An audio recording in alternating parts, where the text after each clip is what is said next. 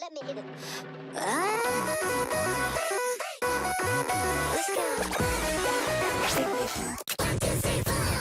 We call them first, we call them body. Don't think this first, no picture funny.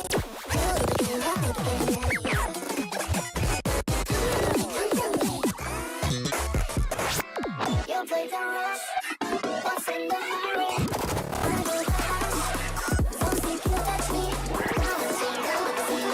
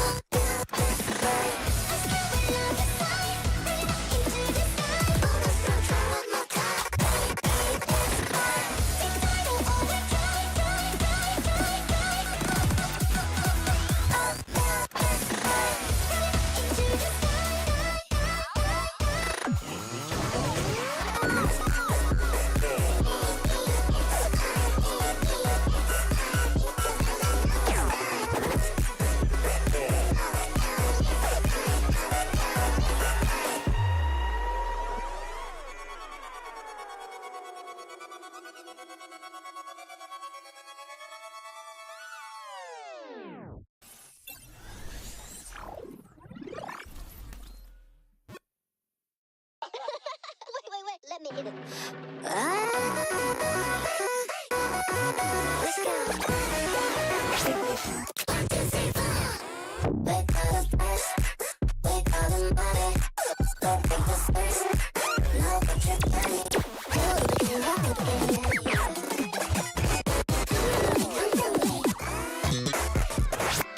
You'll play the rush, what's in the hurry?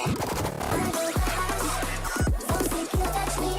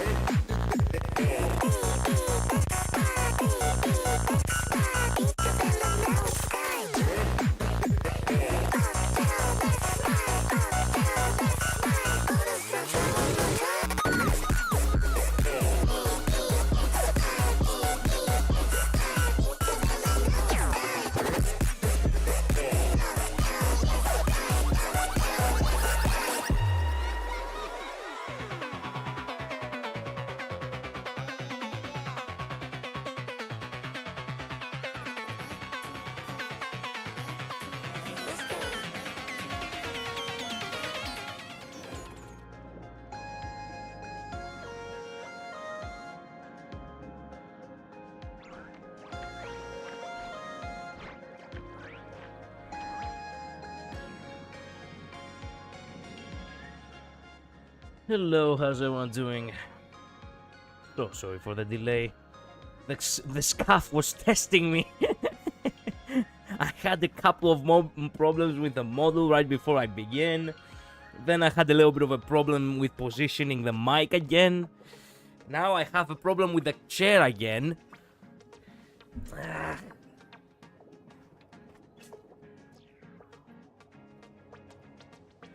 And I also have a headache because apparently the nap I took really wasn't as rejuvenating as I was hoping. Hi, Midnight. I'm getting buffering, but I don't know if it's me. I think it is you because I don't have any warnings for buffering. It says stream is healthy. So I would like to imagine that it's not lying to me.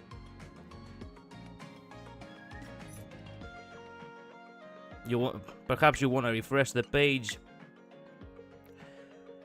Or perhaps you have already done so, So what is the animated short exactly before we actually consider the possibility that it's actually part of the game?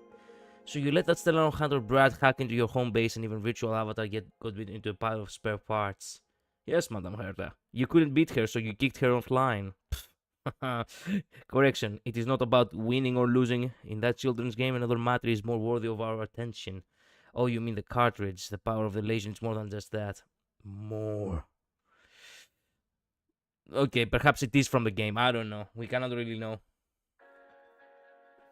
It just skipped a little. I see. I don't know what it is, but I'll wait to watch it whether it's in the story or not. Perhaps I will wait as well.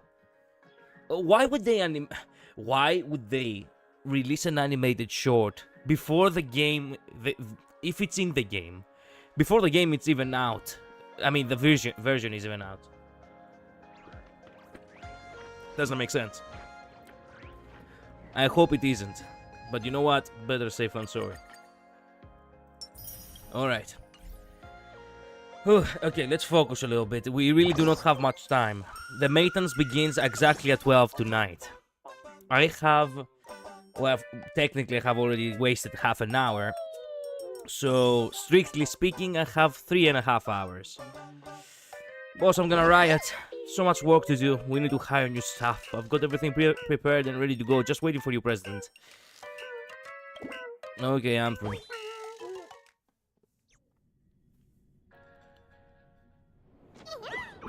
Great news, boss. For Bubble Weekly is doing better and better, but it's just as few forbos, you know? We really can't keep up with all this work anymore. Time to shut this place down for good. Time to cut costs and boost efficiency. Actually, you know what? I have been getting so fucked at my job with this corporate asshole that, you know what? Might as well become my enemy. Time to cut costs.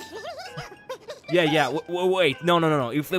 if they push this cost reduction nonsense any harder, I'm seriously gonna lose it. Oh, by the way, I have been investigating a little bit as to who actually are the fucks who actually, you know, chose to have this kind of policies in the work environment in the touristic space. And I came to find out who they are. So, hey, at the very least, I know who to blame now. They usually drop animated shorts on the same day as the parts. If it's in the story, so it should have been tonight if it's in the story. But I'm not risking it. Fair. So here's the thing. HR for Bobo Weekly has been absolutely flooded with resumes lately. Our mailbox is practically bursting at the seams, you know. So here's what we are thinking. We host a recruitment fair, and you, our esteemed boss, to grace us with your presence to interview some promising candidates. What do you say? Nah, I don't want to spend more money.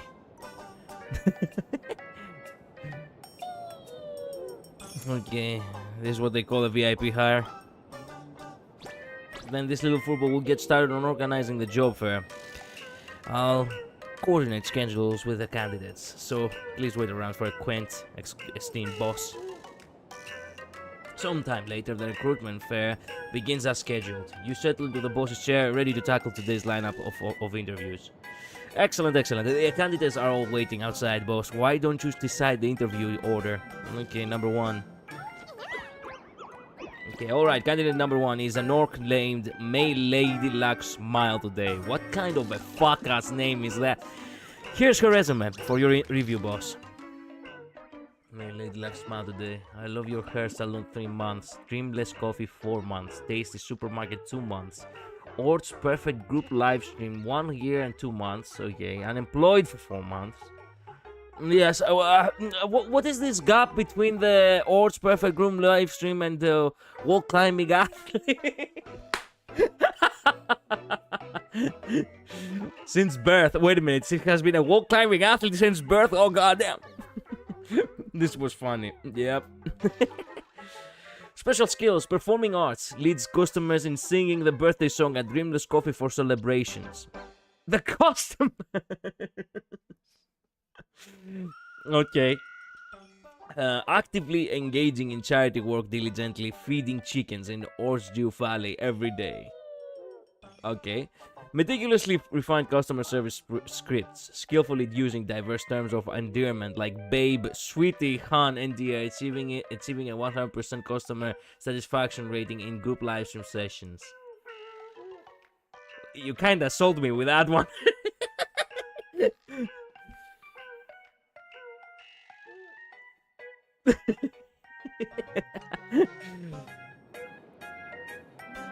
You've dabbled in quite a few jobs.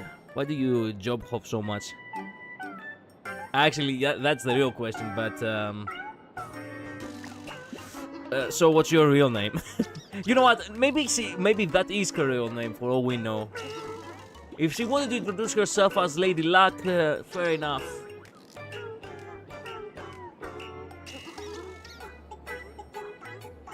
No, fuck that. I'm actually curious. What's your real name? So that's your real name? You're a bit behind the times, sweetie. Goddamn. Okay. I am sold. You're hired. Hardly anyone uses their real name anymore. That's my handle. I'd say for Bobo Weekly needs someone with exactly my talents. Wouldn't you agree, boss? You're impressive. But I still need to test you on a few specialized areas. Wait a minute.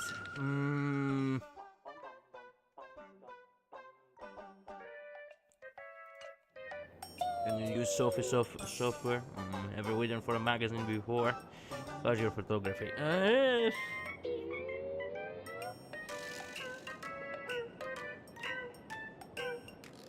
Well, you know what?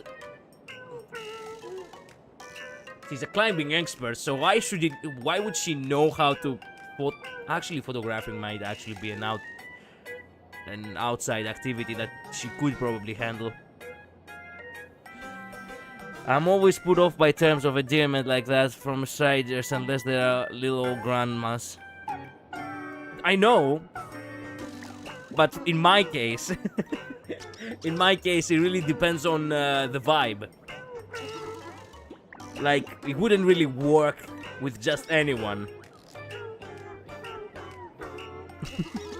The only reason why it works with her is because of the cat ears, I guess. I think it's because I'm a woman. Obviously, because you're a woman, that also plays a factor over midnight. You cannot look.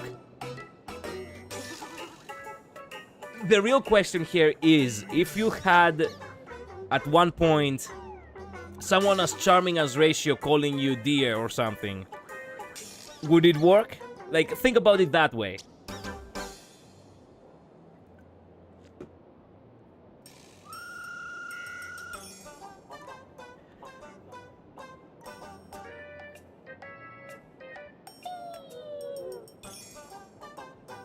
Ratio would not. I said someone as charming as Ratio. I didn't say Ratio himself. Obviously, Ratio would not. How's your photography? Very good. I totally know my best angles for selfies. I've had professional training for this. Not bad. Oh, I'm suddenly getting dizzy. This is bad for real. Okay, can you use office software? Of course. I once entered Q4 sales plan .docx for cafe, and the manager told me to convert it into a compatible word processing format. Sorry, hiccup. So I paid out of pocket for a file converter premium plan. God damn! She has the assets too! As a stranger, if some attractive guy said stuff like that to me, I'd be on guard immediately. Look, Midnight. I said dear, and she only said it once. You're a bit behind the times, sweetie. That's all she said. Like, she said it one time. Do not take it as literally. Take it as just charm. You know what I mean? That kind of sweet, silver-tongued sweet talk hits wrong from strangers unless they're grandmas. You told me that before. Well, fair enough, fair enough. I guess it doesn't work with you at all. It comes across condescending more than anything to me. Fair enough. Oh, hold on. Does either you or the manager even know how to use Word? Microsoft Office. My number one enemy. Ever written for a magazine before? Scripts? Isn't that what this writing team is for? When I do group streams, I just read whatever script they hand me, pretty much. Wait, hold on. I think you've got the wrong idea about what we do here. Boss, what do you think about this orch?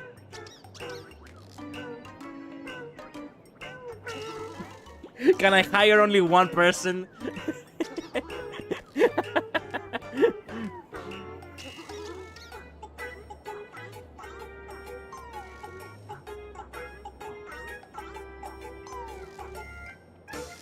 You know what? Normally I wouldn't screw myself that badly, but because I am because I'm feeling it tonight, you're hired. Perfect. You fit our talent gap to a T. Go find Formalizer to sign your employment contract. From now on, you'll be our investigative reporter stationed in Dimension City. It was this easy? Boss, you're the best. Woe is me! Shall I please come over this little bush ship? I have a bad feeling our magazine is about to go under, you know. The orch hums a cheerful tone as she clutches her job offer and happily walks away. Hey, I made someone happy today at least. Well, I'm not sure what it says if you try to hire. The last candidate is really funny. Fair enough. Now then, boss, please select the next candidate. Okay, now candidate number 2. You cannot be serious!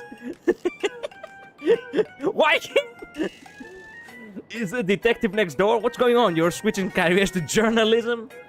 Switching careers is too late for me, but I have no idea why my resume ended up with you guys. Why would you send a resume to begin with? I get it now. It's because our two offices are way too close together. When I was printing resumes, I accidentally grabbed the detective's documents along with them. Asheville, work experience, cracked over 10 major criminal cases. Nice. Familiar with at least 50 locked room setups. Does not take infidelity investigation gigs. What do you mean by infidelity? Likes, rational thinking. Dislikes, common sense, useless knowledge. I mean, I understand the useless knowledge, but why common sense? Professional skills, criminal psychology. Tracking and counter-tracking. What is counter-tracking? Loading interferes, suspect profiling. Collaboration style, lone wolf. I see, he's the solo unit. I love Asbel so much. He's not a cheating cheating investigator. He's for criminals and paranormal only. I see. Oh, I see. Your line of work has some pretty strict rules, huh? The detective needs to submit resumes too. Hello, V. Came here to say hi and something extra. Go ahead. Detective needs to submit resumes too? Of course. First off, work doesn't come knocking if you spend all day lying around. Second, I'm a man with a family. I've got mouths to feed at home. You mean the narrator? Really, I thought business was booming even when you were napping in the freezer. Half the folks who come to our office looking for someone are looking for you, you know. Alright, any other questions? Looks like this was just a misunderstanding. If there's nothing else, I'm going back to catch up on sleep. Wait, hold on, I've got a question. Have you paid your rent for Bogom? What's your expected salary? Why did you take cheating spouse case? Actually, real shit. You finished the interval just as Bokak is coming out. Careful what you wish for, eh? Yeah, I mean, I told you guys I should have skipped it. You didn't listen to me. So, when is Bokak coming out? Like, actually, like, in 3 weeks you said? It wasn't 5 months? By the way, I'm kinda saying this late, but Ratio isn't exactly charming. I love him, but that man does not charm. I see. You can play the hard mode. Sure. Is it unlocked though?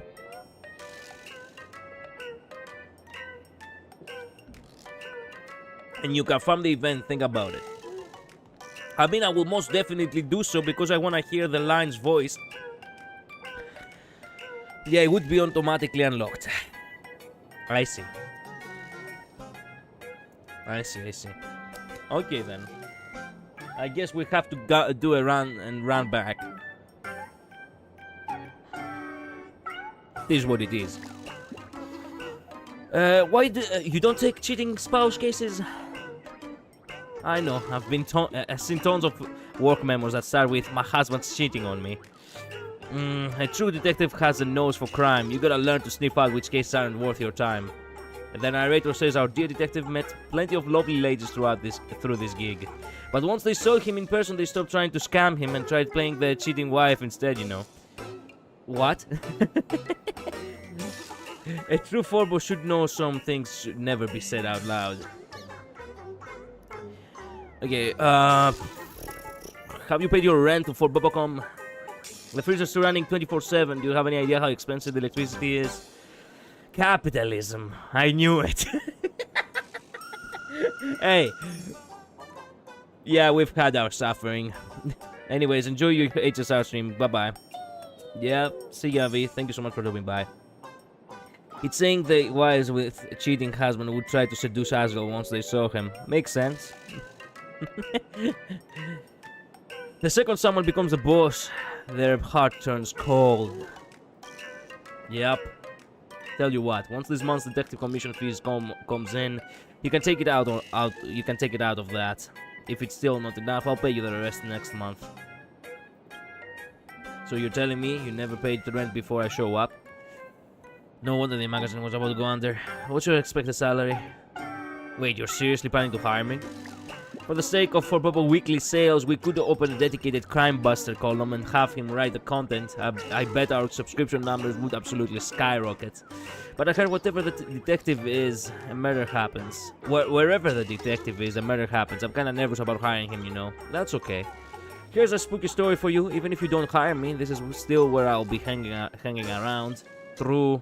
So no more questions then, boss. What's your hiring inclination towards Mr. Asville? You're hired. Just kidding, but I'm still thinking about asking you to write for the Crime Buster column. Once I've cracked the biggest case of my life, then we can talk about working together. Asville dusts off his sleeves and drifts away. Now then, boss, please select the next candidate. Well, number 3. Number 3 actually has 2 contenders. The brothers Bruce Furley and Tiger Furley. Okay. We eat very little. Very little. But there is so much work. So much. Guaranteed to leave you totally satisfied, box. Refund if not satisfied. Okay. I was begging to hire him at this point. Yeah, I can imagine. Bruce and Tiger, the Furley brothers. Since childhood, he's Bruce. Sorry, hiccup. Since childhood, he's been well versed in the Furbo family code, military tactics, and cosmic philosophy. What the fuck? Developing his own unique perspectives. He keeps a strict sleep schedule. Early to bed, early to rise. He also writes every single day without fail. Together with Tiger Furley, he's quite a celebrity in the Furbo world. Bruce Furley's younger brother, Tiger, graduated from Furburst Educational Institute. Work experience 10 years of results.exe. Okay. Strengths, unfamiliar with labor laws, can work overtime and class at the office. Wait, that's illegal. Highly stable and willing to job hop. Can stick around until the company goes under. Okay. Puts the company as the top priority, self-interest as at the lowest priority. Doesn't care about salary, only focusing on career development. I see, because his workplace is his family. On call 24/7, ready to solve problems anytime. Immediate response for any issue. Can serve tea and pour water, flatter and bootlick. Can also learn to do backflips. You're making me look bad here. Darn it, you got our boss all worked up. Wait, shouldn't I be the one saying that? Wait, I forgot. I'm the boss. Never mind then. All done, ready, boss. Any questions for me? Far away. Okay, are you two actually brothers? Yep, red and blue have always been besties, born from the same Forbo mama. Yeah, the way you guys talk, that's our personality quirk. Pretty cool, huh? It's because we like talking this way. Wanna know why? Sure. What's your expected salary? Salary? We're not picky. Show us the money and we'll get it done. But we've been together since birth, so say the conjoined Forbos. So when we job hunt, we hunt for the same job. I see. And these guys are absolutely a reference to Timmy and Tommy from Animal Crossing. They talk the exact same way. Yeah, I know. Timmy and Tommy are also Tanuki. They reminded me Animal Crossing, but I wasn't, like, I couldn't put my finger on it. They are obviously them. Thank goodness their father isn't here to, I don't know, sell us an upgrade for a house or some shit. The money's never enough. I get it. The whole 24/7 thing is just you two splitting shifts, aren't ya? 2 Forbos out grinding one of us. That's just straight up dirty, you know. Out grinding one of us. Yeah. You're right, but there's more to it. The 2 of us together only cost 1 salary. Goddamn. Can the boss really afford to pass up such excellent Forbo talent? Miss a Forbo by an inch, lose at fortune in fur. What? This is a total finisher. Boss could decide. I'm first out of ideas, you know. Well, thank you for... Oh. It doesn't even give me the option to not hire them. I guess. You're hired on the spot. Tom Nook is the goat. You didn't exactly give me a choice to refuse, did you? I'll have footballizers set your workplace right away. From now on, you're resident reporters for Robo Weekly. Bruce and Tiger happily settled into the new workplace. This recruitment fair turned out to be quite a harvest after all. Our magazine's doing better and better. Since we're expanding our space for the new hires, might as well give the office area a proper makeover and upgrade while we're at it, you know? Wait, one click leveled up. We are actually gonna make this place look nicer? Oh, it actually just added an extra desk. Then, to celebrate new hire joining the team, boss, why don't you take a look? This month's KPI, 10 new posts published. Time for some team building. Tonight's on me. Tonight's on me. Let's go. Time to hit the practice spot in Dovebrook district. Roger, when it's time to clock out, this little four will call a van and haul us all out together.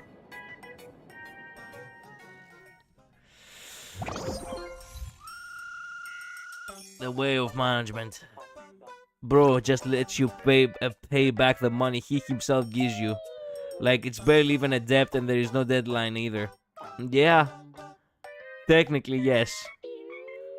But you never really stop, you know. You never really not stop. Well, you never really not stop owning money. Wait a minute. Where is the Football Weekly? There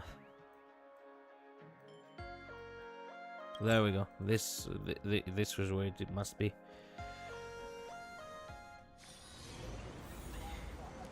It's always optional. You're seeking services. You pay money. They provide services. I know. I'm not complaining. I'm just saying that you always owe money. This is where it is. That is just a free market. None of it was non-consensual. Yep, indeed.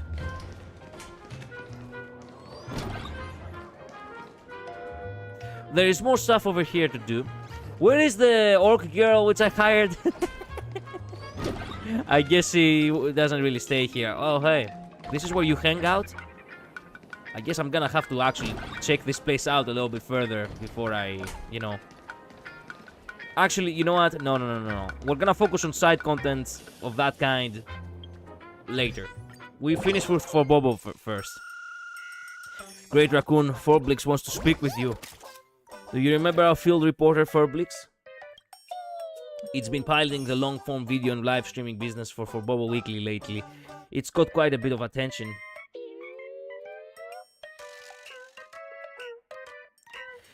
People talk like always owning Tom Nook money is somehow his fault, but you get to move to basically paradise on Earth. We could be content with a tiny house, but no, we gotta have those additions. Yes, we gotta.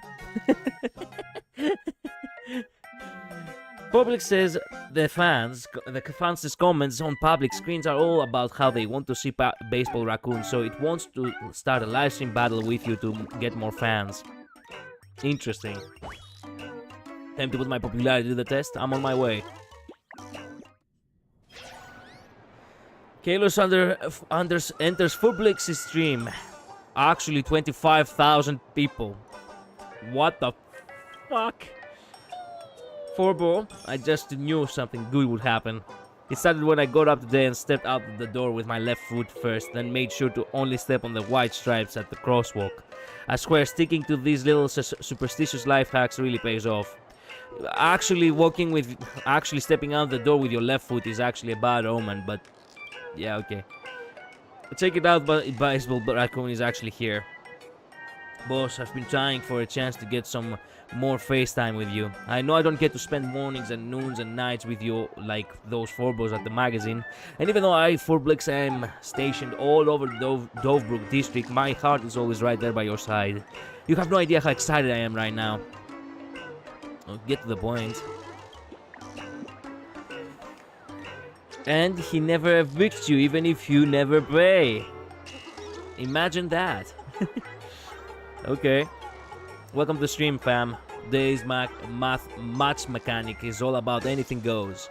In other words, you and yours truly can do whatever we want as long as we don't violate the Department of Operation Defense's regulations. Whichever side ends the stream with more rocket flowers, sports cars, jets...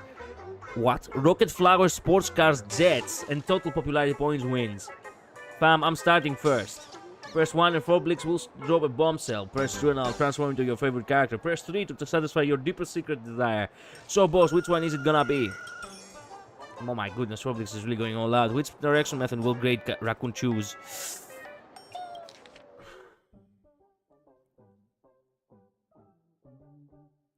Okay, you know what? 3. Satisfy what lies in the hidden corner of my heart. What the hidden corner do I even have? It gets way more specific than that. For instance, is come here. B is kneel, and C is my palms gently brushing against your cheek, and D is lie on the ground and squeal like a blue. This is the PC Together livestream. That's all the rage in Planet Arcadia right now. As a blue, I feel seriously offended. We have detected a Forblix triggered sensitive keywords. A warning has been issued. How boring. Can we just talk about something with actual substance? I kinda screwed us over, don't I?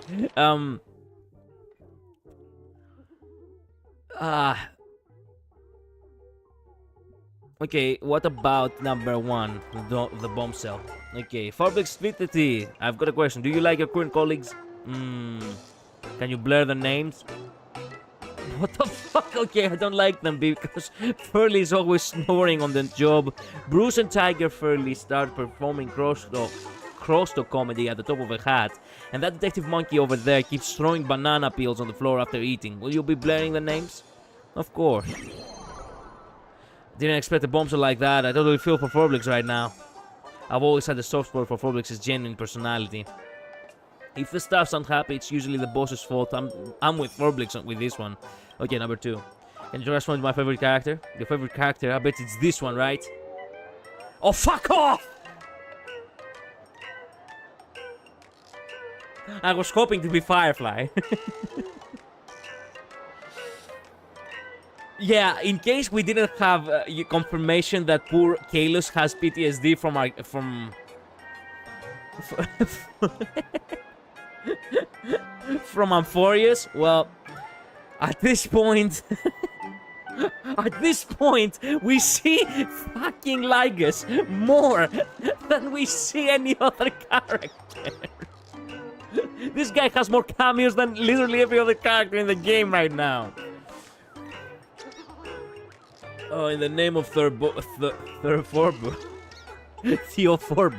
I have waited in silence through countless cycles of reincarnation, all for the chance to witness Kalos entering his very live stream for the first time. My deliverer, our meeting here is in Planet Arcadia cannot be described as anything less than romantic serendipity. Man, shut the fuck up.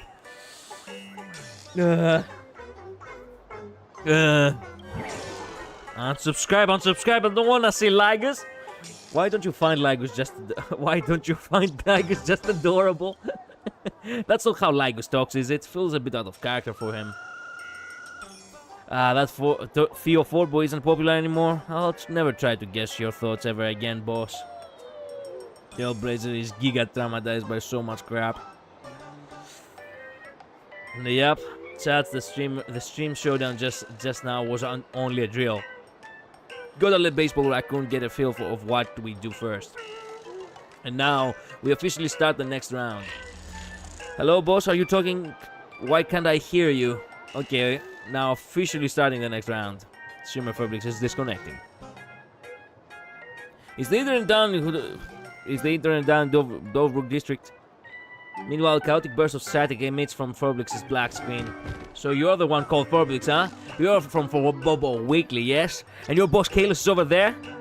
My boss is talking to me right now, and who are you guys? Give me back my phone. How can you hit a Forbo? Streamer Forblix has been kicked from the stream. Who the fuck? User Jaybreak's #1 Stan has entered the live stream. I'm the #1 Stan, Team Daybreak. Daybreak Squadron Fan Club. Just take a look at my signature and you should know why I'm here. And now I'm challenging Kalos to a live stream showdown. Let the netizens of Planet Arcadia see just how their beloved baseball raccoon gets grilled by Team Daybreak. Why do you want to do a showdown? Have a showdown with me? Obviously, it's because you bullied Planet Arcadia's elected superhero Daybreak Squadron at the StarRail Fest, and we Team Daybreak are here to settle the score. Great, Raccoon, bad news. The Forbobo Weekly building is surrounded by a mob of Daybreak Squadron fans. Of course they are. Do you remember when you face off against the Daybreak Squadron and one of the things MC can say is that they are always terrified? Yes, I do remember when he speaks about being afraid. Yeah. If you select that option, a few scenes flash across the screen of their most traumatizing moments, and they give a short speech saying there is so much they fear. Oh really? Did I not choose that one?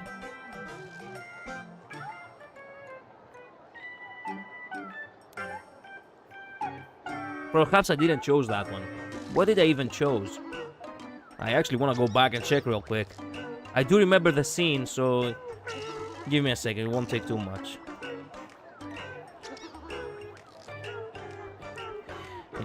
It was before April Fools. There we go.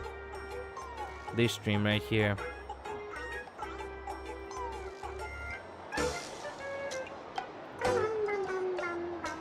Was it right here?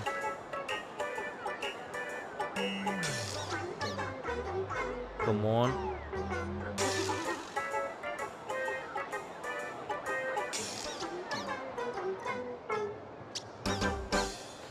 Felt like a tremble. Crap, I cannot see it.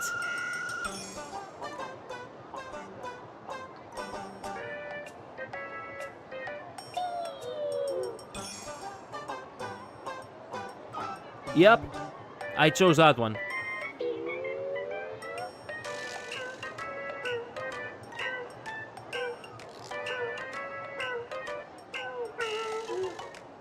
Yeah, and I do remember saying that showing Firefly was foul yet again.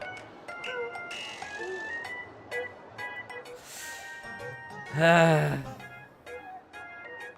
don't think you did. I apparently did. Maybe it was someone else I watched that didn't. Perhaps.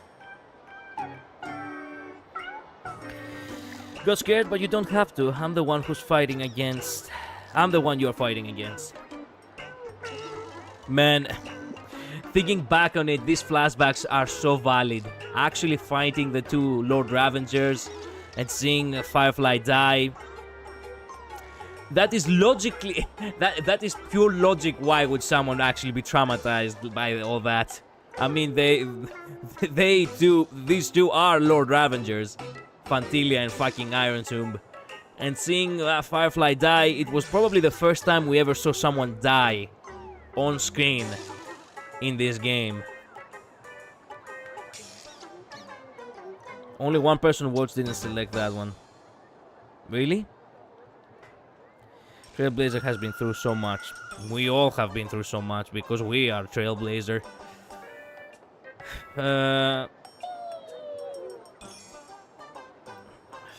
What do you want to challenge me to? Well, can I say no?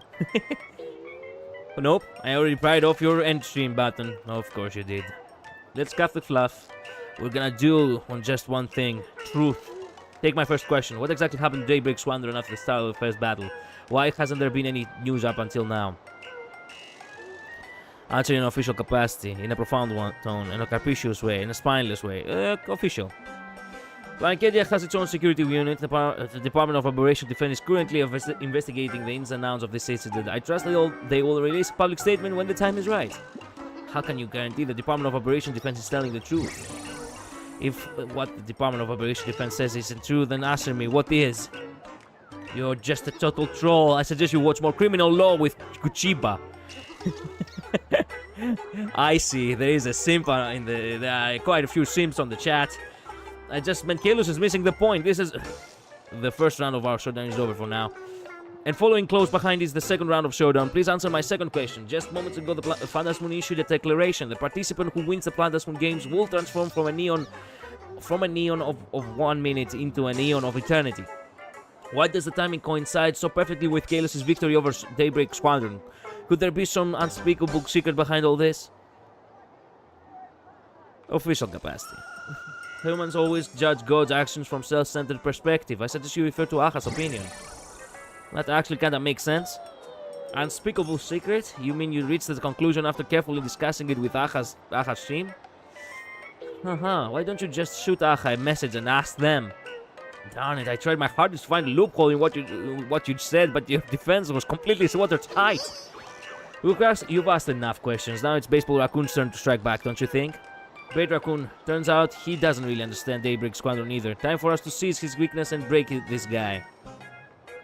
Are you really a fan of Daybreak Squadron? Do you even support the happiness surgery? What have you contributed to the JDP?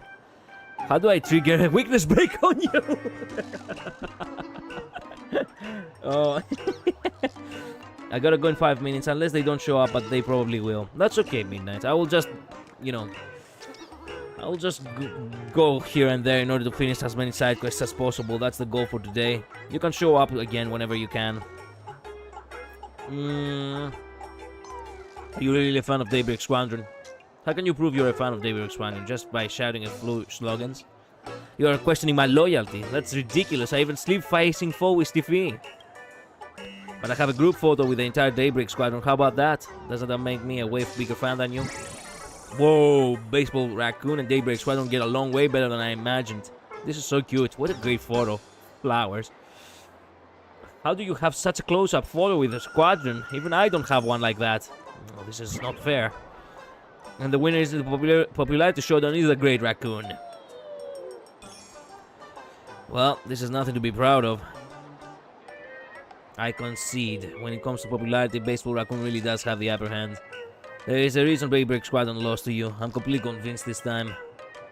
The livestream showdown against Daybreak's number one stand has concluded. You have earned the title of People's Choice Streamer King. Nice.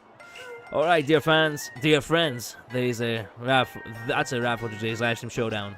And a special announcement due to the Research Society of Happy Smiles' sneaky stunts at StarRail Fest and the harm caused to Kalos' reputation. For Bubble Weekly hereby terminates our partnership with them immediately.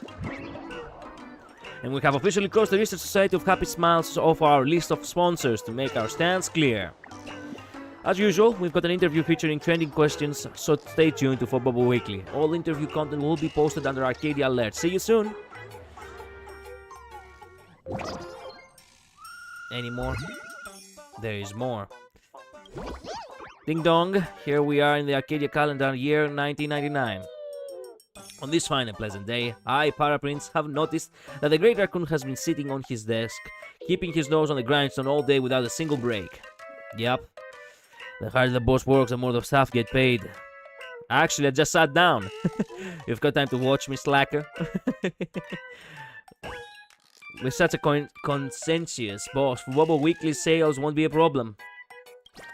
Anyway, I gotta say stop at the Great Raccoon right now. Please pause your work and think carefully. Did you forget something super duper important today? Yesn't. Farm dailies get rewards. Don't tell me I forgot your salary. Don't tell me I forgot your salary. Wrong, but hey, even though it's not payday, I wouldn't say no to a bonus. Do I really have to say that word? How did it come to this? Looks like the only way the Great Raccoon will remember is if I spell it out crystal clear. Alright, gotta go. You'll see me in 10 minutes if they don't show up and like 40 otherwise. That's okay. See you at midnight.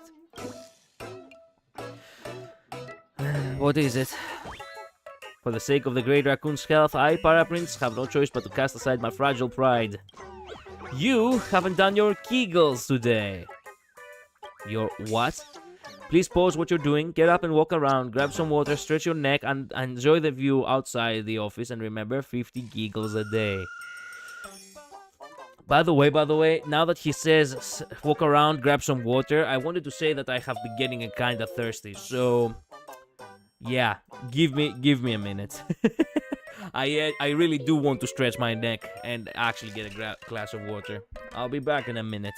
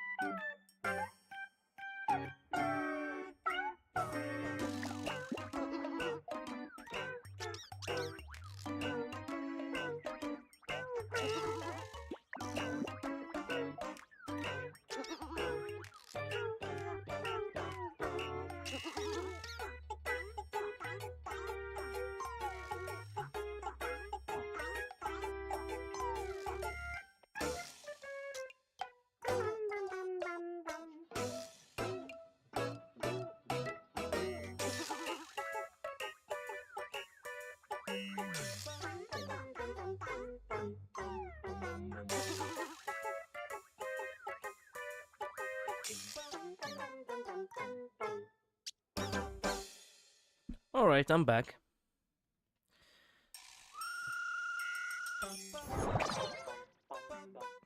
Remember to do it every day? Thanks, little bro. Boss, to get Football Weekly out on time, I've been typing so hard my football paws are practically worn down to nubs. Sorry, more hiccups. Okay. But a wave of drowsiness burst forth like cracking ink, shrouding the office in darkness. Boss, could you knock me out at my desk? Maybe when I wake up, an article will have magically rolled right off my face. Time to put your executive skills to the test.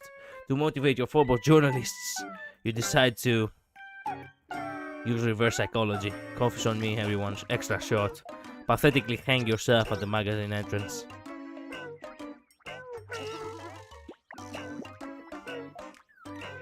Coffee's on me. Whoa, no way, this deal's too good to miss. I'm going to ping everyone in the work chat right now. The president is treating us all to coffee. We've got iced chili pepper mocha, octopus eye popping boba, vineyard, all barbers abroad, type okay in the chat. Foley, what do you mean? So that's basically the gist of it. I bet a lot of you Furbs out there can't believe what you're hearing, and honestly, even I don't really know what it all means. But hey, that's just how it is. Pretty wild, right? Hope that clears things up. Wait a minute, what?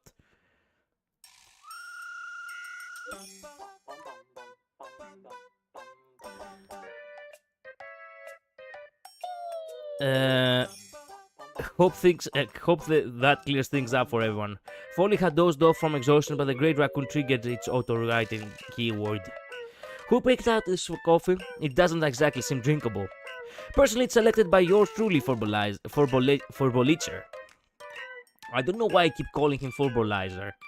I do like calling him Forbolizer, not gonna lie. This T shouldn't be there. It should be Forbolizer, yes.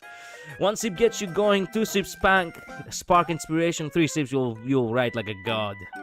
I'll have to type okay for the president. Come on, let's try it together. Time to grab some coffee. There's even more. Coffee's here. Drink it while it's hot. The cafe's Lightpo Express delivery arrives at Fallbrook surfing speed. With deadline looming, you savor this rare moment of rest, and the coffee Forbolizer picked just for you. Iced chili pepper mocha. Nah, octopus eye popping boba. Vineyard kelp cold brew. Cold brew. You vaguely recall someone saying vinegar kelp smells like an old man's armpit. Cold brewed, it's more like an armpit towel soaked for 3 straight days. 1 hard gulp is enough to make the world spin. Blech. Boss, what's wrong? Why are your eyes rolling back like that? Thank the iron stomach for surviving Himiko's coffee. It saved you when it's mattered. Getting on Furbolizer's coffee carts never again. Well, that's a bummer. Boss, I would like some advice on caring planning. Do you have a moment? Sure, as long as it doesn't take too long. Thank you, boss. I'll be quick. I've worked at Bubblecom for ages now, but my parents keep saying I have no career plan, no direction in life. But I clock in just so I can clock out. That seems like a pretty clear goal to me. Oh, dear, you got your goals mapped out. Thank you so much, boss. I've got this. If my parents ask, I'll just say you told me so. I think I get it now. Deep thinking isn't for me. I should stick to what I do best, mastering the art of slacking off. I've even prepared some workplace brain teasers, but I guess those are gonna go to waste.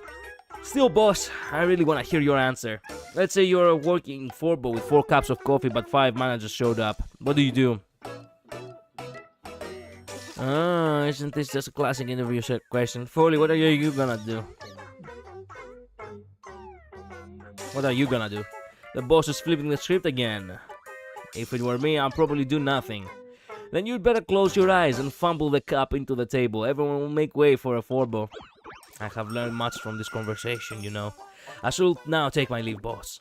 Post this question in the work chat. I want to see it. Got it. In business sense, we all need to take a workplace aptitude test.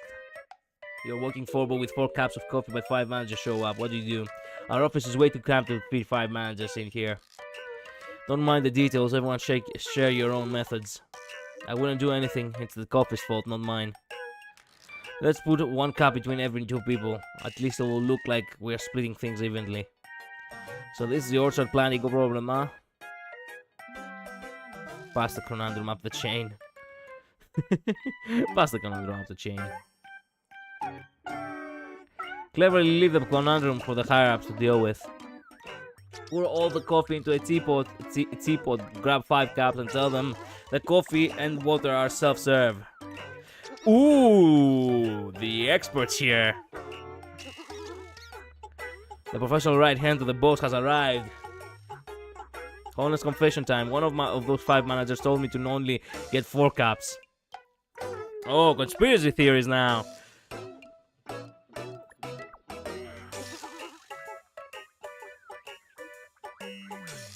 You're the punk stirring up office drama, huh? Taking responsibility, I was late. Down 4 drinks as punishment.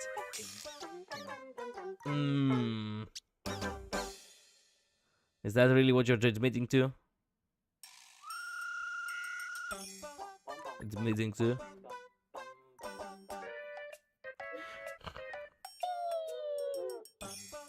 Then I'll split these 4 cups with my co-workers. The boss is footing the bill.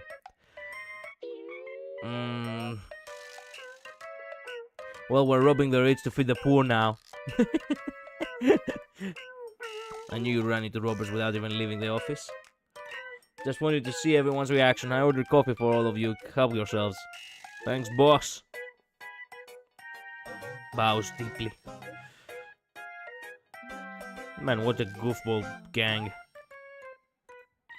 Verbalizer actually sent 2 messages. Where's the 5th one? Wait a minute. There is 5 of them, right?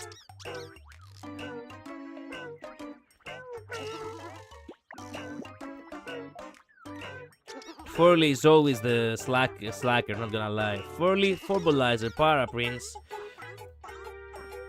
and Bruce and Tiger.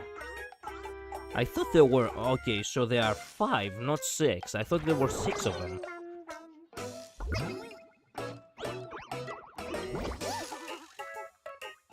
One, 2, 3, 4, 5. Yo, there is 6. 1, 2, 3, 4, 5, 6. Yes. Boss, got a minute? I've got a few questions for you. Ask away. Thank you, boss.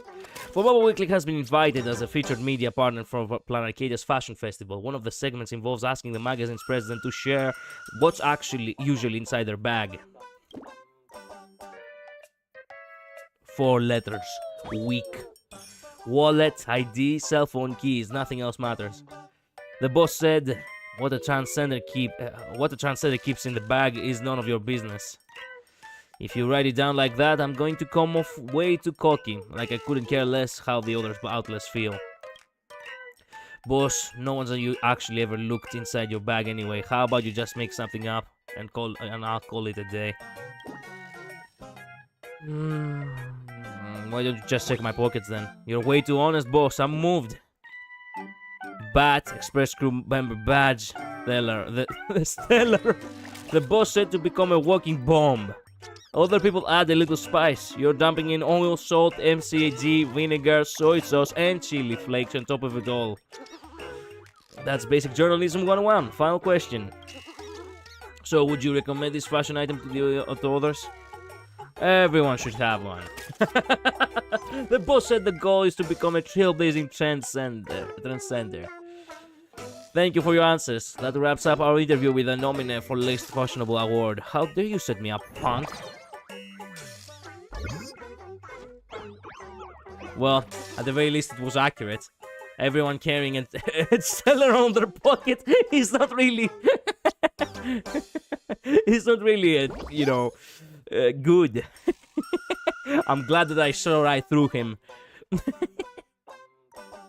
Great Raccoon. We've got a bunch of DMs from the back end. Some are about that forum post, some are about our magazine. It's a whole mixed bag. Great Raccoon, help us take a look. Let's figure out how to reply. Might as well. Alright then, let's get started. First message, IP address traced back to Graphy Academy. I'm reporting this post to the poster said. This trash school is killing me. It's just full of idiots. Basically a pigsty. I feel seriously offended and hope Robocom can help certify things. Justify things. I didn't read it correctly. What does the Grey Raccoon think the poster should change it into?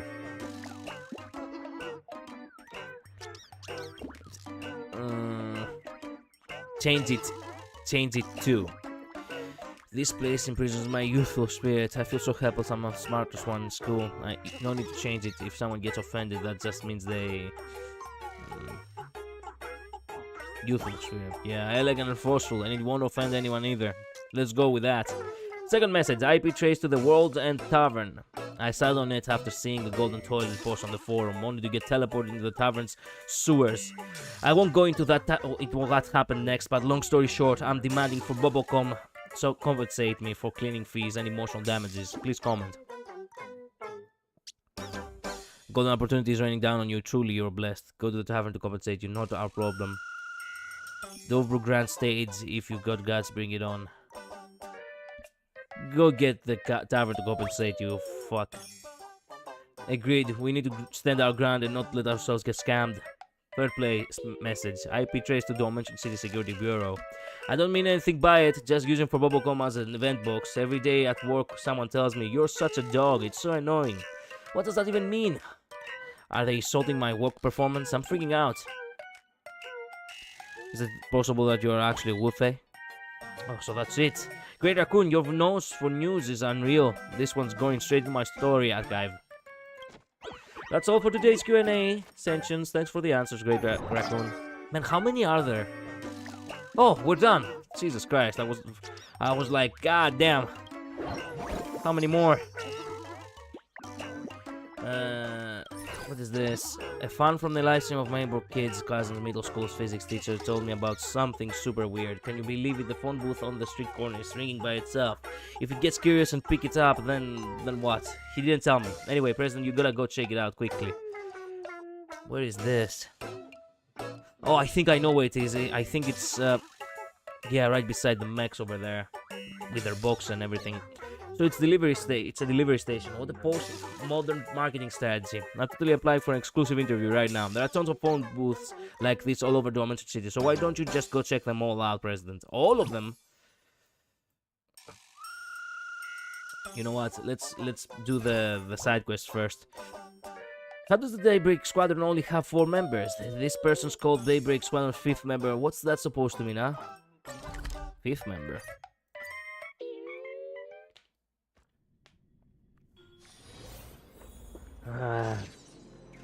The wild wind carries with it.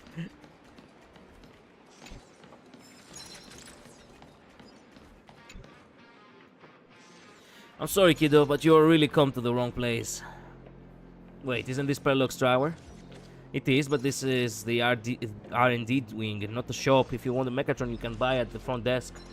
I don't want a mass-produced model. They just get wiped out by random crossfire. If I'm going to carry on the legacy of the Daybreak Squadron, I need something way stronger.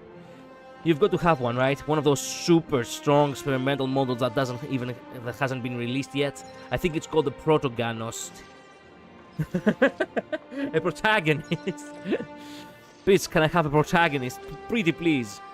Actually, it's called Prototype, but that's not exactly how things work. Protagonist, I have it. Whoa, I knew you were the main character just by looking at you. That explains why you have a protagonist. Can I borrow it, please? Poor kid. Has he seriously never been to a toy store?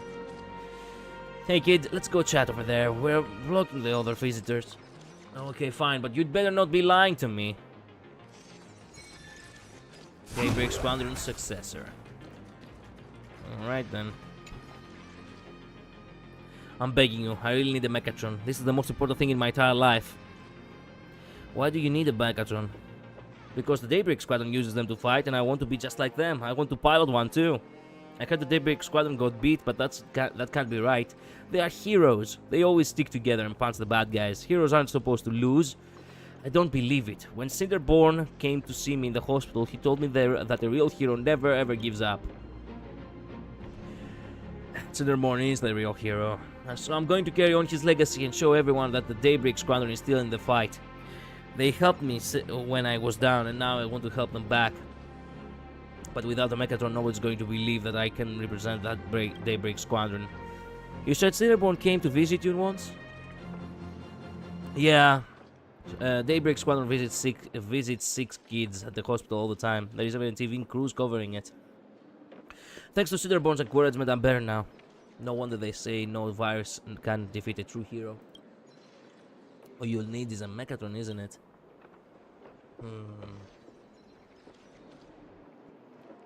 Yes!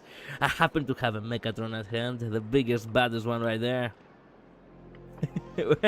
Wait, what? Hold on, let me verify. Yeah, the Mechatron is indeed registered under your name. This one's so cool. Can I pilot it into combat? Well, I'm afraid that won't work. Operating a Mechatron requires the pilot's wish power, and Daybreak Squadron's custom Mechatrons were all personally nurtured by their own wish power. You don't have enough wish power. Besides, you're just a kid. Even getting it started would be hard for you, let alone actual combat. Don't underestimate a kid's resolve. Exactly. At least let me have a shot. What if I actually pull it off? Alright, I can apply for the streamlined process and pull it up. Try your best, but don't get your hopes up. I've got actual business to take care of. Catch you later. Thank you so much, sir. I'll never forget you so long as I live. Would you be willing to pilot Mechatron for the rest of your life? You may call me a hero. Yeah, you're just like Cinderborn, a total hero, someone I really look up to. I'm so excited, sir. Shall we get going? Alright then.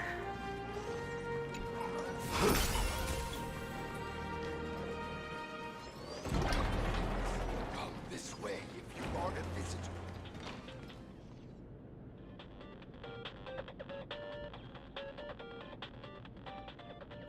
Is that the Mechatron? What should I do? Impart Cyberbor's experience. Just make something up. Provide serious guidance.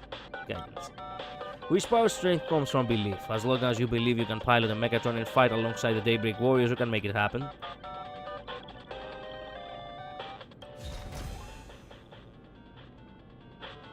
Looks like it's starting up.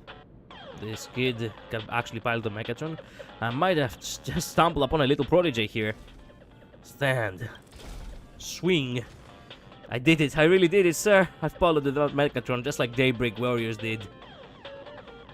Look at you go. Must be my influence. You're the one step closer to your dream. Maybe piloting a Mechatron isn't as hard as it looks. A step closer to your dream. Well, thanks to you for showing me the rope, sir. No way I could have pulled it off on my own. Witness the truth.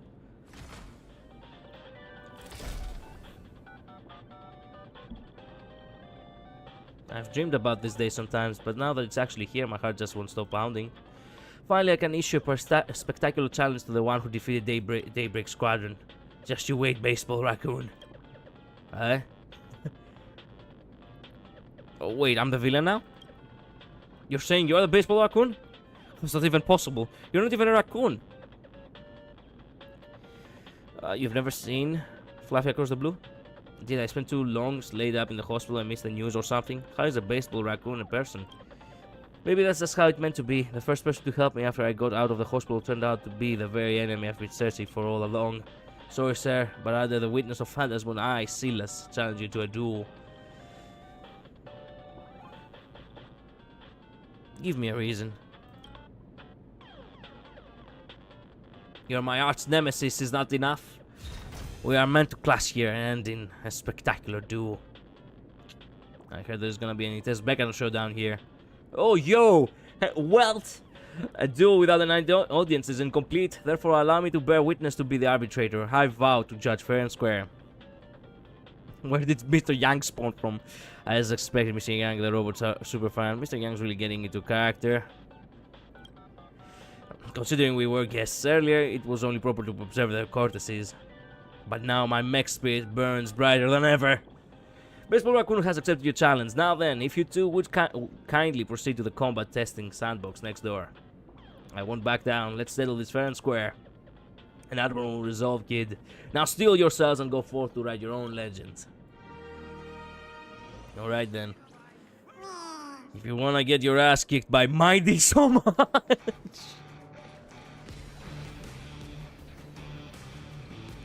In the year 1999 of the Arcadian calendar, the King of Terrors descended from the sky. He walked the path of destruction, vowing to transform Arcadia into a world overflowing with trash cans. The aforementioned city's guardian Daybreak Squadron tried to stop him, but with such a casual swing of his bat, he defeated every last Daybreak warrior. King of Terror, say something to the audience, will ya? Why am I not a guardian? Even villains have their saviors. This war isn't about good and evil, it's a battle that was always meant to happen. The Omentia City's final line of defense has been breached. At this critical moment, a boy named Silas, successor to the Daybreak Squadron, decides to stand and fight. Care to say something, Chosen One? Well then, I won't back down. This is my fight. The hero and the King of Terror have taken their positions. I hereby declare the final battle of Daybreak Squadron is about to commence. Yo. Okay then, show me your courage. They're lost. Don't leave it with me. Breaks over. Dispel the gloom. Destroy the skies. I can't die. But thanks. You can do it. It's my turn, flowers. Damn, he's faster than Mighty. Show me your courage. There we go. Forever doomed. This combo is my favorite, not gonna lie. Burn it all. Doesn't hurt. Hear my roar. I am Strike, dying soul. Face me. I allow you to accept your punishment. God damn! Well, kid, you got what you fucking deserve. Not really, but hey. You got punished for being too overconfident, I guess. My Mechatron is smashed to pieces, but I just got my hands on it. I lost, just like Daybreak Squadron. You did your best. No, a loss is a loss. A true hero would never be defeated. I guess I'm still far from being a hero. Dead wrong. No fucking way! Yes! Man, I'm so glad he showed up. Kid, you're giving heroes way too much credit. Heroes aren't gods. They fail, they lose their way, and they face setbacks just like anyone else. But the reason we call them heroes is that they always get back up. So get up, kid. Centerborn, is that really you? Can I get a photo with you? No, I'm just a spectator. The one representing Daybreak Squadron should be that kid. Look, kid, you carry the name of Daybreak Squadron on your shoulders. Don't let down the people who believe in you. Now get up. Then whistle at that unjust destiny and hit it with everything you've got. Is this real? People are actually supporting me. Get up. Don't let us Daybreak Squadron fans down. Show those spectators what we're made of. That's right, a true hero never stays down. Go get him. I've got your back. Get up. Your fight isn't over yet. The voice echoing in my ears, all those cheers and shouts. So even I can carry people's hopes and expectations, just like a hero would. The power is pouring into me. God damn, how did you make another mecha?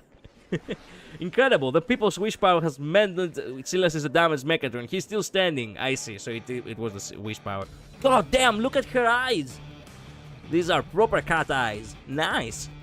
I like this in their eyes. Let's go for another round, Baseball Raccoon.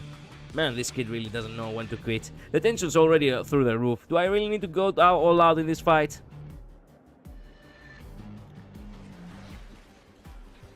Deliberately hold back and let Silas win.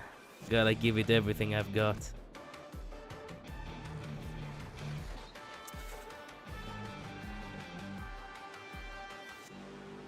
I mean, it is a kid.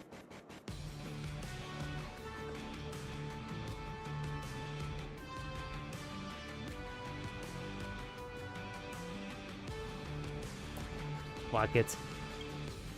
It's not like the fate of the cosmos hangs in the balance here. No need to get so worked up about it.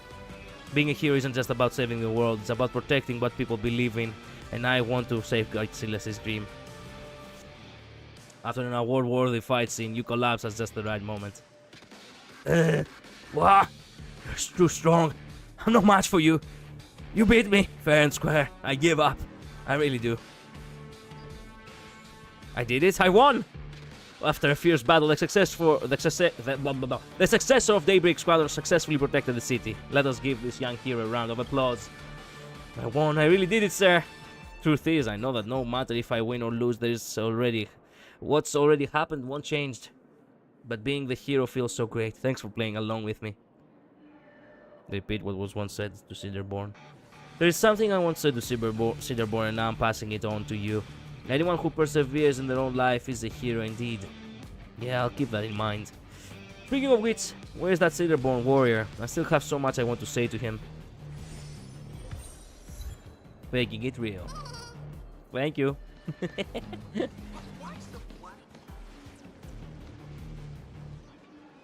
Wait just a second. Do you still remember me? I'm Silas. We once met at the 3rd hospital 3 years ago. You might not remember it, but I've never forgotten what you said to me. Your words kept me going all this time. Look at me now. I can run and jump. And I even pilot a Mechatron. I'll keep honing my combat skills and work to become a hero just like you. I really want to be a successor to Daybreak Squadron. You're doing great, kid. But I'm not worthy to be your idol. The real me isn't nearly as dazzling as this suit. But as Salvador, the superhero, once said, even if we are only chasing the shadow of Phantasmoon, the path we walk is real. Keep that fighting spirit alive. Who knows, maybe one day you will become a true hero. I'll be looking forward to it. Are you Magnus? Ignoring your attempts to stop him, Cedarborn quickly vanishes into their crowd. Looks like it's time for me to leave, sir. I've never forgotten. I'll never forget what we had today. I've got a parting gift for you. Farewell, hero of the future. I've got a parting gift for you. Since this kid is so into Mechatrons, I'll bet they love a limited edition model. Give King Pom Pom. This is the King Pom Pom Alloy Armor 999, and the very much Daybreak Squadron piloted to their defeat. Now I'm giving it to you. I hope that the Astral Express and I can become heroes in your heart too. You bet. Goodbye, sir. I hope we can both make our dreams come true. Anyway, at least I helped Silas live out his dream of piloting a Mechatron. Was that Cedarborn just now? Oh, Magnus? Good thing I got his contact info. Better go ask him about it.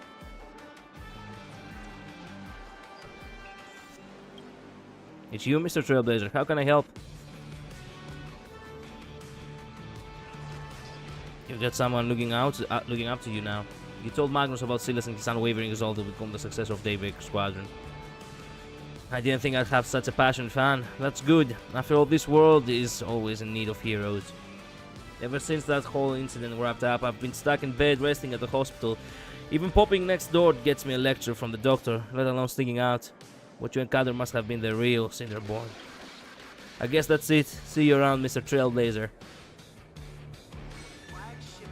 Daybreak Squadron successor. That was a small side quest compared to the previous one, that's for sure.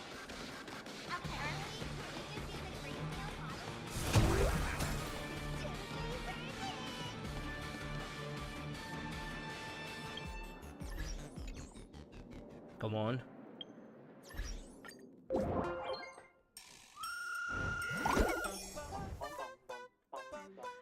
Ooh, there's a lot here. Oh, skit! Another skit! Dimension City Perdido Station interior. Hey, did you manage to get tickets for the Bullet Worm Express? When did you manage to get tickets for the Bullet Worm Express? The Astral Express isn't some strangeling that can walk, you know. Oh, so you're the one riding the Bullet Worm Express. My apologies. After checking every single passenger brought a ticket to Perdido Station. Wait, isn't this inside Perdido Station? Forget about that unprofessional reporter. Quick, hop into my belly. Lap 1. Second lap. Lap I've lost count. Jesus Christ. Oh my god. How does the Pan Arcadia scenery compare to the Scienzo Loft or Panagony? It's truly... It was truly just too fast. I didn't see a single thing. Truly beautiful. Unforgettable, delightful. I read it wrongly. Truly beautiful, forgettable, delightful. Too fast. I didn't see a single thing. Damn. Quite the skits. Another new post. Wait, are you actually Blurry QR cult? Then why won't you accept my friend request when I try adding you with a payment QR code, miss? Not enough. Got more. That's all, folks. Nothing left this time, for real. Keep on lookout for the next one. Hey, don't go. Give us some more. You're asking how I'm coping without Fluffy Across the Blue? I'm not. I skipped it, missed it, passed it, and cried over it. I've loved, I've endured, I've slept, and I've fainted. I stayed up all night and slept right through it. I've reflected on my life, scraped by, laughed it off, and watched it pass me by. What a drama queen! The Bullet Worm let the Fluffy ride the roller coaster for free. What a nice Bullet Worm! Indeed. With heavy regards, we mourn. The syndicate has left. The Swindy Syndicate has left us. On this sorrowful day, gang leader Paul Wave and other boss cast died, were murdered and have left us, along with 31 brothers and sisters of the Sindwich Syndicate. To express our deepest grief, the Sindwich Syndicate building will hold a memorial service for the departed 3 days from now. I'm back for 27 minutes. The lesson finished early. Oh, interesting. Welcome back.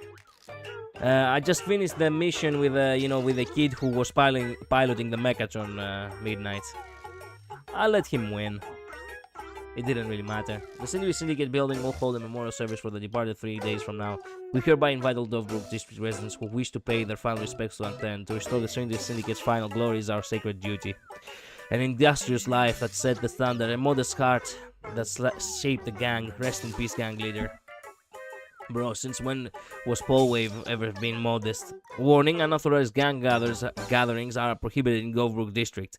We will conduct targeted arrests of attendees at the Swindy Syndicate building. I just want to know one thing. Was this the Herald of Death's doing or not? I'll be best if none of this messes with our business. Good riddance. The Swindy Syndicate finally gone. Those pests have been plaguing Govbrook for far too long. Safe travels, meow. So, why so worked up? Did the Sindwich Syndicate swipe your takeout or something? Wow, people are really fucking brutal. Live from Prelux Tower, Baseball Raccoon versus 10-year-old kid from Pan Arcadia. Despite the heroic effort, Baseball Raccoon fell just short and couldn't clinch the win. At long last, after the fall of Daybreak Squadron, Pan Arcadia's superhero legacy has found its successor, and that is Daybreak Squadron's 5th member. Let's give this 10-year-old a round of applause.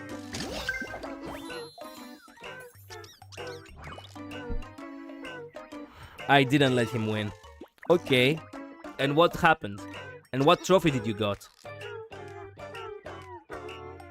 Interesting how we don't have the same choices in this side missions midnight. Baseball Raccoon loses to a 10-year-old. Daybreak Squadron loses to Baseball Raccoon. So Daybreak Squadron loses to a 10-year-old. Correct.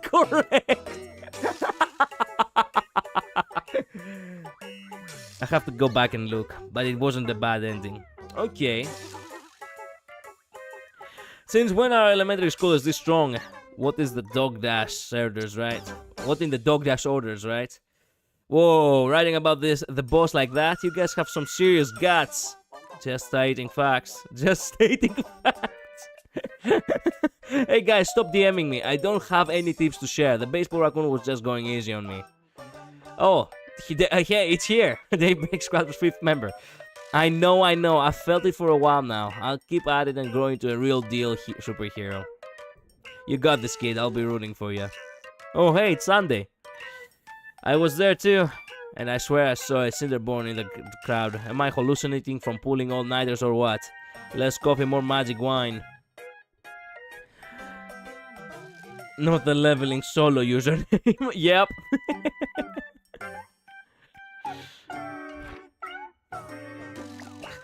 Oh, we do have one last, actually. I technically have read most of these. Did I read this one too?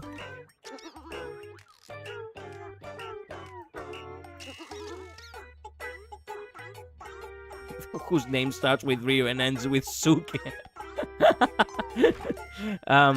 Okay, let's read this as well. We're done for Bobo Weekly ends all collaboration with Smile Society. To our amazing Planet Kiddies community, thank you for all the love with the Bobo Weekly. Since For Bobo Weekly launched, we know full well that as a fashion gossip outlet, every move for Bobo makes is closely tied to the pulse of Planet Arcadia trends. After careful investigation and confirmation, we believe the Happy Smile Society has been inciting Arcadia's residents and smearing the Hustle Express, which has seriously damaged the reputation of our president, Baseball Raccoon. Bobo hereby announces we are immediately terminating any and all forms of potential collaboration with the Smile Society, and we won't be working with them in the future either. Smile Society has been removed from our sponsors. Our readers experience everything to us. We humbly ask for our patience and continued for your patience and continued support as we strive to do better. For Bobo Weekly takes the first stand. For Bobo Weekly takes the first stand. For Bobo Weekly takes the first stand. For Bobo Weekly takes the first stand. Here we go. Someone's finally caught on that the Smile Society isn't what it seems. Nice dissection. Keep that filth away from our Baseball Raccoon. When life throws you the occasional curveball, why not just smile? The Research Society of Happy Smiles is dedicated to filling everyone's hearts with the sunshine. If you're feeling down, hit the link. There are bots accounts here too. I'm done. Actually, the Smile Society is pretty great. Ever since I had the happiness surgery, whenever I think back to sad moments in my life, I can't help but hide under my covers in the middle of the night and laugh. Whoa, that's a scary mental state. And the recommendation? I almost learned about it from my dad. Thank goodness I didn't. I knew it all along. I'm touched. More filial piety and more love. What kind of a filial piety is this supposed to be?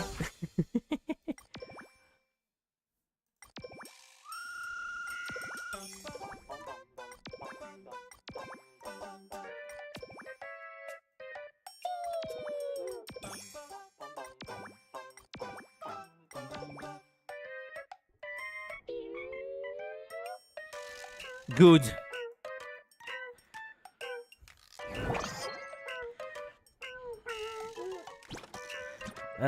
I didn't want to patronize the kid by letting him win. I felt it would be doing a disservice to him personally, especially with the context of the fake hero Daybreak Squadron. I want that kid to become a real hero one day.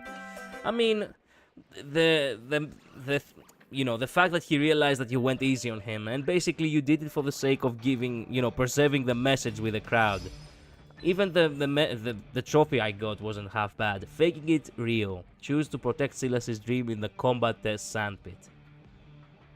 So, the question itself is whether you'll let him win in order to protect his dream, or you'll beat him in order to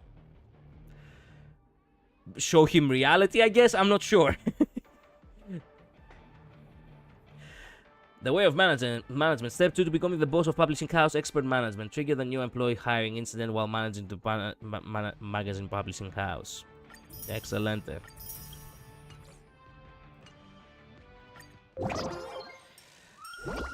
If you're not afraid, I'll take some time to tell you about the supernatural happenings in the magazine. Supernatural? Let me hear them. I was part of the ghost hunting squad back at the Lawful, you know. I'm not afraid of any supernatural happenings. No dream can be truly protected unless it is tested.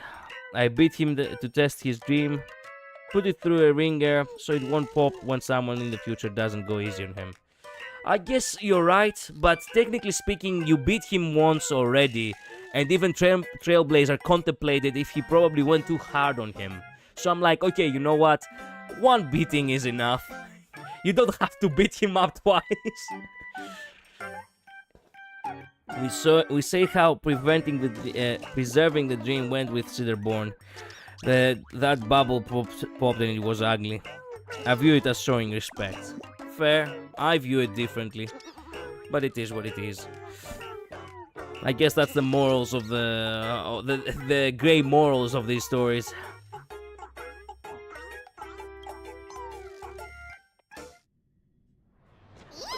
Boss, did you know the ghost story here at Forbobo Weekly? They say Forbos always hear the sound of scuffing footsteps coming from the office at midnight. I feel like it's right behind you, following close but always out of reach. You can never find where it's coming from. And then everyone realized the scuffing was actually an old newspaper that floats around at midnight at night and even sticks to your back. We're at a newspaper office. It's not that weird to have newspapers lying around. But here's the kicker. While I was cleaning up some junk in the office, I found something incredible. A yellowed newspaper suddenly fell out from a gap in our filing cabinet. My first stood right down end. Do you think it could be... Imagine in the form of... Call the police, it's an aberration! Look, President, I'm already freaking out here. So don't you start acting even worse. It's just an old newspaper. I don't think we need to alert the Department of Aberration Defense just yet. Anyway, let's solve this mystery together, boss. Let's take a look with me. Take a look with me. Fair enough. The old newspaper is covered in illegible Blarankidia script. Julian might have an idea of what it is. It says, please take a look at the little note, boss. It's for instruction. This is a mysterious seance newspaper. It takes two people to operate. Both of you keep your eyes on this little whisper. It's highly insensitive to wish power. Is this like a Ouija board? The incantation to awaken the seance newspaper goes, Fubricato, Fubricato, please descend to us. Fubricato, Fubricato, please descend to us. Now just silently think of the question you wish to ask and wait for the whisper to reveal the answer. Does it come with its own manual? It looks suspicious. The ink isn't even dry yet. Did someone just write this on the spot? I'm not sure if this will actually work, but if you're ready, let's give it a shot. A tiny whisper from who knows where it sits perfectly still on an old newspaper, as if feeling your stare. That's the incantation to awaken the seance newspaper. What's the incantation to awaken the seance newspaper again? Fubricato, Fubricato.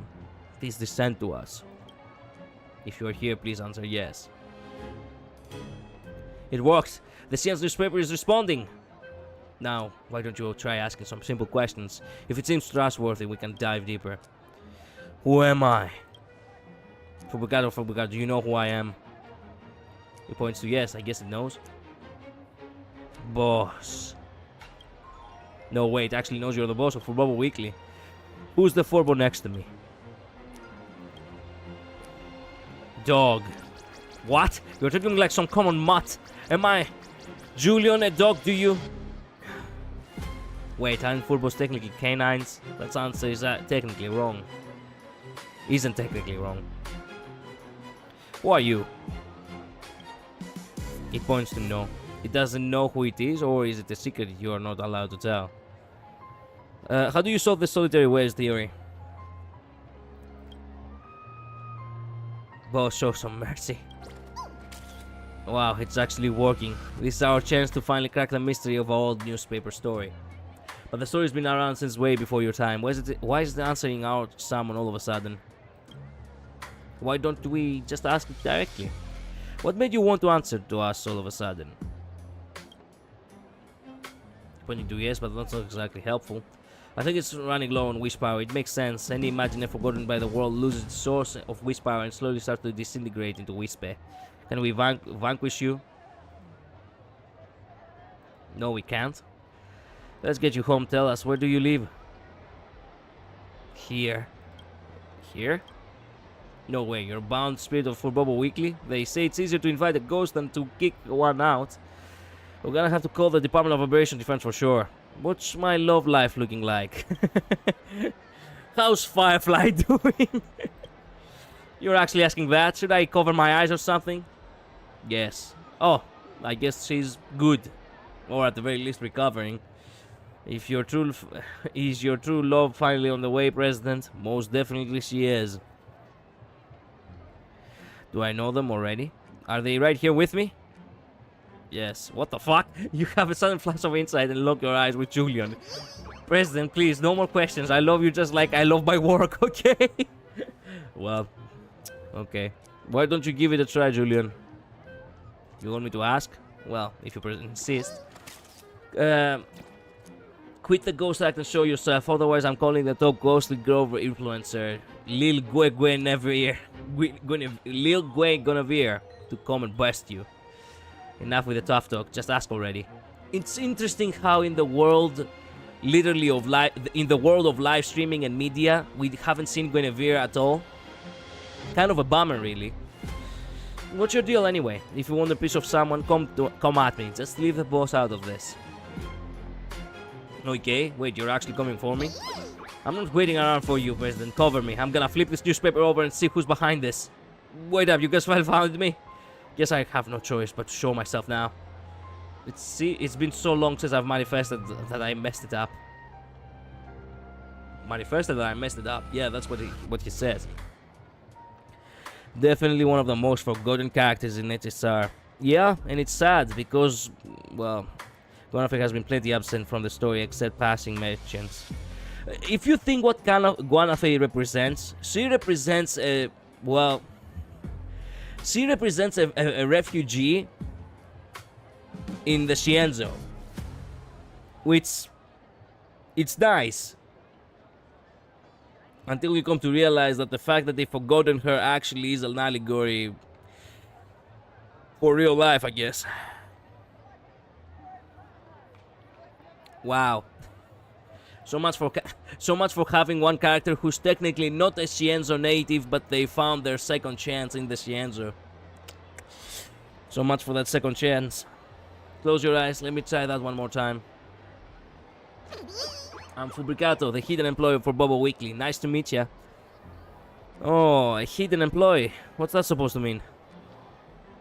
Maybe she will be a 5-star one day. Hey, I wouldn't mind having the voice actress of Aglaia voice more characters, that's for sure.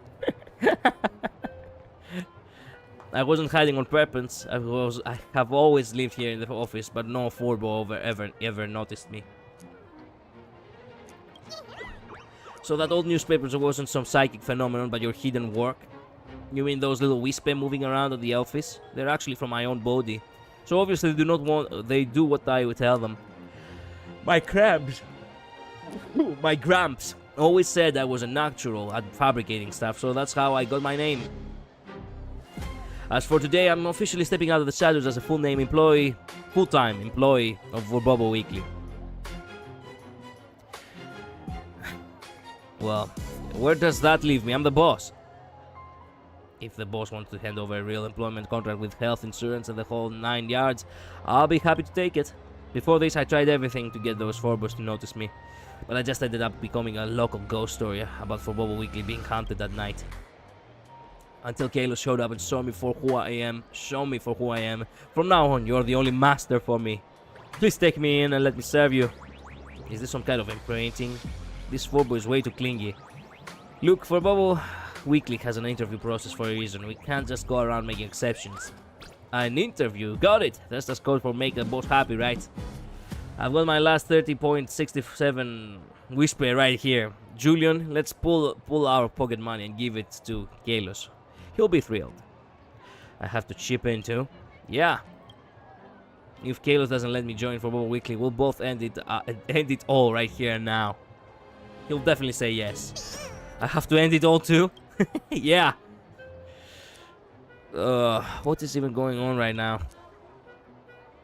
Even Shuyi and Kenya see their uses sometimes, and Arlang has a small cult following, but I never see anyone main Guanafei. I know, it is sad, real sad. Okay, stop. We got you're hired. You'll be the special correspondent for our paranormal column at For Bobo Weekly. Just like that, Fubicato, the hidden employee, officially joins the For Bobo Weekly. Interesting how I got another For Bobo to work with me. I actually have a ghost on the fucking apartment now.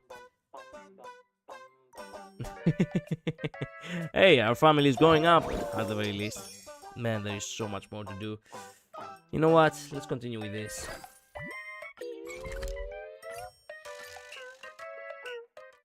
Or Shushank, for that matter. I see barely anything about Shushank either. Yeah, these two have been forgotten. It's sad. They really had the center stage for a while. In the very beginning.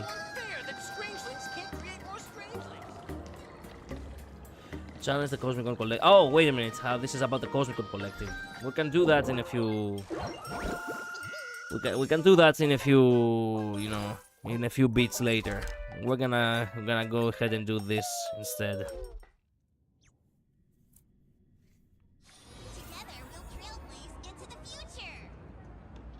Man, hearing Pompo's voice actually sounded so bizarre. Oh, points.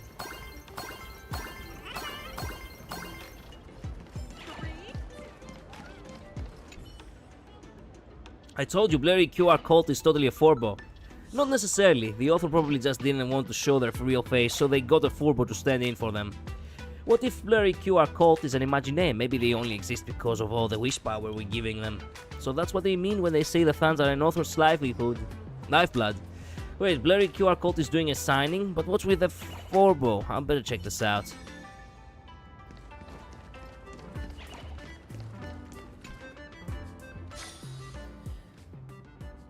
Where are we?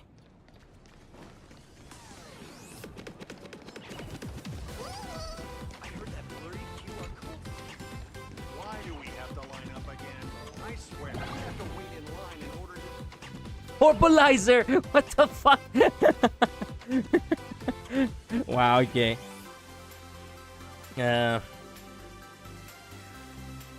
I think I've said this before, but ones with less fire things on the bottom are shorter, I think. So you can check how much of much X fire is on the bottom, and that's a good idea of how they are, of how long they are. Wait a minute. Elaborate a little bit further. What do you mean? With less fire, things on the bottom are shorter, I think. What exactly do you mean? Oh, you mean the fire symbols in the For Bobo Weekly? I see. I understand now. For 1 second I was like, fire bottom, what are you talking about? Don't you notice when you're selecting quests, there is a fire emoji and it has a number? Yeah, I didn't realize you were talking about the emoji. Yeah, like 4 by 4 by 2 or something. Yeah. I understand that. Yeah, you're right. That makes sense. 18,199. 19,100. Wait, was it 17,200? Whatever. Let's just call it book number 20,001. Sweet. Once I finish this, I get a 30-minute break. Did you bring a comic for me to sign on the cover? Just the name Blurry QR code is fine, right? You pull out the commemorative comic that Nihilux gave you. Well, doing a little moonlighting behind my back, are we? Wait, that voice sounds so familiar. It's President Kalis. It's you, for real. You actually make a pretty convincing Blurry QR code. Did Nihilux bully you into doing this? President, you're missing a very important again. You're missing a very important again. Oh. Right before the signing, President Nihilux started grumbling about how signing is such a drag and how she'd rather find a cool spot to read comics. Then she just took off. Well, see ya. smaller the number, the shorter the quest, I think. Yeah. I didn't want to cover for her, but if this signing gets delayed, the penalty fee would cost half a year's royalties. We'd never get our pay back, back pay then. I've been seeing some interesting things about Nihilax. I was about to actually, you know, investigate Nihilax a little bit more, you know, since I know she's actually at the office. Once I finish the side quests, I'm gonna focus on exploring the world, and that's actually gonna be the nicest part. So I had no choice. I had to stand in for that cold-hearted former president and sign books all morning. I'm a forbo. My paws aren't even made for holding pens. This is way too much responsibility. And you know what she did? She actually doubled back just to give me a roll of clear tape to help. It's outrageous. Please, President Kalos, please save me before I get acute tendonitis. Or at least take over the signing for me, please. Don't worry, I'll go track her down and drag her back here. Much appreciated. You should give her a good whack with a baseball bat of yours. That will teach her. President Nihilax tricked Julian into using Turbo Transformation to change her appearance. He's probably hiding in some cooling corner right now, living her best life while I'm stuck here. Let's use this break to hunt down President Nihilax and make her pay for this. Cooling corner. The phrase sticks in your mind. You scan the area searching for anything that fits the description. Then your gaze lands on the street vending machine, of course. That's what's cooler than a place literally built for refrigeration. I suspected her too, to be honest, just to weird some of their coincidences. I think she's related to Aha somehow. The way she acts, the fanfic, it's like too Aha. Yep. You're a genius. Your deductive skills put that broke detective next door to shame. The transformation will break it. It will break if it takes a hit. Let's just start whacking them all one by one. Yeah, and get arrested for vandalism. Yeah, side quests later. Oh, fuck off! No, I'm not gonna use the power of remembrance on that asshole. A can of Soulglad rolls out the dispenser. Upon closer inspection, it's mung bean soda flavored. It might be as popular as blurry QR code, but sadly this isn't Panacony. A bottle of Soulglad isn't going to sign any autographs for you. Of course it isn't. Everywhere I go, I see him! Gotta go again later. See ya, Midnight. Jesus Christ. Who hit me? Hey, you with the bat. I'm talking to you. Clearly, this is an ordinary machine. It's a calculating vending machine. And imagine it to be precise. Too bad it's the creator forgot to give it arms.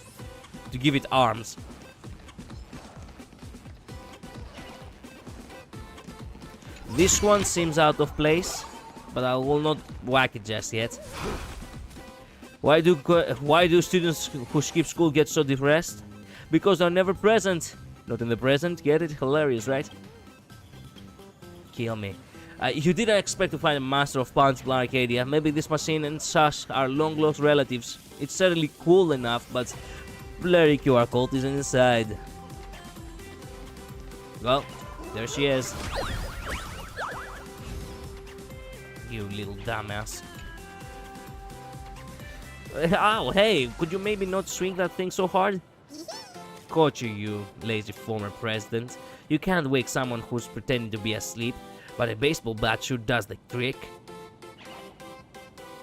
You're going back to that signing session. Do you have any idea how hard we've been looking for you? Signing session.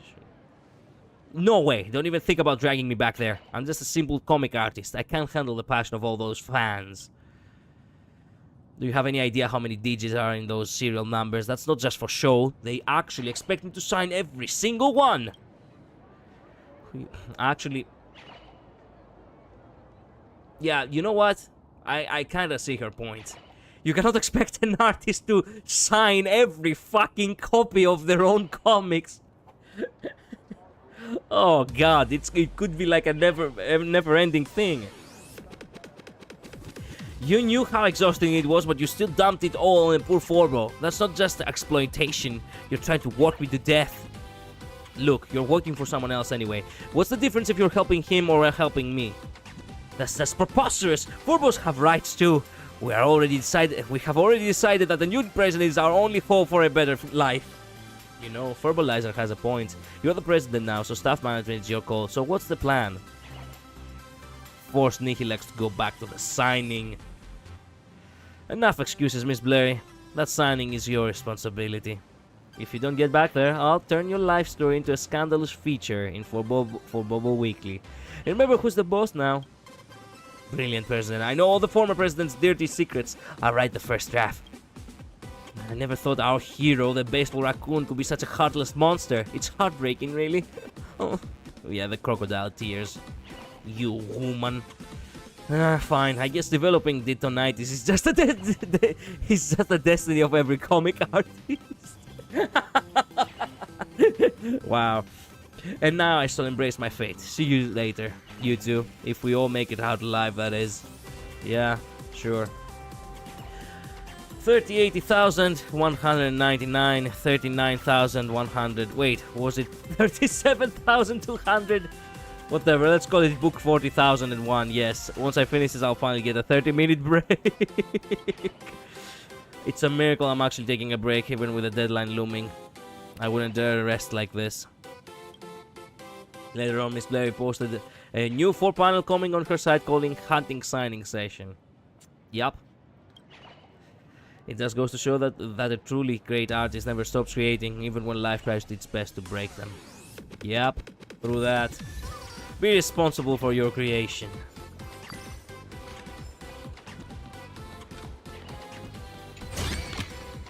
Take it. And buy some new armor for your tribe. As I've written? What the fuck? You eagerly flip open the Grand Kremnos dictionary in front of you, only to discover with disappointment that it's actually a journal. Unfortunately, the silver lining is that it comes with a free mem sticker.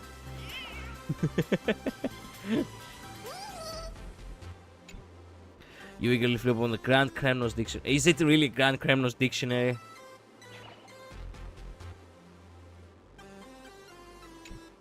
The pages of As I've Written fall upon the stories you know by heart.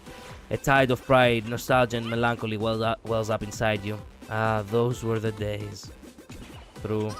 Given that the Amphoria Zone is still under construction, this bookshop is probably the most Amphorian spot here. Thank you for the fourth wall break.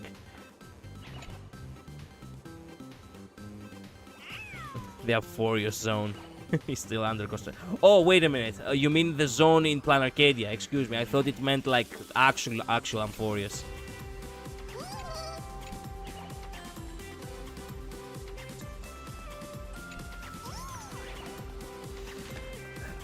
Those were the days indeed.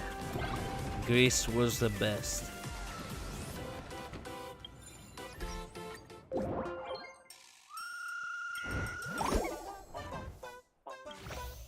Extra Verbalizes is secret drawing comics behind Football Weekly's back. After quaking for 20 system hours, iPower Prince have finally squeezed into Blurry QR Code signing quick.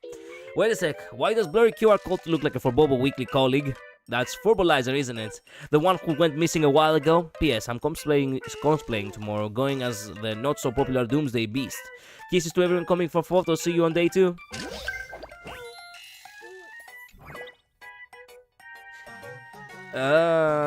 I deduced last month that the author of the Fluffy was a Forbo, and I was right on the money. You can try again next month. Detective passing by. Yeah, you know who that is. Lol, someone actually fell for the Forbo trick and thought it was the real deal. The author wasn't even at the signing during the first half. I'm unstunning. I don't know what to do with those Hind collectibles after quitting the fandom. Sell them for top dollar on Flea Market. Flea Market is an official secondary trading platform. For more details, hit the link. Man, fuck off. There it is, her alt account, hates the bar cult. The first half is signed by a Forbo robot controlled remotely by the author. Robocom official. I want to be controlled by Flurry too. Yeah, okay. I really ought to put you under some macro control. I saw on the news that the tourist got too spooked by the Doomsday Beast at the expo and had to be rushed to the hospital. Was that you? Next time, take me along with you. It's not out until tomorrow. Try actually reading the post content. You all better come with me. Yeah. Wait, what is this? Decode these 3 sentences to transform your career path. Someone said that when your boss is chewing you out, if you clutch your glutes, immediately it activates your brain's physical defense system and turns their words into white noise. That someone was me. I've also got 3 more little tricks to share with all my workplace buddies who's been on the receiving end of the boss's lecture. When your boss stares at you, stare right back. The kind of eye contact doesn't require any words. It will make them gradually calm down and reconsider their phrasing. Imagining your boss training on the toilet this morning. Actually, that kinda is good. No matter how imposing they are right now, when they are squatting on the toilet struggling, they are just as adorable. Hilarious. No need to explain yourself when you say no to your boss. Your explanations won't make your bosses less upset. Instead, they will think you are feeling guilty and put even more pressure on you. Of course, if you're a Paraprince level confident of your boss, you don't need any of those tricks. Deal. Don't learn just anything and everything. At first glance, I thought it was a post from the One Divination Commission colleague. Oh, yes. Great fortune at the table. She wouldn't have the guts. Fireprince, report to my office after work today. I'm ready to drop the hammer. I'm here for the tea. Man, it's nice to see who's actually replying. When you come to realize who is actually behind the account, it's actually hilarious. Great Raccoon, a message for you. The year-end performance review for Bobo Weekly is just around the corner. Please select your performance review strategy. Review in the magazine? Phobos have performance review in the magazine? Although it certainly didn't have that when director Nicky Lux was in charge, from a professional management perspective, it's absolutely necessary to implement it. Leave the procedural stuff to me, Great Raccoon. All you need to do is make the executive decisions, which means what kind of strategy have you decided on for evaluating our work? Just based on the loose casual standards, based on shared experience. Excellent. Based on the scientific and effective manner. Just based on the president's priorities. Based on shared excellence. So-called performance is just a pretext for capitalist exploitation. You're still lacking some insight, Verbalizer. Ah, you're right, Great Raccoon. It is I who must study advanced social science for berries. For Bobo operates on the shared joy principle. So let's all share in this excellence. We are short on prize money. It's coming out of my deposit. Hello, Makai. Welcome to the stream. Hello, Demur Rook Hunt. Welcome to the stream as well. Interesting name. Great, thanks, boss. You're so generous. Roger, I'll sync your performance review strategy to the 4 boss right away. Great, Raccoon. Well, yeah. Have fun. Okay, we do have a lot of street trends, but we have to finish this as well. We're close to, finishing everything right up. It's based off a character I love. Really now? From where? It actually doesn't ring any bells for me.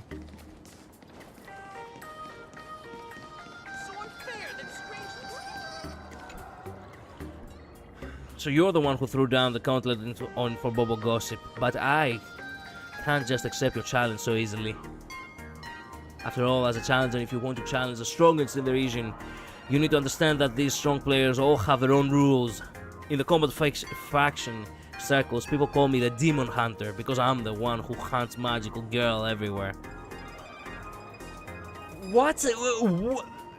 Wait, let me read that again because that sounded so off. In the combat faction circles, people call me the Demon Hunter because I'm the one who hunts magical girl everywhere. Actually, that's what she said. Okay. I'll take your challenge as a way to conscript a magical girl. If you lose, you must become a magical girl. But if you win, I'll invite you to become a magical girl. God damn. Oh man. From a game called Twisted Wonderland, it's basically a weird love child between Persona and Harry Potter, but it's Disney. I think I have heard of it actually. I wanna be a magical girl. Well, good for you. Actually, let me search for it.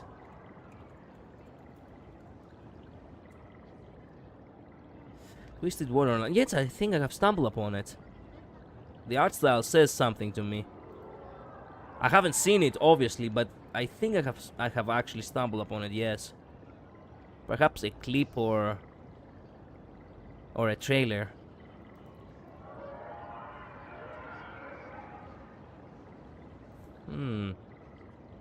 Nice.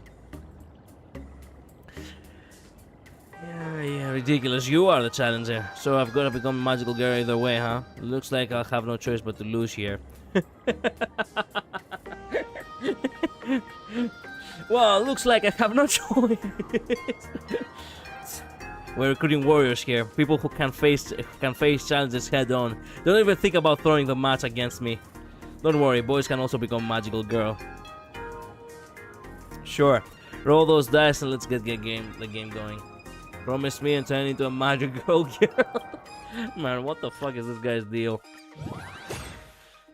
Uruk is kind of like Argenti in a way, but if he was a French stalker, I can tell. Usually character tropes work like that. Actually, this doesn't look good.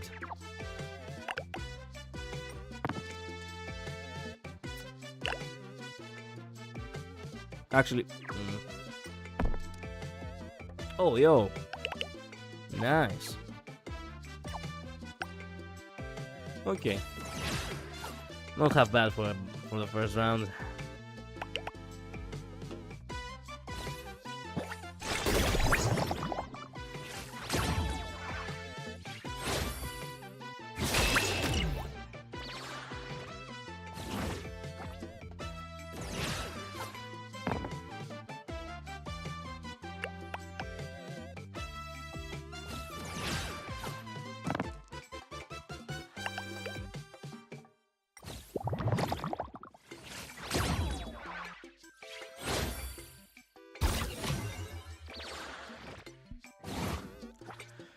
Well, I'm ready to finish it.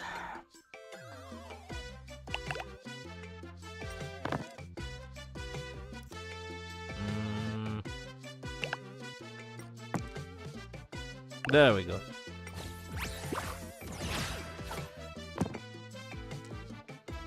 I started playing SSR yesterday and I'm so sad because I had no chance to on the Bukio banner, and him and Argenti are my favorites.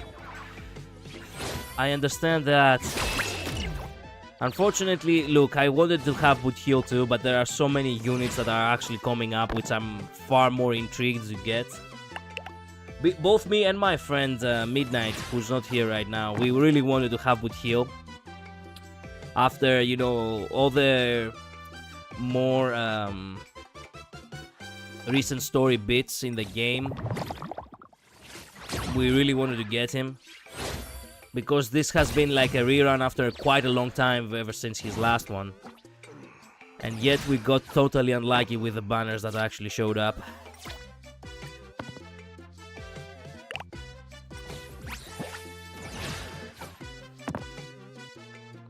Don't worry. There is a high possibility that eventually he will probably become part of the, you know, part of the character show. Every once in a while they actually add characters in the character shop where you can actually use this special currency they have in order to get the character basically for free. They actually hand out one of these special currency with the patch as well, with the addition of the characters. And I have saved all of them for a character that I probably would really want to like E6 eventually. So it's all a matter of patience, really. I lost. You're now the stronger one. Thinking back, I got countless people to join the magical girl troop with these guard techniques of mine. Looks like this is where it ends. Extreme recruitment methods are a big no-no. So, did those people end up becoming magical girl? As far as I know, those who played cards didn't. Guess I was just fooling myself. In the Cosmic Collective, no matter how powerful I am, it's all fake. It's not real. Today I finally understood that. It took me such a long time to grasp this truth, and you're lucky you get to learn it right now. So how do you achieve true strength? Only by joining the magical girl troop will you achieve true power. At the end of the day, you just want to recruit people. I'll confess, before long, magical Midlinger realized just how much of a mess he was making of himself. You can leave now, but if you want to pursue true power, come back and find me to join the magical girl troop. Wait a minute. Girl troop is now recruiting. You, yes you, make a contract with me and become a magical girl. What's a magical girl? A young person who believes in love and dreams, who stumbles upon magical knowledge through sheer luck, and who bravely battles evil forces in combat, accomplishing heroic feats that even adults couldn't dream of. They are treated as special entities similar to Maginae, affectionately dubbed magical girls by the public. I mean, I got Aventurine when I started, so that made me happy. Oh, nice. That's good. Aventurine is a really good, is a really good sustain. A really good shielder. If you don't have Dan Hang, from the recent Amphorius patch. And our magical girl troop is the service company that provides support to magical girls, organizes them into units, and coordinates missions in cooperation with security officers. There are that many magical girls? And that brings us to our second major function, providing professional contract consulting services for young people longing for magic. We help new magical girls blossom. As for the specifics, activities, daily training routines, and all that jazz, feel free to check out our live stream whenever you've got time to learn more. Can I become a magical boy? Of course, although the magical boy positions are a bit saturated lately, you might want to check back in a while. Of course. Unfortunately, the boy groups are never really that famous. Just like VTubing. Also, considering the wear and tear on magical equipment, we are not taking part-time applications at the moment. You'll need to clock at least 200 system hours per month. Of course. Oops, I clicked the same answer. He's Loki carrying me. Yeah, he is really tough. He was one of the best sustains before the new Dan Hang. Alright, what else is there? We still have more, right? Yeah, we still have more.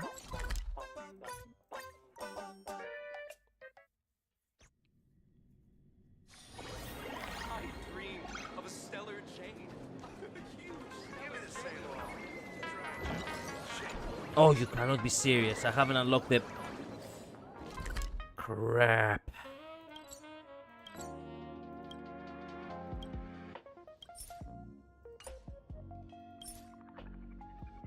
Yeah, in order to get upstairs, you have to... Shit.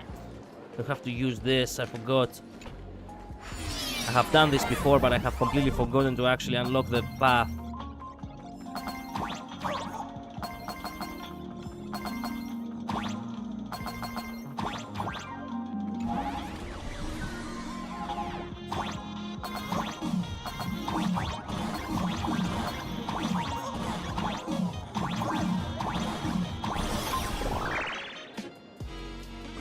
Is this Makoda Magica in HSR?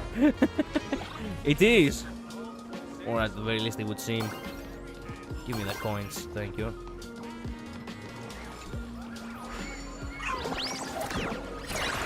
Get lost. You may have it. Consider it your reward. Yes. I thought it was a fellow literature enthusiast coming to discuss works with me, and my heart went thump in excitement. What I wanted was to roam free beyond the fray. Instead, I'm tangled up in this Cosmicon Collective's bloody vendettas.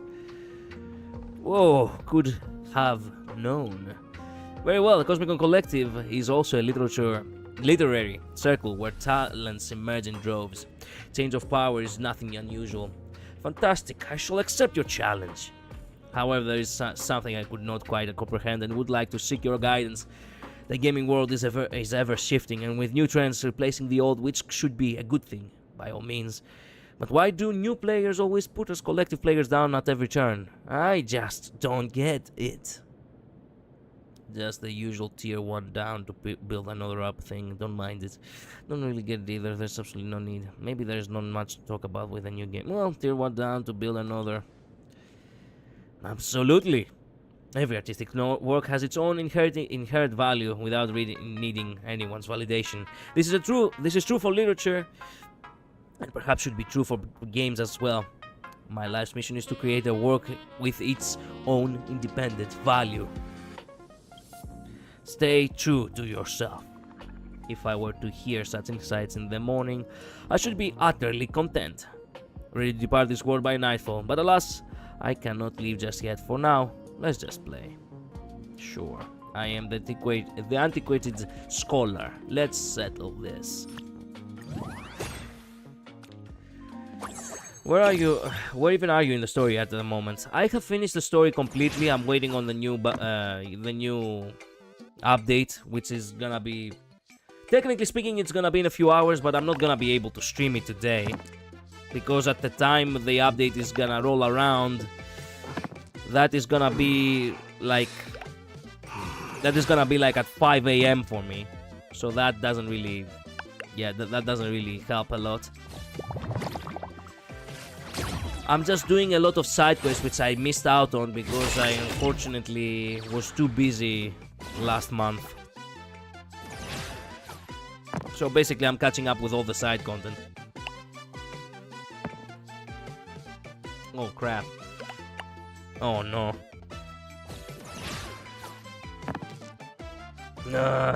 Crap. Yeah. The rolls were not that good. Well, it is what it is. Okay, good enough.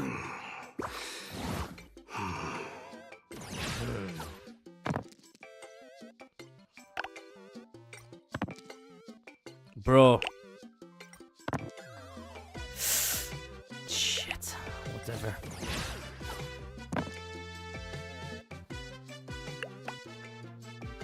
How about you, Rook? Like, where exactly are you in the story? I assume you haven't really caught up very well, right? Since you started, you know, recently, I suppose. Or, well, not recently, but, you know, I suppose you are a new player, right?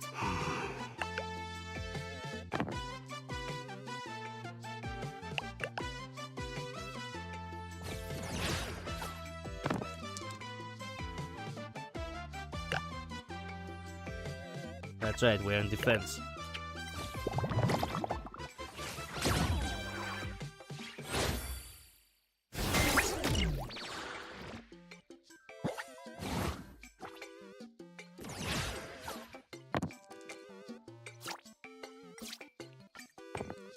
Oh yeah, nice.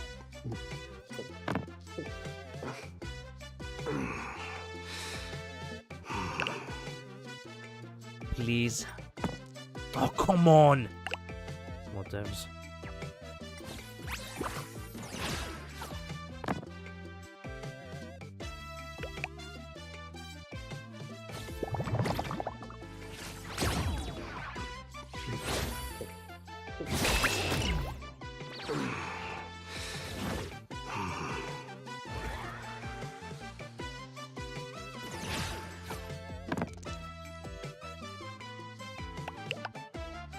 Class 13. What the hell?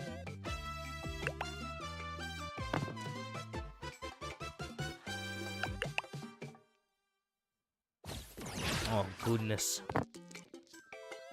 Oh, you cannot be serious. Am I really gonna lose here after all that?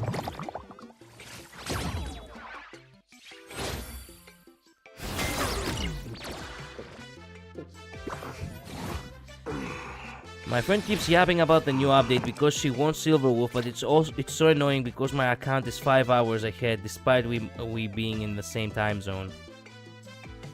5 hours ahead. Did you choose like a different server? Is that it? Because yeah, servers I do work differently as far as I know. Yeah, I started yesterday, so I'm still on the first world. I low-key skipped all the story to get rewards for the small chance of good heal, but it didn't work. Look, the best way I can tell you how to enjoy this game. You do not really get invested in a game if the only thing you seek is good characters that are meta. You started only yesterday, so the best thing you can experience the game is just let the whole thing flow. Since you're a new player, you have a lot of rewards to gain, a lot of pools to farm. But the most important thing is for you to enjoy the story, I would argue. In order for you to actually, you know, well, enjoy the game for the sake of the game, right? To get invested, as I was saying. Indeed, Silverwolf is a really good unit because it's an anniversary unit. The anniversary units are always a little bit more special because they are meant to be a little bit game breaking. If you are intrigued to get Silverwolf, you should probably do so too, because it provides also a universal buff in your account. You may not have her in a team, but she actually provides the buff regardless. That's why it's called universal. I think your friend probably has already told you all that. Regardless though, if meta is not something you really want, and you don't really want to bother, you can just focus on the characters you want and see what's working best for them. For example, I do not really care for the new characters that I have PA recently, such as, you know, the new Elasian characters with you know, that came with Plan Arcadia, with the new planet, right? I love Mighty because, well, it is a little bit of a headcanon in my channel that Mighty is actually me. So I focus on playing as a character that I feel I resonate the most, and I invest on this character specifically. You should probably do that too. Find a character which actually works nice for you and invest on that character, on their supports, on their buffs, on their eidolons, all of that. And do not worry about, you know, do not worry about anything else. Just enjoy the game. Like, that's all I have to say. Oh, man.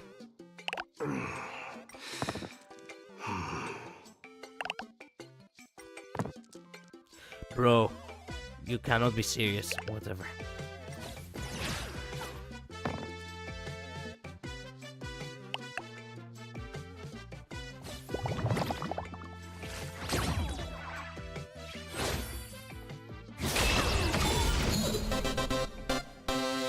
This is what exploring the cosmos is all about. Hooray! Joy! Such an exhilarating showdown. My inspiration soars. I can't help but dance, dance, dance. Yeehaw! I can't really tell how happy... I can really tell how happy you are.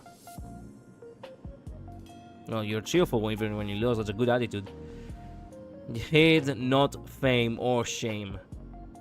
That last round of play does bring to mind my original intent in the collective, that the cards should serve to serve the world's most bitter contentions. Sure, not everything in this universe can be settled with a game of Celestial Jade, yet judged solely by the inclusiveness it has fostered and the equanimity it brings to worldly strife. It can already be hailed as an invention of sheer brilliance. My tears can't help but run down like a waterfall. To be honest, I'm going to try to focus on the story, but I have no idea what's going on at the moment. Well, look, I'll help you in a second. Let me finish this story and I'll show you something. That's enough. You're exhausting me with all this talk. I'm done with your epiphany. Now where's my praise?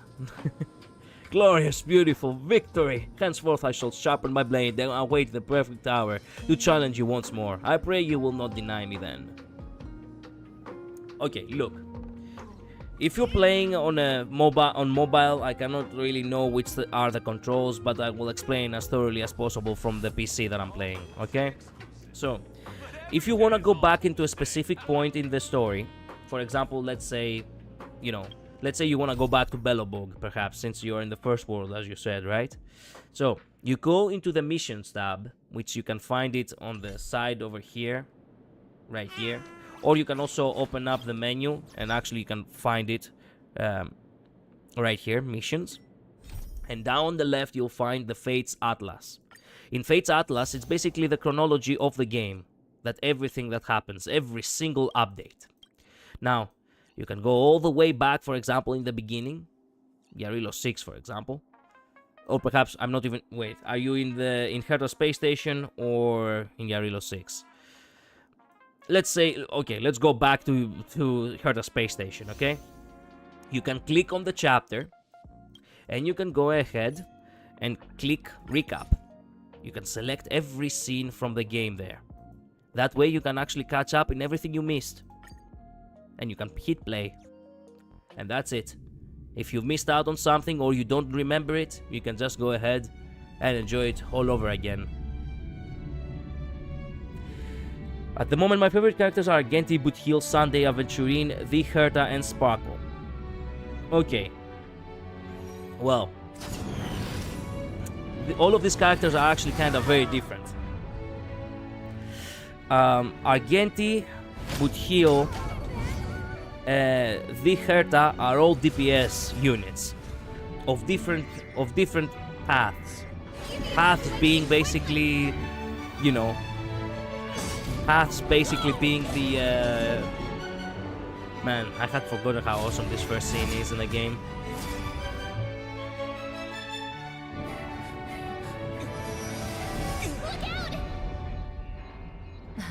Seems I came at a bad time. No, no. I think you couldn't have timed it better. Yeah, and that's it. Basically, the game can give you a recap of everything if you've missed out on a scene or you skipped it. As I was about to say, Argenti, Buthiel, and the Herta are all different, you know, different DPSs of different paths. The paths specifically being, you could think of them as different types of classes. That's the best way I can explain it. I'm past the space station, luckily I actually paid attention to that, but thank you so much. It's not just for the space station, it's for everything. If you're in Yarilo 6, you can just select the chapter in Yarilo 6 and you can have everything there too. You can see the entire timeline. And if you want to go back and see a specific scene, you can go ahead and watch it. You know? It's as simple as that. It's for everywhere. You know? It's for everything. So if you do not understand something, you can just go back to missions, Fates Atlas, and see the timeline. If you don't want to see the scene itself, you can just read the recap too. It's not like a bad thing to just read the recap. There is actually a recap always, you know, showing over here. That's the best way I can help you. Anyway, as I was about to say, different classes. Argenti and the Herta are basically erudition. My erudition is focused on actually having more erudition characters in the same team. For a time, actually, Argenti and the Herta had synergy. Specifically speaking, though, the Herta actually synergizes even better with the little bot, you know, with the little Herta.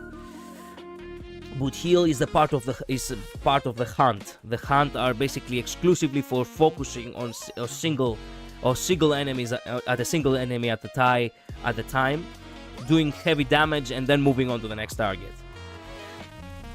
Sunday and Sparkle are basically support characters, and Aventurine is a sustain.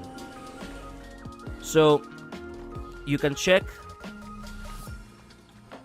yourself, like the compositions of characters, if you actually go and, you know, Google the character and check a guide.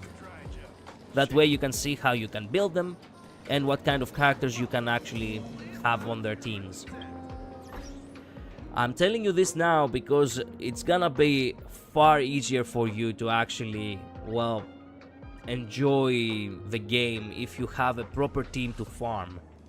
It can get very irritating when you play a gacha to have a, you know, to not have a proper team where you can farm, you know what I mean? Like, throughout the 3 years that I have been playing, because I have been playing ever since day one, I have a lot of, you know, compositions of you know, of characters. I have actually the entirety of the Stellar Hunters too. I am so proud of that. And as you can tell, yeah, it's a hassle if you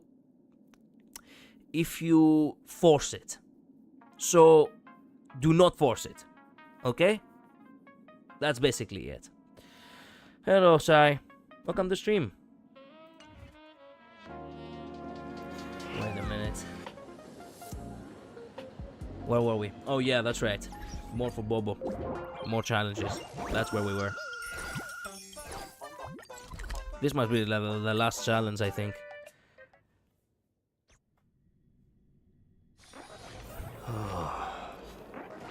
Wild wind carries with it. The wind carries with it the scent of rust.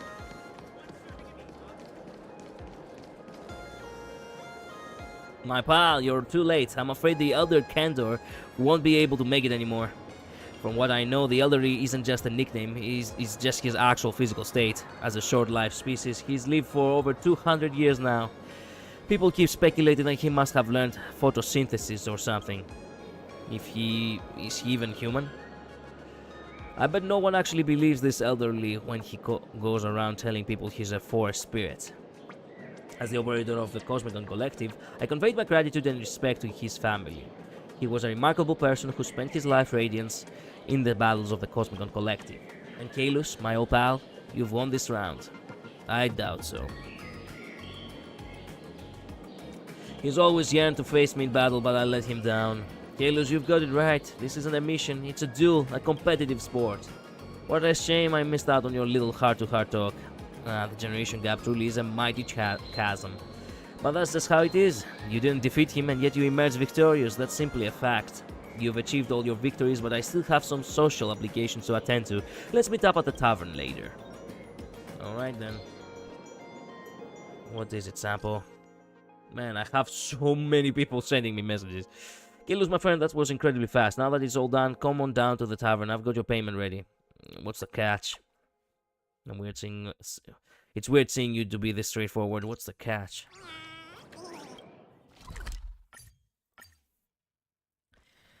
I want to lie low-key platonically marry you. Timmy, thanks so much. Well, I'm flattered. You're welcome.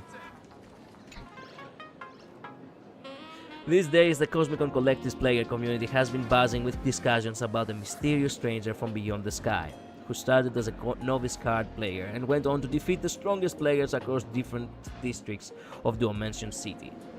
A little dragon slayer slays the dragon script. The dragon script is coming to its grand finale. What's with the creepy dummy over there? Don't rush, I'm getting to that part right away. A true dragon slayer will ultimately defeat all 4 evil dragons who have made their lairs here, and with that, all the players' wildest imaginings about who's the strongest in Dimension City are now focused squarely on you, my old pal. You've gone from being a dragon slayer to becoming the evilest dragon that monopolizes victory. As a Cosmicon Collective operator, I might just have to beat you. I'm serious. Oh, what the? It's your time to shine. Come on, King of Cards, the Nocto. The Nocto? I'm going to do some homework, so I'm still watching, but I won't comment for like 15 minutes. Take your time. You can just go ahead and lurk, Rook. There's no problem. I'm the Nocto, the strategic Terminator Mechatron from the Cosmicon Collective of the Hereafter, codenamed King of Cards. Hello, Kalus. I have no emotions, no perception, no reason, and no concept of fear. And no soul, apparently. I was created for one purpose only, to defeat you with my higher win rate strategies. Yellow Dusk's bionic appearance will make you underestimate me, which just increases my chances of winning by another 5%. What would happen to my Stellar Jade if I lost?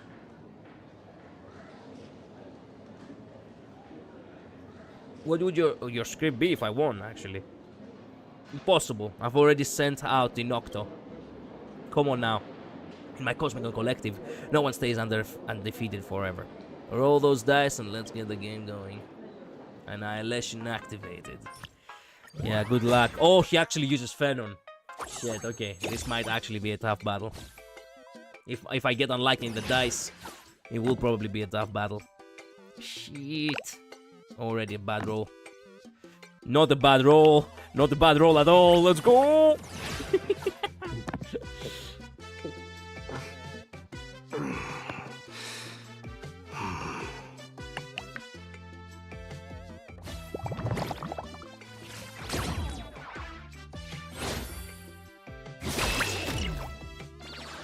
Nice. One more of those and we're actually victors.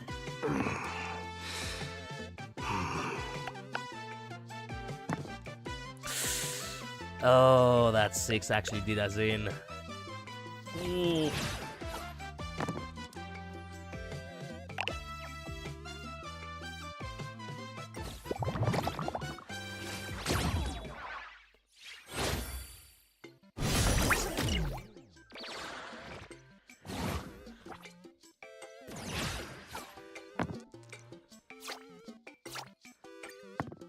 Yes, okay. We need one more. There we go. Oh, victory. Easy.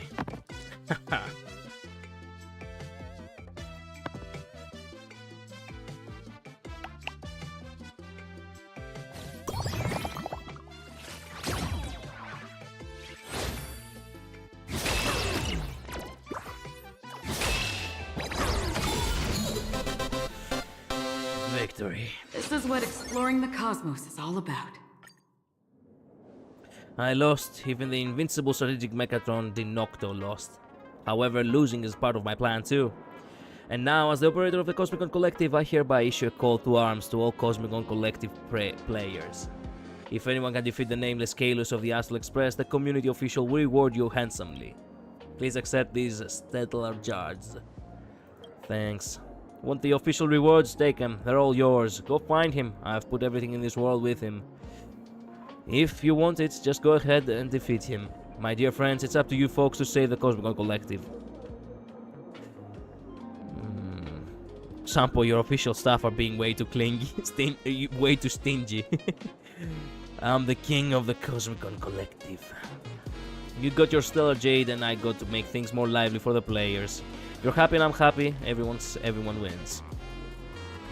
That little jerk is gonna cut it isn't gonna cut it anymore. That little perk isn't gonna cut it. Time to settle the score with you. Come on, old pal, let's talk this through. No need to be so harsh with me.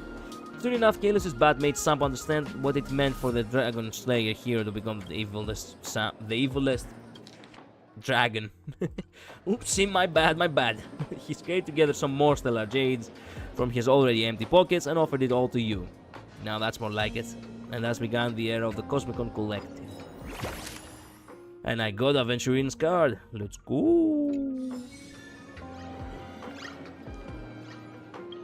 Alright. And I think that's it for the side quests, actually. Great news, Kalos has defeated all of the ancient city's Cosmicon Collective Masters, as expected from Kalos. Tough, invincible, the strongest. This reporter can't help but ask, who's next? Nice. Encounter a player with an unstoppable combat build and give it everything you've got to defeat him. An official bounty has been issued, calling all true masters. Master Ball, go. I've returned. Welcome back, Midnight. It doesn't matter. I'll step up.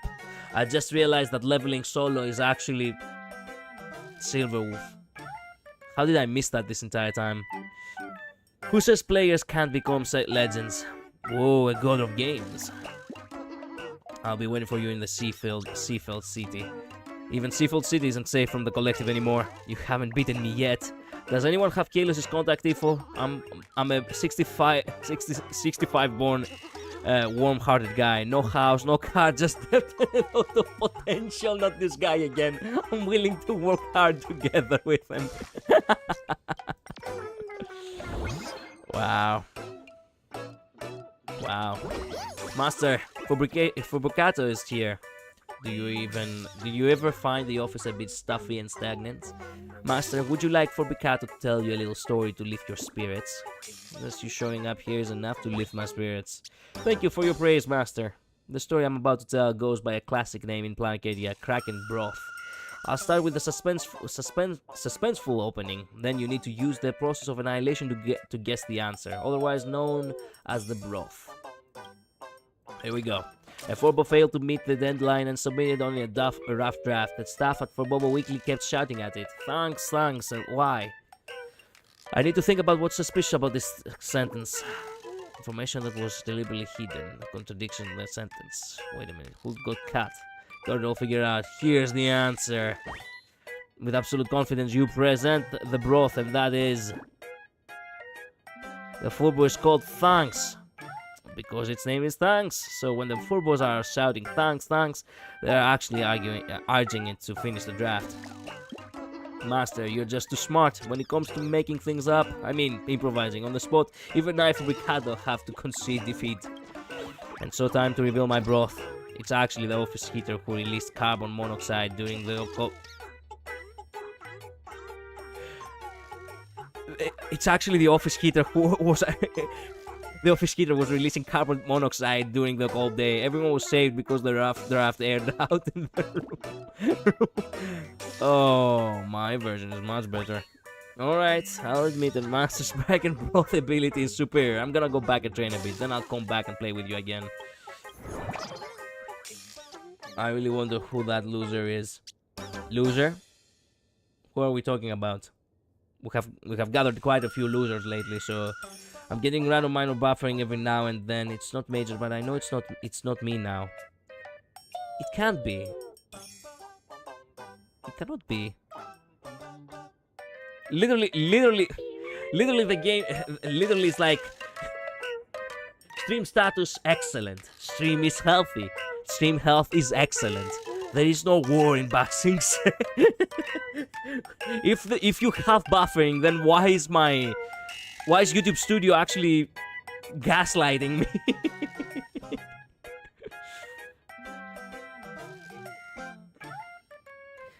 Because I was on Wi-Fi for some and now I'm on data and it still did it. I see. The born in 65 guy. Oh, yeah. True. It doesn't always notify you if there is a minor buffering. It's not constant, just every now and then. I see. Is it? Yeah. I think the reason why there is minor buffering is because I have ultra low latency on the chat in order to make it as well, in order to make make the interactions as snappy as possible. So yeah. There is more side quests. Man, how many side quests are there? I don't think I have it. Man, I have only 1 hour left. I don't think I will be able to... I genuinely do not think I will be able to wrap up everything side content related. Wild wind carries with it the scent of rust. Why are we in Penacony again?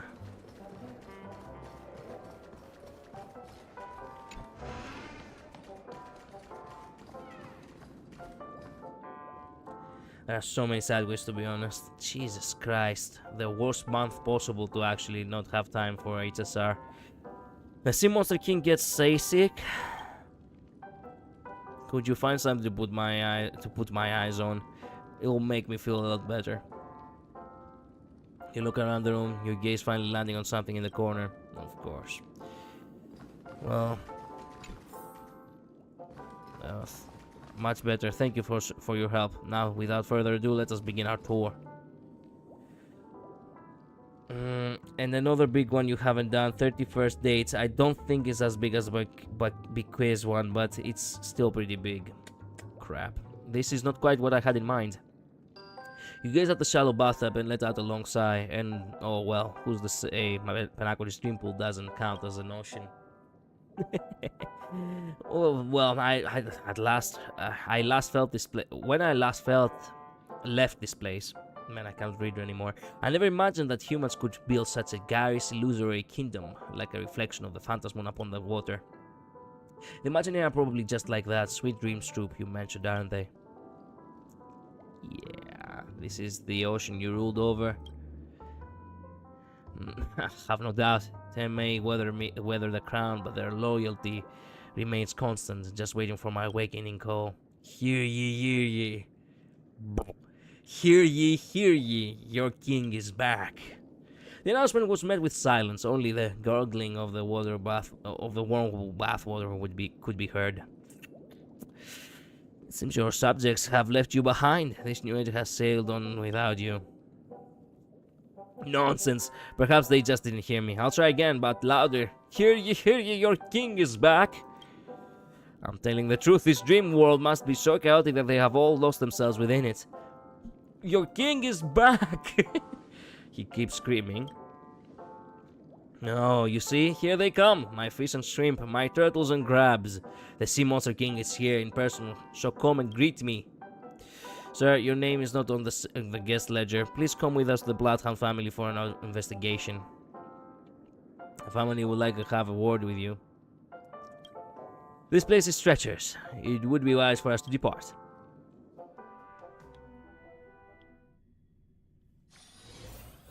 You know what strikes me? Phantasmoon. They announce it like Wild fantasy, wind but it's carries spelled like with it phantasm. a scent of rust.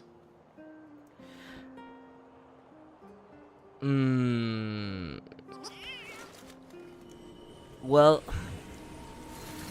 it's kind of interesting because both the word fantasy and the word phantasm are Greek words. In Greek, phantasma is the ghost. And fantasy, it's fantasia, which it's the same actually. Fantasia. So it's interesting how they take two words that sound alike and they actually try to mingle them together.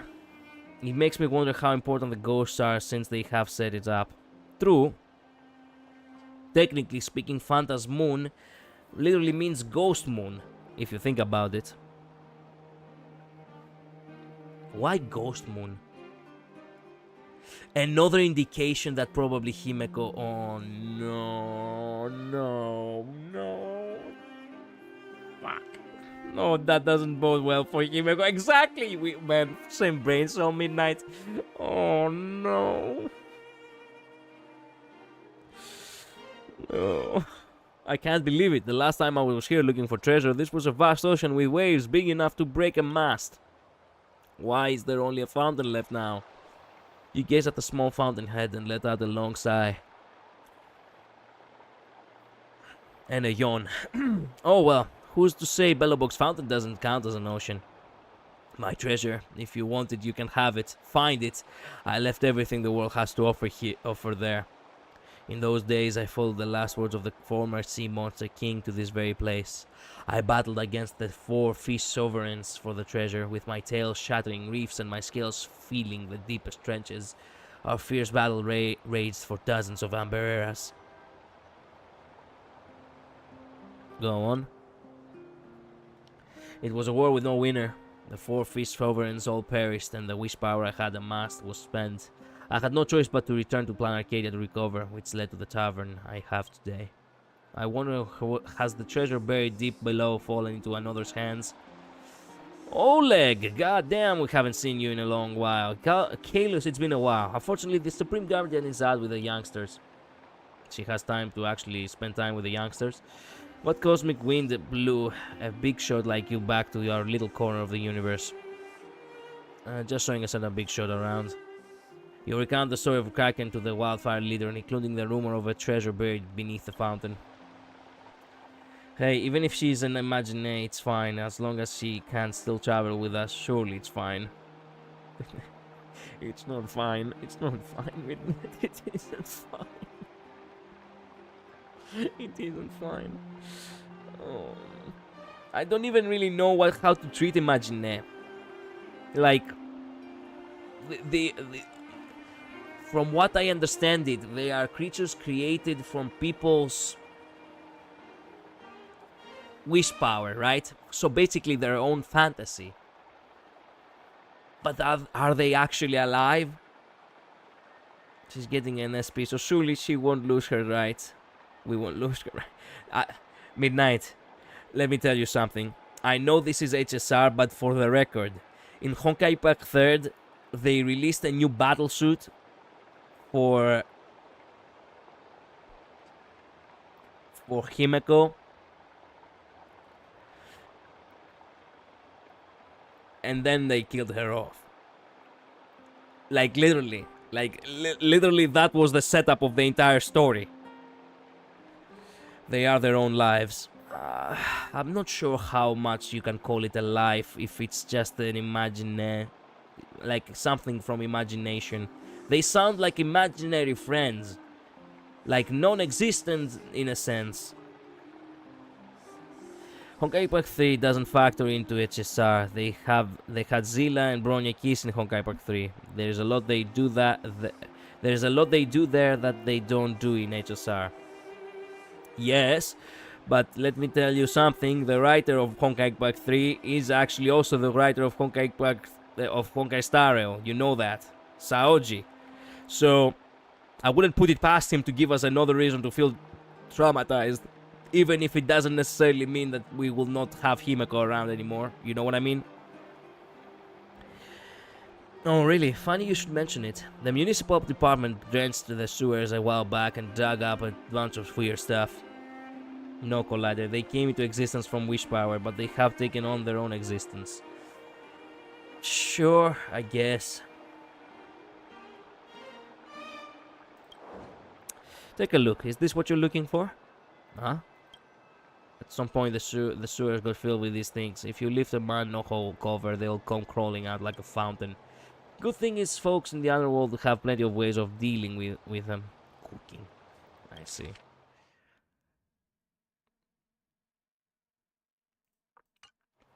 So this is how the 4 great fish sovereigns ended up. This place is treacherous. We should depart at once.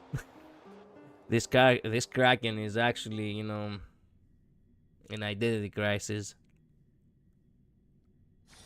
They are recognized as their own lives, I guess. That's weird. Where'd the Cranker go? Ooh, another person which we haven't seen in 3,000 years. Finally, the sound of the waves from my dreams. This is the ocean I've been dreaming of. Coral etches history, and ocean currents carry memories.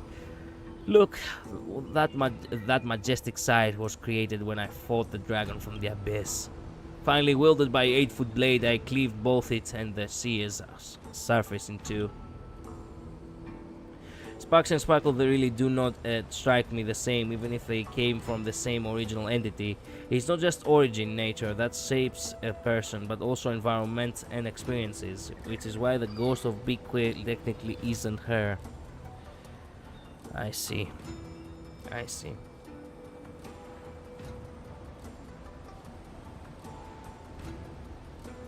You gaze upon the scale gorge waterscape, lost in thought. You knew, without a doubt, the true origin of this spectacular vista. Look, Midnight, I hate the... Not gonna lie, okay? I hate the fact that the Himeko we have right now is... It could very well be a copy of a copy. Because, technically speaking, she was not really the original Himeko. It was always HSR Himeko. And that is a little bit... okay, pushing it on the side of parallel universes, but I guess you could ignore it. But this time around, it's stretching it. It's stretching it, okay? Whatever she is great and we love her. I don't know how to feel. Like... the best way I can describe it to you, Midnight, is the fact that I look at a picture of someone and I love the picture, but that picture is no longer that someone, you know, even if they are the perfect replicant, you know what I mean?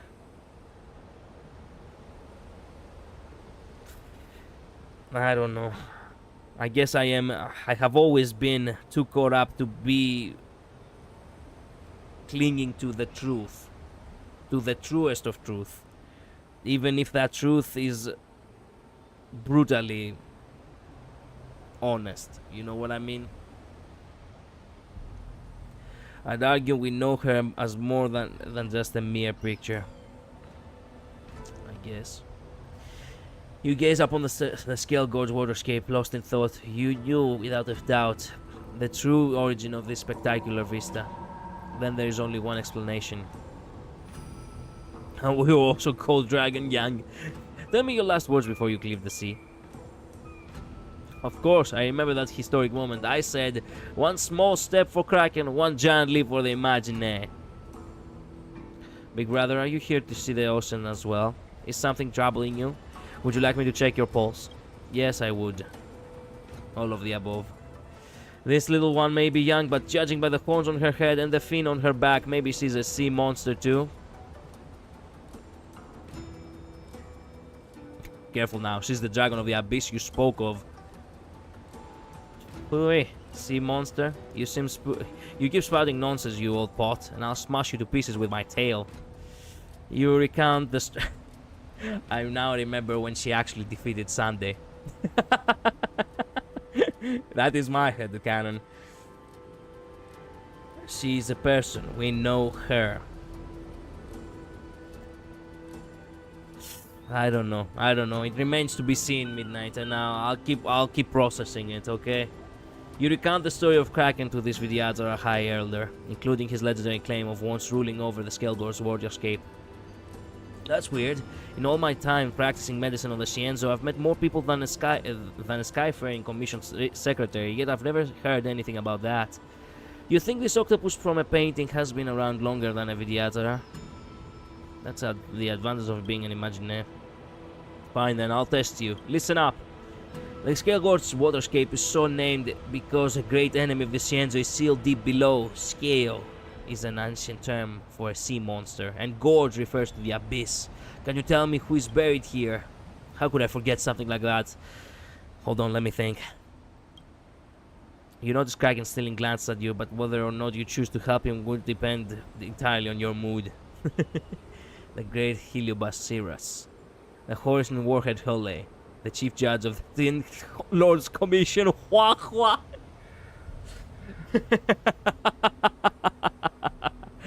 We're screwing with him every step of the way. Even if she isn't the original Himeko, that doesn't negate everything we've been through together, I guess. The chief judge of the Ten Lords Commission, Hua Hua. Correct! As the baseball raccoon has stated, the one in prison here is none other than the chief judge of the Ten Lords Commission, Hua Hua, who plagued these lands. Just as I thought, an octopus king in the Skeldor's work escape? Please, you'd be more at home on a skewer at a food stall in the exulting sanctum. You shameless liar. By the laws of Plan Arcadia, I'm sending you to sleep with the fishes.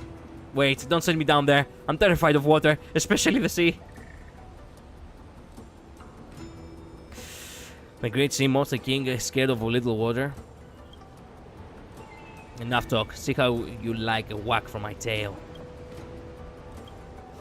And he fainted. Yes, his courage was all talk to. It was all talk too. I've heard the strangeling from that place are cunning and full of tricks. You should watch your back, big brother. Well, I must be getting back to my patients. Take it easy and have a nice walk. See ya. See ya, Bayou. Bayou. What the hell? Bayou. Blue everywhere and it's all water. Did I somehow end up at the bottom of the ocean? Yeah, you're in Drovebrook now. You shouldn't see Monster King feel right at home at the bottom of the ocean. Fine, you caught me. There is no point in pretending anymore. Well, I got to see the sea. I got to see the ocean. The journey is over. Please take me home. If Amphoreous people were real, so is our Himeko, period.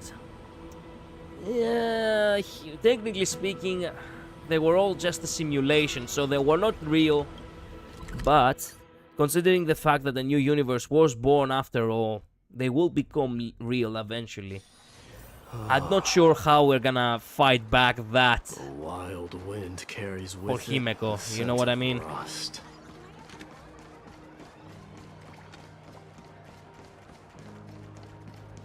It's bizarre how all around, with so many ghosts, you just see a place where everyone is so happy, almost as if it's meant to be like almost as if it's meant to be paradise-like, you know? Or more like a place of mourning, but instead of choosing to mourn, you choose to laugh it off. Like life itself is a joke or some shit. There are a lot of parallels here, which I still need to keep processing. They are real, just without bodies. You stick the eyes back on. I didn't read all that. You stick the eyes back on. After a moment, the great menacing octopus speaks again. Trailblazer just sits on the chair. I'm sorry I lied to you. None of those stories were true. I just made them all up. And just how many of those were lies? I, Kraken, indeed. I was born from people's fear of the sea. In Plan Arcadia's distant past, I was a great strangeling, aggressive and magnificent, making countless strangelings tremble at the mere mention of my name.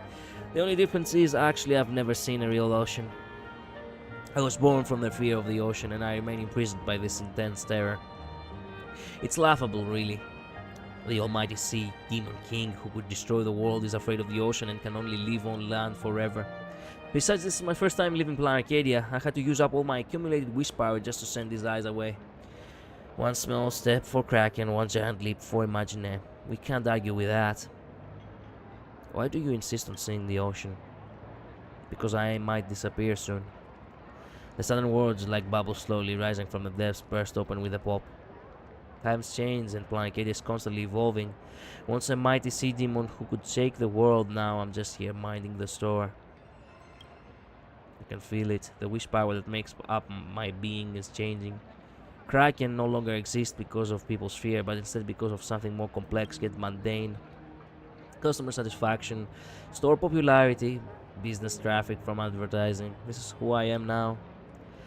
The sea demon part has grown so weak it's almost invisible.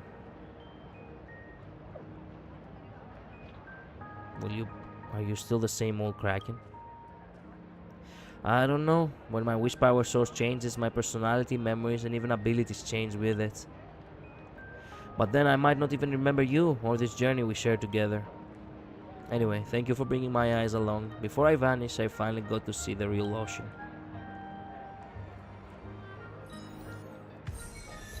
Sunset VI. I realize this is just Blade Runner. Actually, this is all a massive reference to Blade Runner, huh? It's striking.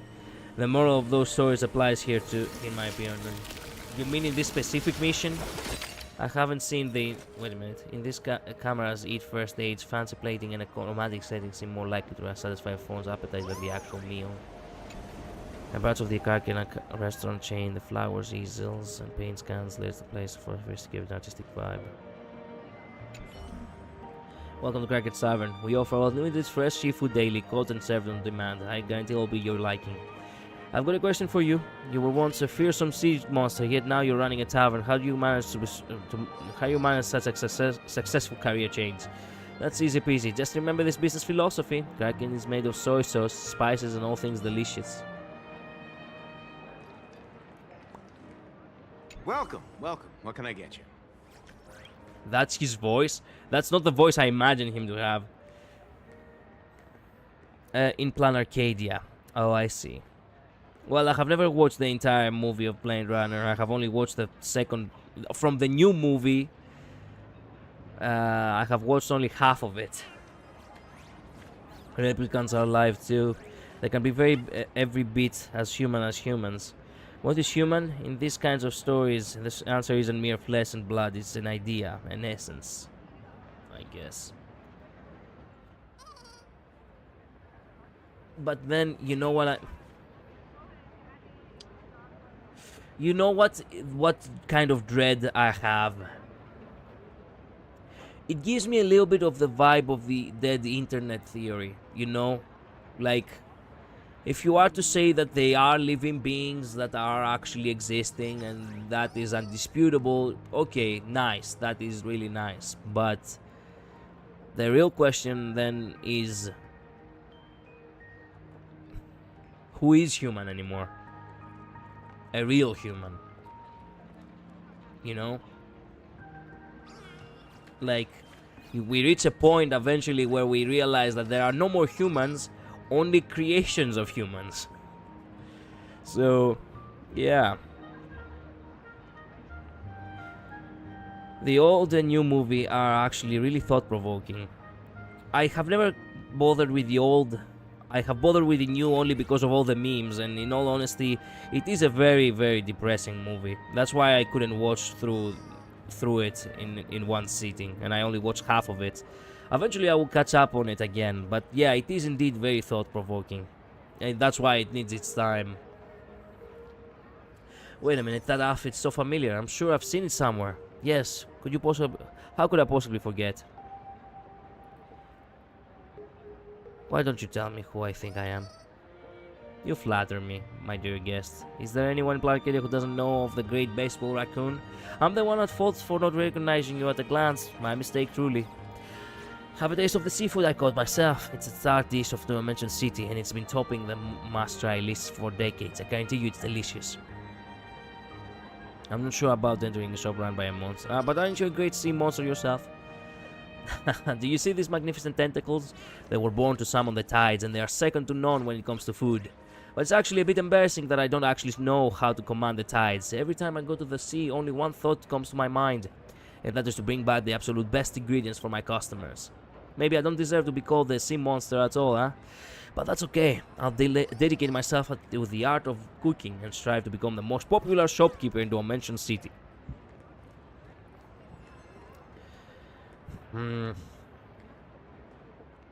Nothing wrong with the monster starting a new career as a shopkeeper. As a shopkeeper.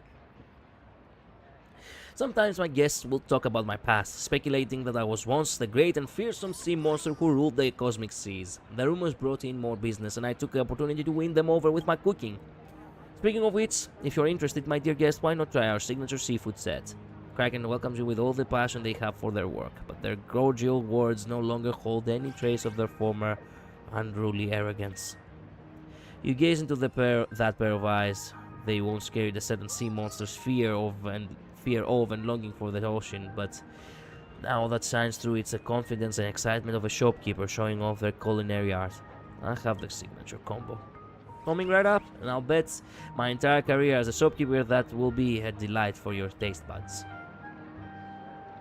Signature combo. Just a moment, please. One signature combo, right up. It's been forever since I last sang. Blah blah blah. Well, nice. That is all nice. What even is a real human? Is this a kind of fictional story who is more human, a flesh and blood psychopath, or someone in the form of humanity with empathy and reason? In HSR there are many types of humans. I mean, in a fictional story, obviously you cannot really take things side by side with reality much, but I would argue that a real human is a human which is actually born a human.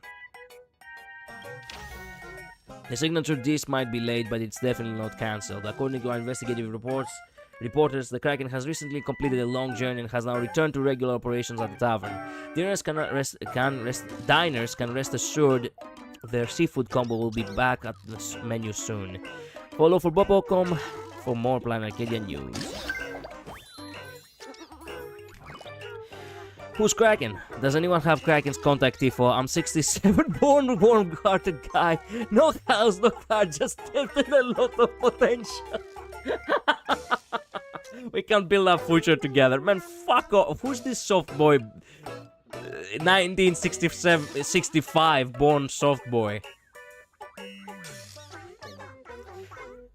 Why is there seafood for sale only when the boss returns? And the more you think about it, the creepier it gets. Did you go restock? Wait, what if the boss himself is the seafood? Quite the theory. So besides the seafood platter, what else is a must, right? Hurtful words can really sting, you know. Everyone listen up, quit fighting. This Kraken Tavern group deal is seriously a steal. Hit the link before it's gone. Man, always the fucking bots.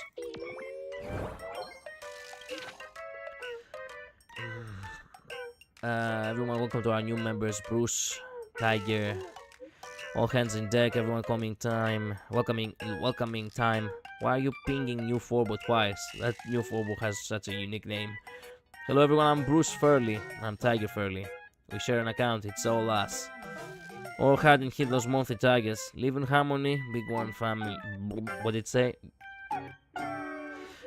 When new Furbs join us, everyone needs to make them feel that Bobo Weekly is one big warm family. Message received from the president loud and clear. Got it, taken care of. What does this mean?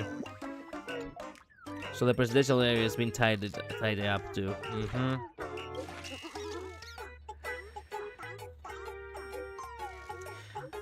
There is the strict definition of humans as Homo sapien and adjacent species. Would Imagineer qualify? No, but in stories like this, that doesn't mean the essence of a human spirit can't exist. Elsewhere in other entities, I'm not talking about biological humanity here, but the capacity to reason and to feel to every extent a biological human would. I see. Just found a whole box of snacks while cleaning up. Whose are these? Not mine. Not mine. Snacks? Could this be from a sponsor? I was checking our business partnership mailbox the other day and found a mail. A snack brand wanted to sponsor for Bobo Weekly and said they sent us a whole bunch of samples to try. So that's where they ended up. What kind of snacks are they? Let me try some. Let's see, we've got crispy octopus tentacles, wind-dried meatballs, exploding sour popcorn candy, fresh squeezed ginger juice. Anyone want the taste? Line up right here. Okay. Delicious. Oh no, stop eating. What happened? I double-checked. That package was sent a whole year ago. They have long expired. Yep, I expected that. Welcome to the group. Oh yeah, yeah. Fabricato.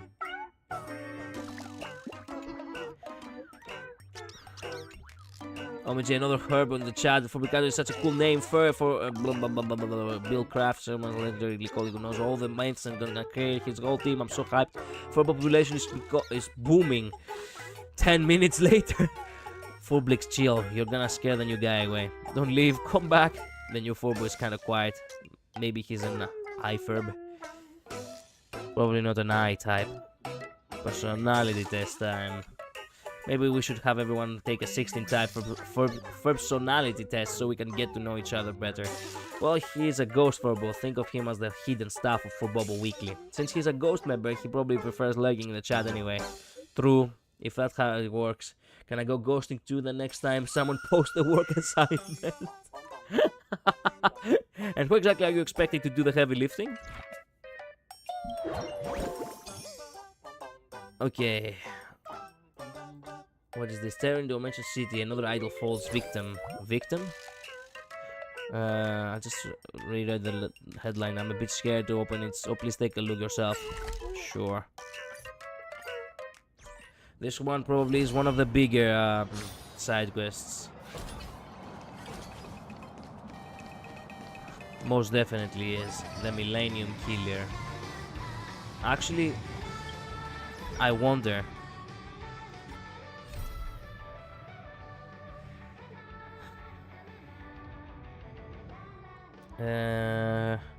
Kimiko would not be less than human if she's an Imagineer. That's my point. We've seen that much. My assertion is that the mature Imagineer are on the same level as humanity. Immature Imagineer are more on the level of animals and children. I can't believe there was an MBTI 16 personalities reference in this. I didn't catch it, Midnight. Perhaps because I do not know it or something.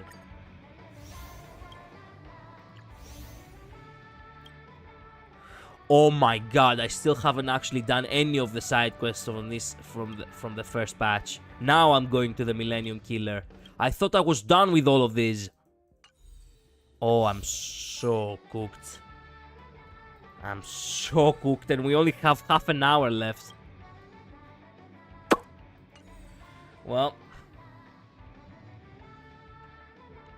Myers-Briggs personality test. I do not know it. You are cooked for you. Well, thanks for the confirmation.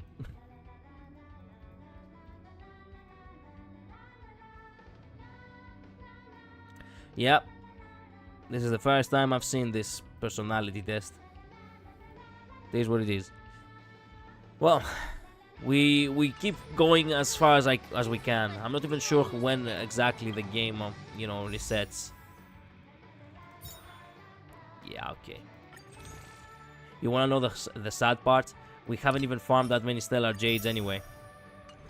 We are just doing side quests for the... Well, technically speaking, we are upgrading for Bobo with the freebies and everything, so technically, We are getting something back, but it's gonna take a while. We reach rank 20, we really need to reach rank 24.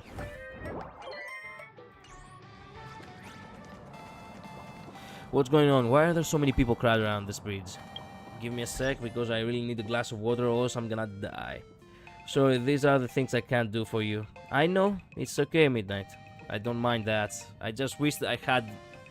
Well, I just wish I had far more time, but it's okay. We'll eventually catch up. At the very least... At the very least, we're trying to. Give me a minute. I'm gonna go grab a glass of water and then I'll be right back.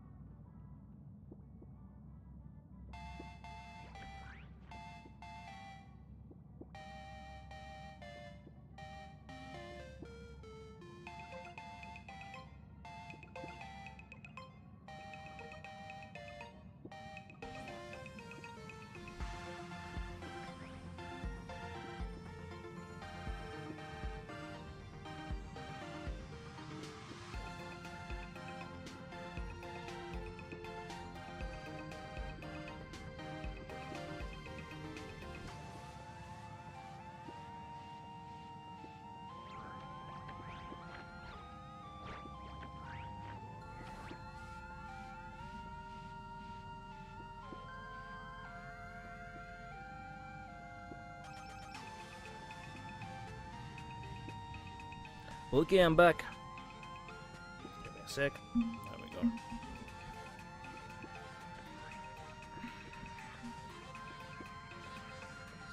I want to fix the mic a bit. You can claim all of that through, though, which I'm sure you'll do once you max it. Yeah, well, that's exactly what I'm gonna do. Now, oops.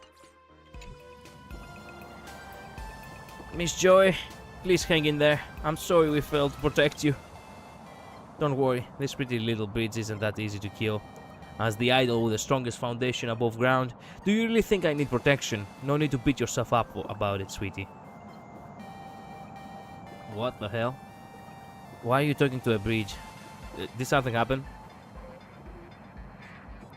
Miss Joy was attacked, obviously. Can you tell? Look, her beautiful eyes were stolen. So this bridge is called Joy? Is there any other Joy in all of Planet Arcadia? Miss Joy was attacked. We're all losing our minds here, so if you're not part of this, then stay out of our way, will ya? Miss Squid, whatever. I understand you're anxious, but you can't be rude to others. Do you remember what the Joy fan manual has to say about that? The strangers are just fans Miss Joy hasn't met yet. I'm sorry, Miss Joy. I'm sorry, potential fan. I just lost my cool because I was in such a rush. Hi, Kaelus. I'm Dimension City's idol, and my name is Joey. Nice to meet you.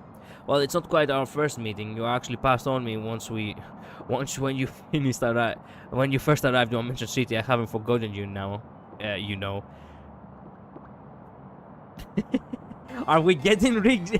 Are we getting rigged by a fucking bridge?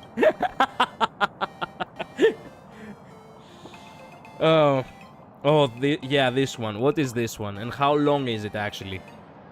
This is here, and this here is Miss Squid, the president of my fan club. She's a good person, really. She just got a bit carried away because she's worried about me. Please forgive her. A pedestrian overpasses an idol.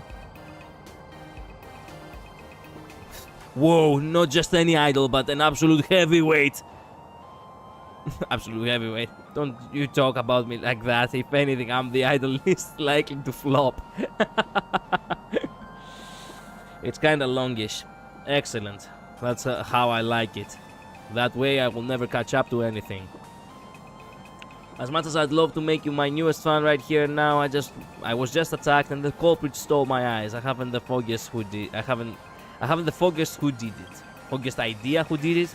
I don't know. So currently I'm in a grievous injured state. If possible, please do come visit me again after I'm recovered, okay? Okay, bye bye. Miss Joy, at a time like this, you didn't try too hard to maintain your idol persona.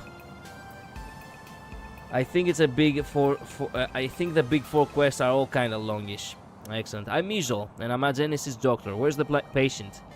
Oh, you're finally here. I've been worried sick. The patient is Miss Joy here. Please, could you assess how critical her condition is? I did this in 4.0 on like the third day. Cut me some slack. Third day? Wow. So it did took you long enough yourself. Excuse me, Mr. Potential Fan. Please step aside. The doctor needs to give Miss Joy emergency care immediately. Millennium Killer.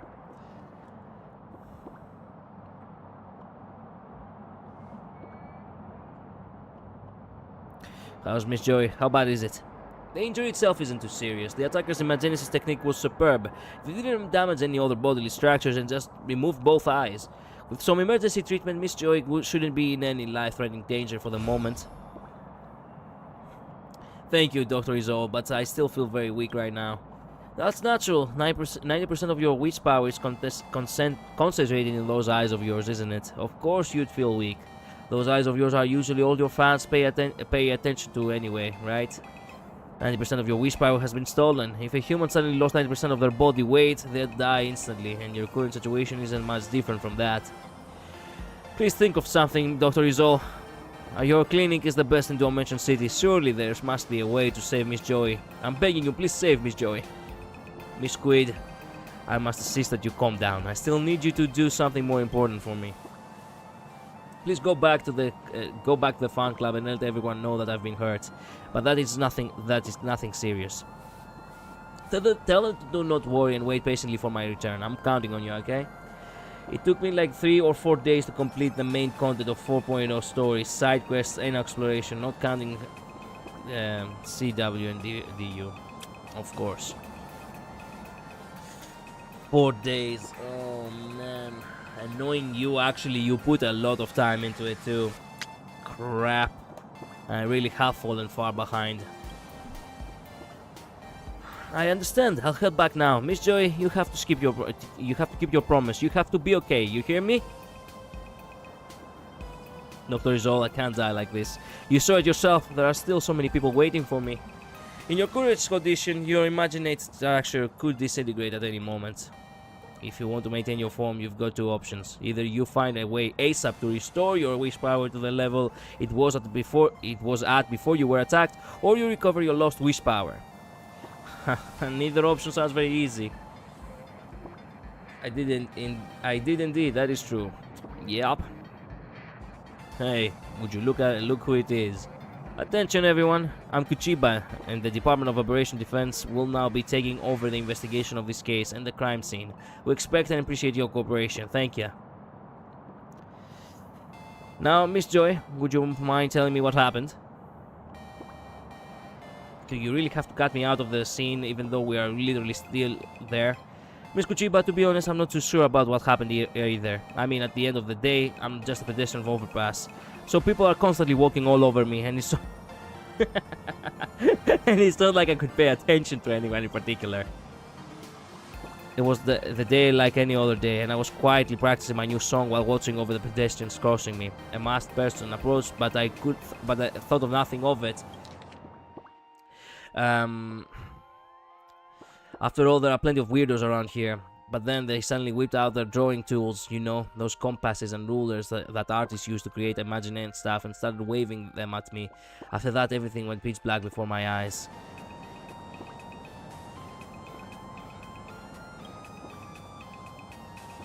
I see. Is there anyone you suspect, Miss Joy? Have you made any enemies recently?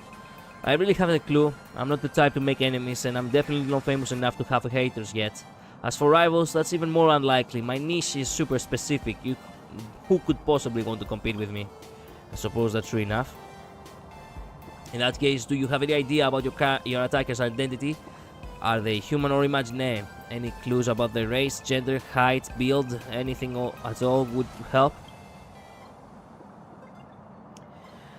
I'm back. Sorry I had to have a shower as well. That's okay. Take your time, Rook. Sorry, it all happened so fast. I didn't get a chance to get a good look. It's alright. There is no need to blame yourself. Is all what you said before. Is Miss Joy's condition critical? Or if I may be blunt, how much longer can she hold on? I can't say for sure. The wish power structure of imagination is a chaotic system, not orderly like on material life forms. If she's lucky, she'll make it through and survive, and if she isn't, she'll completely disintegrate within a few system hours. But regardless of the luck, suffering a massive loss of constructive wish power in such a short time will cause irreversible damage. If her wish power isn't replenished, Miss Joy's memories, personality, and abilities, everything will be severely harmed. Unless I can get my eyes back. That's definitely the best solution, but we don't even know who the attacker is or what they want with her eyes. I'm afraid this is going to be a tough one. It'll be tough for sure, but if it were that easy for the good guys to defeat the bad guys, what would be the point of having us at the Department of Operation Defense? Leave the rest to us. Looks like the incident has piqued your interest, Kalos. Care to lend a hand? Can I say no? Me? Why am I suddenly dragged into this? Getting involved in the operation, isn't that against protocol? The Department of Operation Defense has always been flexible with the rules. If we followed every single little rule and did everything by the book, our case clearance rate would drop by at least half. If you decide you'd like to help, come on over and talk with us. Okay, thanks. Misclicked. At this time, the situation is critical. Miss Joy has suffered a grave injury, and if we can't find her eyes soon, I'm afraid her health will be seriously affected. I'll handle collecting wish power. Having the baseball raccoons handle something like this might be a bit like might be a bit like using a sledgehammer to crack a nut. But right now, our top priority is to quickly track down the culprit who attacked Miss Joy and recover her stolen eyes. However, this isn't the place to be discussing it. Let's find somewhere more private to go over the details. Sure, there's a tea room nearby. Let's talk there. Please take me with you. Can I overhead pedestrian bridge fit in a tier room? Can a pedestrian overpass even move? Were I to run around the streets, I'd probably cause a traffic accident. I'm an idol, you know. That means I have to go to perform at live venues and the like. For imaginary like me, who can't move around easily, we can generally channel our wish power into certain parts to temporarily detach them from our main body. Kraken from the food street can do it too. Yeah, we found out about that. I'd like to point out that Miss Joy's eyes were forcibly peeled off her body by the killer using art tools. That's very different from voluntarily separating parts of your body. But Miss Joy, your body is in extremely poor shape right now. Leaving your physical body to act separately after losing such a massive amount of wish power, I must strongly advise against such a rash behavior. I guess in general, what would you say would be the best way to build characters? The best way to build characters. Look, the best way would be to always have a proper sustain and a proper supports. The support characters always are basically the bread and butter on the battles in the game. Also, they can be used in multiple teams. The DPSs are plentiful, but that's not the same with the supports and the sustains. The supports and the sustains are technically limit. You know, they have a limit. That's the most difficult thing when it comes to actually doing endgame stuff. So, focus on supports first, and yeah, then check what DPS you wanna use with these supports. Of course, they have to synergize, obviously, so do use a guide. The best way to build characters is around your favorite characters meta. Yeah, there's also that. Just choose your favorite character and focus on them, as I said before. Okay, Rook? I'm not the type to just sit around waiting to be saved. I want to join your investigation and do something. Maybe I'll even be able to help. Very well, let's go, but remember not to push yourself too hard. I haven't even opened this treasure. Time for whispers. I have no idea where we are, and why have I not ever been here? But that's okay, I guess. Oh, I think we are in the office of, you know, of them. Crap, I forgot her name. Whatever. My mind is a little bit oof right now from all the reading. Hey, stop that. Please don't stare at my lips like that. I've been hiding behind the bridge because I'm self-conscious about them, you know. How can you see that? You don't even have eyes. How do you know where I'm looking? I can feel your gaze. Yeah, okay. Let's get right down to business. Here's the deal. The Department of Operation Defense took this case because the attack on Miss Joy is part of a serial murder investigation. She's still alive. I'm not that easy to kill. In recent months, there's been a series of murders in Dimension City, 70 cases to be exact. Make that 18 now. Our investigation has turned up a number of similarities between the incidents. As for the specifics, here's the case summary. You can read through it yourself.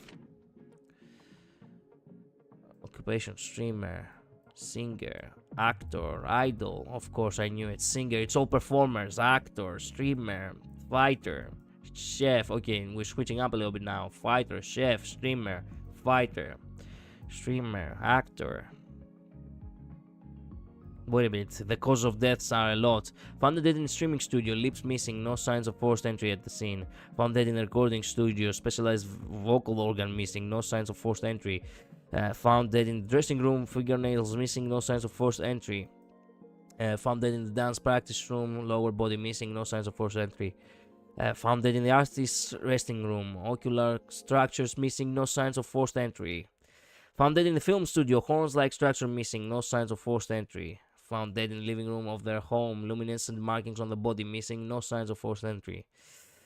Found dead in the office, teeth missing, no signs of forced entry. Found death in break room, parts of discolored skin missing. Found dead in the studio, tail missing. Found dead in the training room, both ears missing.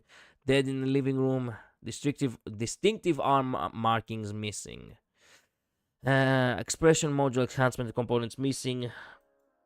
Torso muscles missing. Found dead on balcony of the residence. Tactical extensions missing. Tactile extensions. Found in music production studio. Resonator core missing. Penny locks. Idle moonlock. Found dead in lounge. Decorative components missing. No signs of forced entry. Here are some of the main points. First, all of the victims were Imagineer working in the entertainment industry, streamers, singers, comedians, and of course idols like Miss Joy. Secondly, every victim has body parts removed. The perpetrator's imagenesis technique is exceptional. Their peeling method is so clean and precise, it leaves almost no clues behind for us to follow. And there's one last thing, tying everything together. All the crimes happened on the victim's own turf. Homes, studios, private lounges, but there were absolutely no signs of forced entry. Damn. Pearl, thank you for reminding me midnight. Where the hell is that floating mouth? What did I miss? Side quests, more side quests, Rook. Can imagine I got attacked and her eyes were stolen. Yeah, pretty much. They're sentient species native to a new planet. They are life forms born from wishes. Exactly. That's the short version. Cool. Wait, how many worlds are there? Now we're in the 5th world, if you were to count Herta Space Station too. Wait, wait, Herta Space Station, Belobog, Cienzo, Penacony. Yeah, no, the 6th world if you count Herta Space Station. Amphorius, and now we're in Plan Arcadia. Almost as if they were invited in. However, what's strange about that is that none of the victims told any of their family or friends about having invited a guest or someone coming to visit. The Department of Operation Defense is temporarily calling this mysterious serial killer the Millennium Killer. After all, it's the year 1999. So the Millennium Killer everyone's been talking about online is real, and here I thought it was just an urban legend. Since they were invited in, the killer must have known the victims, right?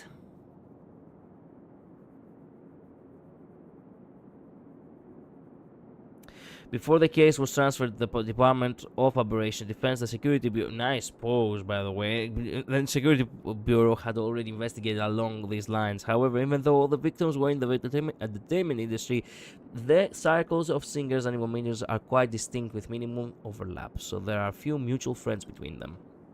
The investigation showed the victims did indeed all know several TV producers. However, all the producers had solid alibis.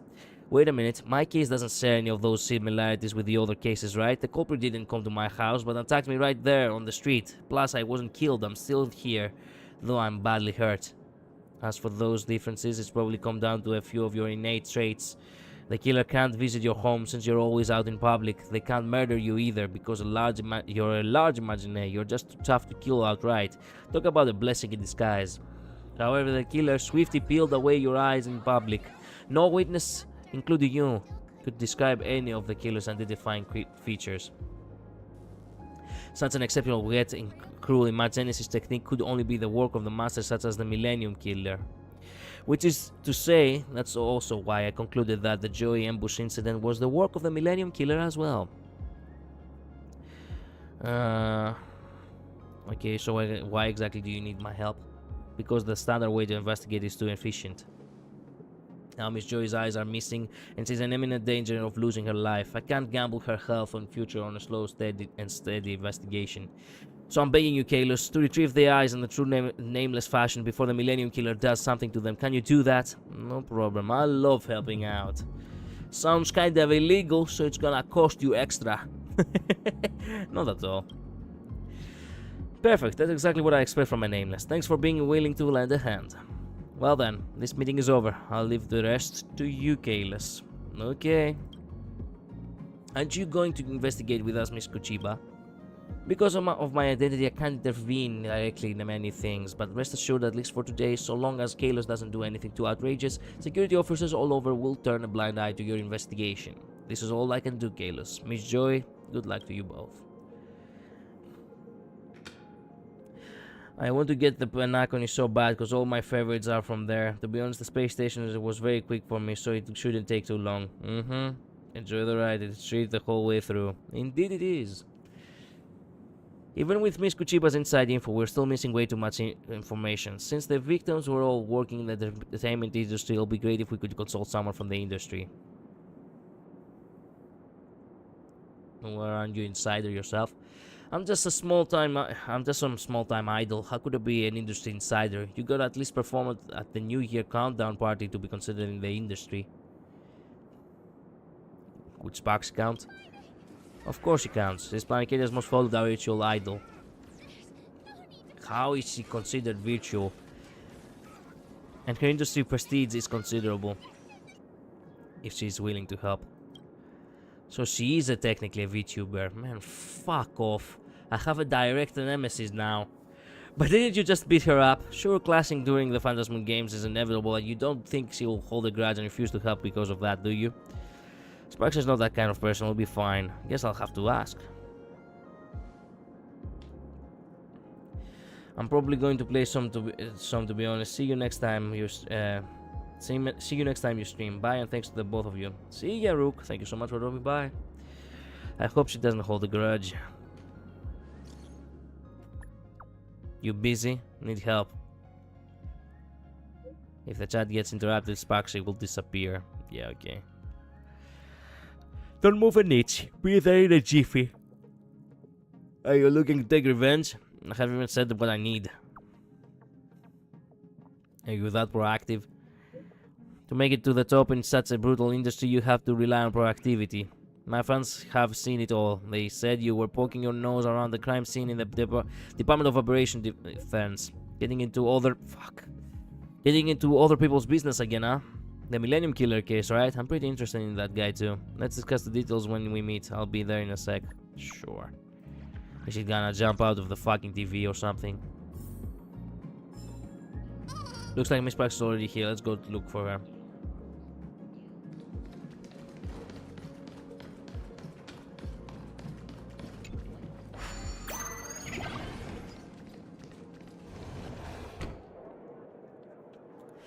Poor baby Joy. I heard you were attacked by the Millennium Killer. You poor thing. Don't worry, we'll definitely catch this creep.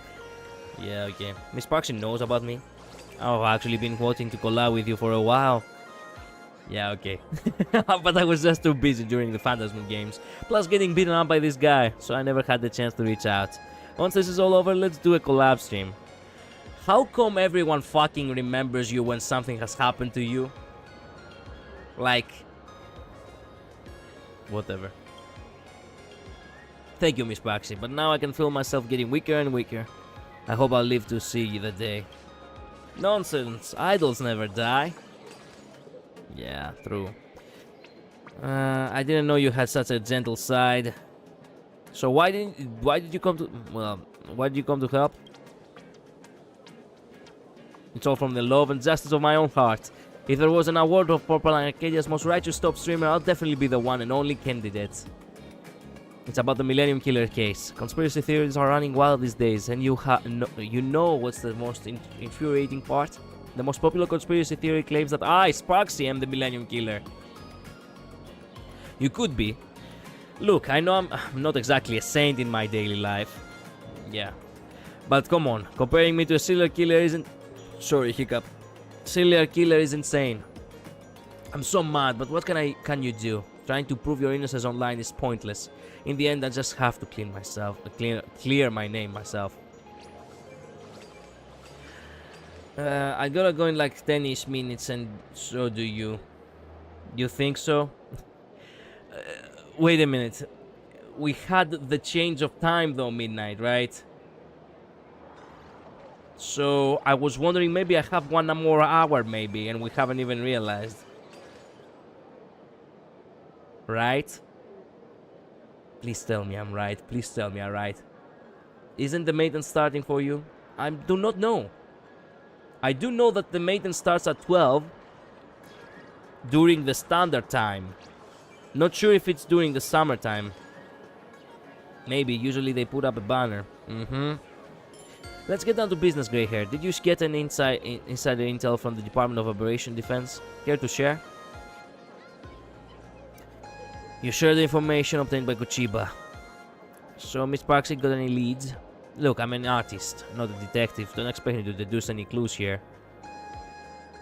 Then why don't you just go home?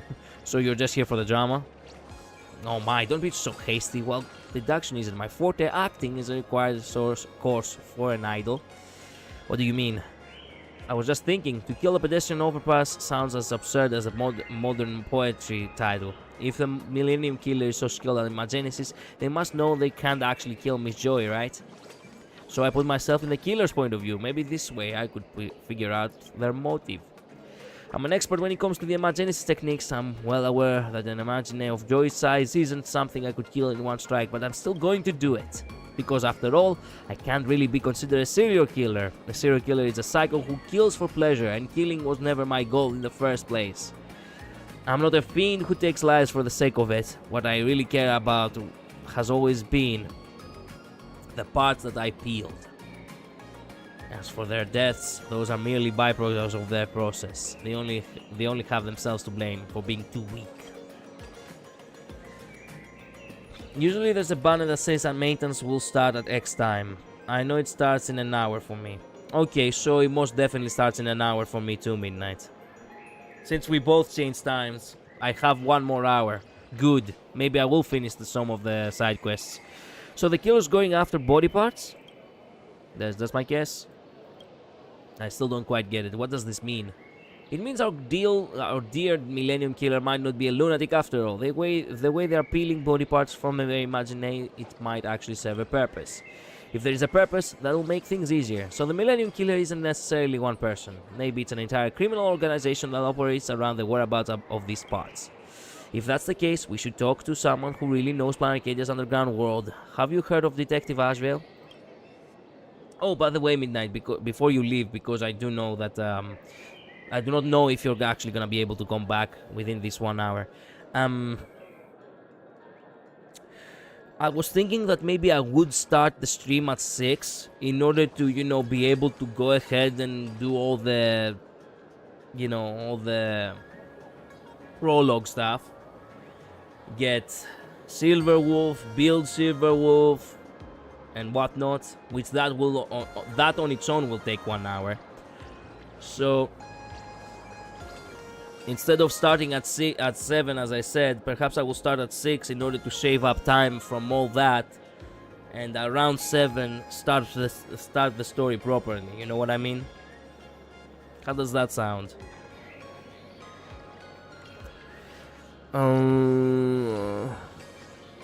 We've crossed paths before. Well, we've worked together before. Perfect. Saves me the trouble of doing introductions. Hey, baby Joey, are you holding up okay? Actually, I'm starting to feel worse and worse. The loss of so much wish power is hitting me harder than I imagined. My class ends at 4:45 for me, so maybe I don't know. And yeah, that works. Okay, nice. Don't worry, let's make this quick and clean. We'll get your eyes back in no time. Let's roll, hey, grey hair. Time to hit the Asphalt Detective Agency. It's currently 3:43. 3:53. I see. Highly likely you're gonna catch up to me on the last 15 minutes then, Midnight.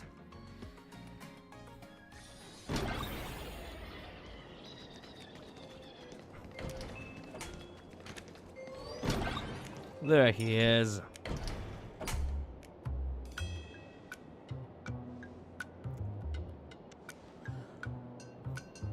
Well, if it isn't my old friends, I was wondering when you show up. Though, honestly, I didn't expect Miss Sparks to get involved in this. Oh, Sparks was the one who recommended this place to us. Looks like she finally understands that you should leave professional work to the professionals. Getting all cocky right from the start. This is exactly why I hate detectives. Mr. Aswell, nice to meet you. Let's stop the bickering. Miss Joy's condition seems to be getting worse. It's okay, I can hold on a bit longer. Ay, la mancha. Hang in there, Miss Joy. Alright, let's get straight to the point and share what we've each found so far. You shared Sparks' analysis for the case with Ashville. Which means this part must have been taken for some underground transactions. I had similar thoughts, but we hardboiled detectives can't solve cases on imagination alone. We need to pay a visit to someone who actually knows something. While waiting for you guys to arrive, I've already contracted a few friends who are willing to help. Come with me, we'll meet them out on the street. In-person interviews? That's too old school. Can you just call them instead? What do you know? Armchair detective and hardboiled detective are two completely different archetypes. You can't mess around with character consistency, it's a serious business. Okay. A phrase like this is usually where the shocking twist is kept in mystery novels. Sadly, there isn't and claims there is nothing inside but frozen food. Incidentally, he's the one who helped me write that bit. Good for you. The screen is on while snooping in a bad habit. You can't help but glance at it. It's the agency's financial report for the quarter. Long story short, it's all red. Perfect. I like it when it's all red.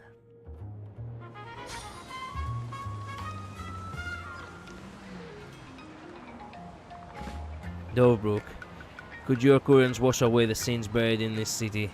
I get it, suddenly dropping dramatic poetic one-liners in weird places is totally a hardboiled detective trope. Yeah, it's pretty classy, I'd say.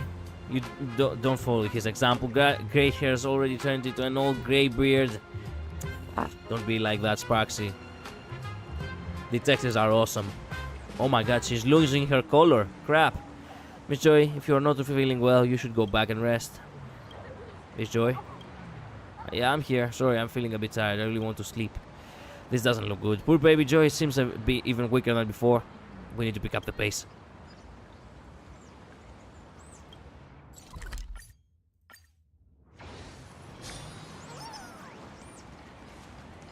What's yours is Old man, you finally showed up. Been waiting ages for you. Oh, you brought 2 big shots with you. What an honor. Let me introduce you to Miss Himes. Her job is helping reformed ex-criminals reintegrate into society. Don't say ex-criminal. Reformed individual sounds much better. Sure, they might be a bunch of rotten watermelons, but wanting to turn over a new leaf is a good thing. Because of her work, Mrs. Himes is very familiar with the dark side of Plan Arcadia. You could say she's a walking encyclopedia of crime, so I consulted her about the whereabouts of those parts. Look who's talking, criminal encyclopedia. The old geezer doesn't know how to hold his tongue. Back to the point, I've looked at the materials you gave me. How should I put this? I'm not convinced that the Millennium Killer's goal is doing business. Unlike organic life forms, the parts of the Imagineer that might actually be of use are usually those with special functions like fangs, claws, fire sacs, or venom glands. Would you look at the parts this person peeled? Limbs and face aside, he takes spectacles, bow ties, cowlicks. Who'd even want that? It makes zero market sense. Imagine this: an evil millionaire splurges on a black market bow tie and attaches it into themselves. That doesn't look like something an insane person would do. With minds who can't even figure them out. Can't really rule out that there are lunatics like that out there.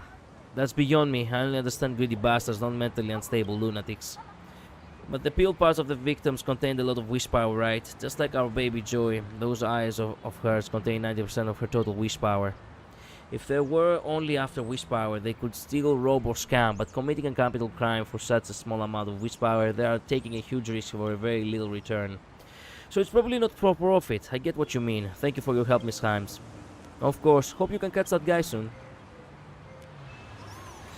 Alright then.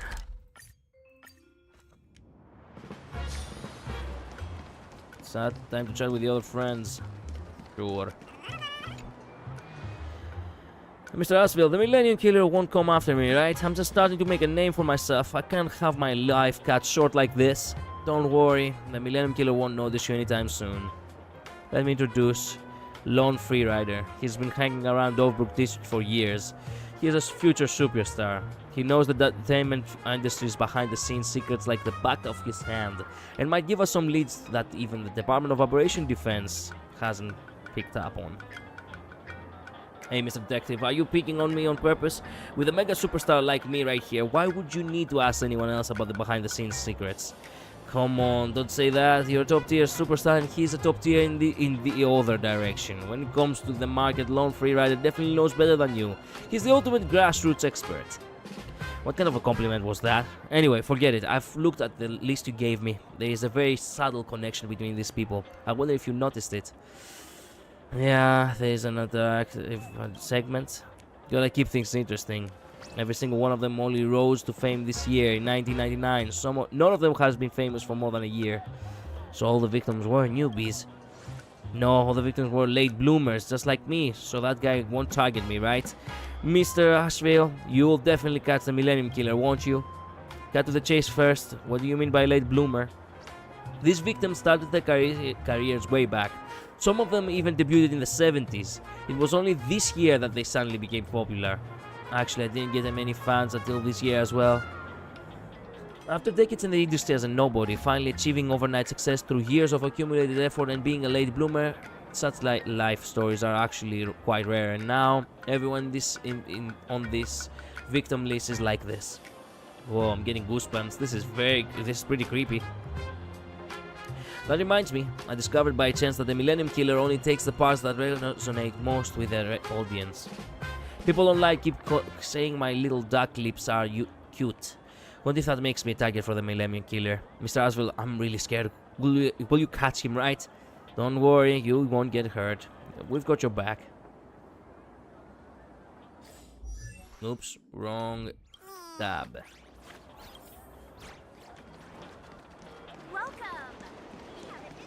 Still have last friend to meet up with.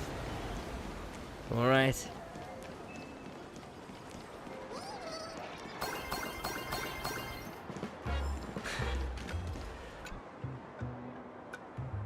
As well, you're here. And you too. Since this is our first meeting, I'm Saliman, the staff member at the Noblis department store's sales division. This guy's my drinking buddy. You might have met him before, but he's a total drunkard. He's usually not this sober after work hours, so he probably doesn't remember whether he's seen you or not. Give me a break. How else am I supposed to surprise that Joe without a drink or two?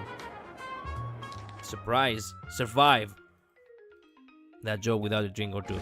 Outside of work, I'm also the president of the fan club for the wrestler Senna. About a month ago, Miss Senna was killed by the Millennium Killer.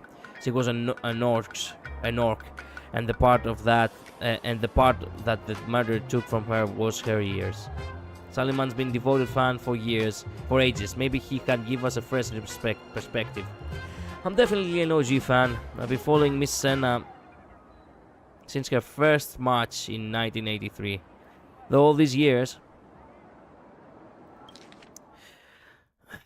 through all these years, even when her career was just lukewarm, I stayed loyal. Miss Senna's years used to be just like any other orcs, but then she suddenly went into seclusion for a month, claiming she was undergoing spiritual training. When she finally emerged, those years of hers had somehow transformed into adorable cat ears, just like a light pause.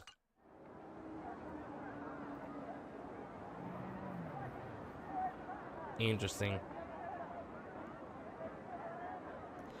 She told us back then when it was the result of was the result of the spiritual training. When your spirit grows, your body responds accordingly. I guess the growth really did pay off, because after her seclusion ended, Miss Senna quickly became a red-hot superstar in the wrestling world. But just a few months later, she was murdered, and the cat ears she had earned through spiritual training were stolen by that despicable killer.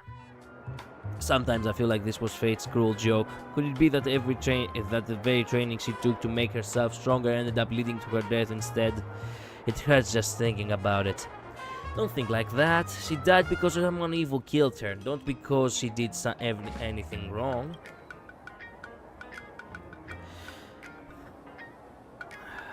We'll avenge her. Thank you all. I've always believed that justice will prevail and the Millennium Killer will get their punishment one day. Asheville, you'll catch the Millennium Killer, right? It might not be me who catches them, but they definitely won't get away. That's all I need to hear, my drinking buddy. Baby Joey, you've been quiet for a little while. Are you still hanging in there? Sorry, I don't think I've been much help. Miss Joey, get back to your body. That should help you hold on a bit longer.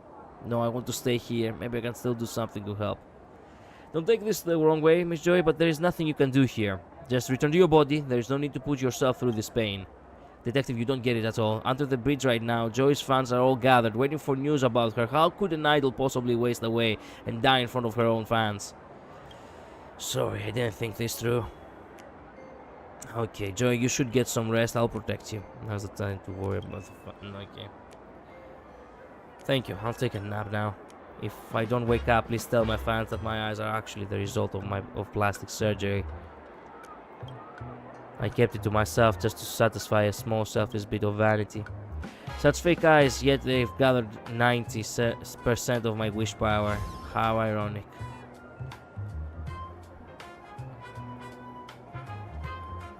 We'll wake you up. There's nothing wrong with wanting to be beautiful. Of course, the only one who did wrong was the Millennium Killer. She just gave us the answer, by the way. Oh, by the laughter, this is absolutely amazing. Sparks, have you lost your humanity? A long time ago she did. Joy's life is hanging by a thread and you're here celebrating? And you're laughing? I'm sorry, that's not what I meant. I mean, Joy, who said you weren't helping. You've been a huge help. Now everything finally makes sense. Kalos, now you get what I mean? I totally get it now. What exactly did you get? We finally arrive at the thrilling deduction. How did the Millennium Killer gain access to the victims' private rooms? And why commit such a string of brutal crimes? And most importantly, who exactly are they? All clues are in motion. Happy hunting. What the? I don't think I had seen this picture before. Interesting. Why? Too bad I didn't got the chance to actually take a screenshot of that. Who on earth are you talking to? Forget, you wouldn't understand. Let's just get on with the deduction already. And also, the one who was shown was not even Sparksy, it was Sparkle. What the hell? When investigating cases like this, we usually start by looking for commonalities. Excuse me. Commonalities between the victims. The most obvious common point between these people is that they are all part of the entertainment industry. But according to Miss Kuchiba's intel, these people don't seem to have any mutual friends. This might suggest that what connects them lies beneath the surface. We should have gotten enough clues about that by now, haven't we, Kalis? These victims started their careers way back, some of them even debuted in the 70s. It was only this year that they suddenly became popular. Miss Senna's years used to be just like any other orcs, but then she suddenly went into seclusion for a month, claiming she was undergoing spiritual training. When she finally emerged, those years of hers had somehow transformed into adorable cat ears, just like Lipos. If I don't wake up, please tell my fans that my eyes are actually the result of plastic surgery.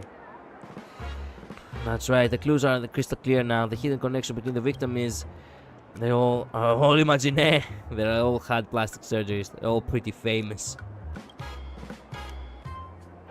It's such a deduction, but I believe all these victims must have had plastic surgeries. Joey just admitted to us, and Senna's scissor kick claimed she changed the shape of her ears through spiritual training. That's way too ridiculous, even in Plan Arcadia. It's probably just an excuse she made up for herself. That's only 2 of the victims. We can't simply jump to conclusions, are we? Can we? True, but there is another interesting point. Although they started their careers at different times, all the victims suddenly had a turn of luck this year and began making their mark in the entertainment industry. Something must have happened that suddenly changed these people's destinies this year. Just like Senna Scissor Kick, who shot fame after transforming her cat ears. The entertainment industry is notoriously unforgiving. Though people often claim to value talent over the appearance, it's usually looks that determine who rises to the top. Yep. Even comedians must have a funny look to make it. For now, this deduction is enough to convince me. We'll see later if it really holds up. So the next question is, how did the Millennium Killer gain access to the victim's private rooms? Based on our current train of thought, we should be able to solve this problem easily. All the victims' scenes were in the victim's own territory, the home studio's private lounges, yet there were absolutely no signs of forced entry. Here's the weird part, none of the victims told any of their friends or family that they were expecting a visitor. She told us back then that it was the result of spiritual training. When your spirit goes, your body responds accordingly. I kept to myself just to satisfy a small selfish bit of vanity. The Millennium Killer was able to waltz right into the victims' private rooms because the victims were hiding something. The killer snuck into the room using ninjutsu. The killer was the victim's roommate. Easy stuff. The victims were hiding something. All these victims targeted by the Millennium Killer had their own reasons to conceal the fact that they were underwent cosmetic surgeries. So when the Millennium Killer used this as a pretext to visit the victims' private rooms, the victims wouldn't tell anyone about it. This was probably exactly what the Millennium Killer had anticipated. Judging from the timeline, the Millennium Killer was probably used post-surgery checkup as an excuse. This way, the victims wouldn't be suspicious and wouldn't tell anyone around them about the Millennium Killer's identity. Based on this deduction, we're now down to the easiest question. Who exactly is the Millennium Killer? The identity of the Millennium Killer is obviously Lolothomaxi. The answer is a little too obvious. The plastic surgeon. Without a doubt, the Millennium Killer was the plastic surgeon all these victims had in common. Since everyone kept quiet about the cosmetic surgeries, the sergeant managed to escape investigation from the Department of Operation Defense. But now this killer can't escape our pursuit. Now we're left with one crucial question. What was the Millennium Killer trying to accomplish with all of this? Motives aren't something you can solve by deduction alone. Half the time people don't even know why they do what they do. However, based on the clues we've gathered so far, we might be able to piece together an answer. What is the Millennium Killer trying to achieve by murdering Imagine and peeling parts from them? I'm not a fiend who takes lives for the sake of it. What I really care about has always been the parts that I peeled. As for their deaths, those are merely byproducts of the process. They only have the cells to blame for being too weak. That reminds me, I discovered by chance that the Millennium Killer only takes the parts that resonate most with the audience. Would you look at the parts with dispersion peeled, limbs and faces aside? He takes spectacles, bow ties, cowlicks. Who's even want that? It makes zero market sense. Imagine this. Man, I'm getting tired. Imagine this. An evil millionaire splurges on a black market bow tie and attaches it to themselves. That doesn't look like something any sane person would do. To repeat that the Millennium Killer's ultimate goal is to steal the parts into themselves, to savor delicacies, to collect parts from different celebrities. Sweet, stitch parts into themselves. Mrs. Hibbs is right. The spectacles, bow ties, and cowlicks may be useless parts for an average person, but for the Millennium Killer, these popular parts from the celebrities are priceless. I'm afraid the Millennium Killer wants to stitch all of these popular parts onto themselves. It's hard to imagine the Millennium Killer's true intention. To become the most popular Imaginaire, to transform into the most powerful Imaginaire, or something far more mundane. Perhaps they simply want to absorb the wish power contained in these parts. Either way, this killer is complete lunatic. So now we're gonna stop them. At this point, we should contact the Department of Operation Defense. With their expertise, they should be able to quickly identify this plastic surgeon. We didn't risk confronting the culprit ourselves anymore. But I just tried to put myself in the Millennium Killer's point of view. I know I can't kill Joy. Leaving that loose end alive will jeopardize my future plans unless the Millennium Killer has no further plans in committing crimes. I need to remove Joy's eyes, but I'm unable to kill her directly without everyone watching. The safest approach would be to make her my last victim. It looks like whatever the Millennium Killer plans to do with Joy's eyes, time is running out. The killer is about to carry out the final step. We have to track down the culprit ourselves. Let's work on both fronts. We'll notify the Department of Operation Defense while taking action ourselves. Now we need to find Lone Free Rider. She's probably got a scoop on where these celebrities get their plastic surgeries done. Let's hope he didn't got. Blazing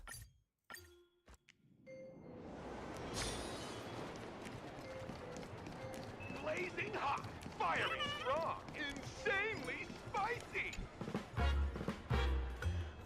Mr. Aswell, why are you back? No, don't tell me. The Millennium Killer is after me now. Oh no, you have to protect me, Mr. Aswell. I told you no one's trying to kill you. Time's short, so answer quickly. Where do you and your friends usually get cosmetic surgeries? I usually go to the Campbell Imaginesis surgery. It's the top plastic surgery clinic in Arcadia. Pricey, but the results are incredible. Not the premier clinic. I need somewhere secret and private, a place that won't leave any records. What options do I have? So Miss Parks struggles with that as well. However, as you know, because we Imaginaire are so malleable, the law mandates that all our cosmetic surgeries are documented. But for the sake of their image, persona, self-esteem, vanity, and all that messy stuff, most people don't want others to know about this. Apparently, some Imaginesis clinics secretly offer underground cosmetic services.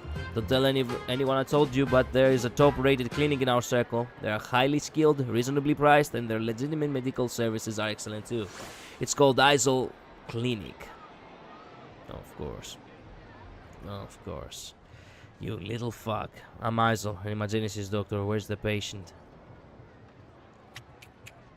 Yeah, we got bamboozled. Oh, shoot. Technically speaking, Sparksy and Asheville did not notice that guy. They never saw him. Only we did. Thanks. We'll head out first and contact you later.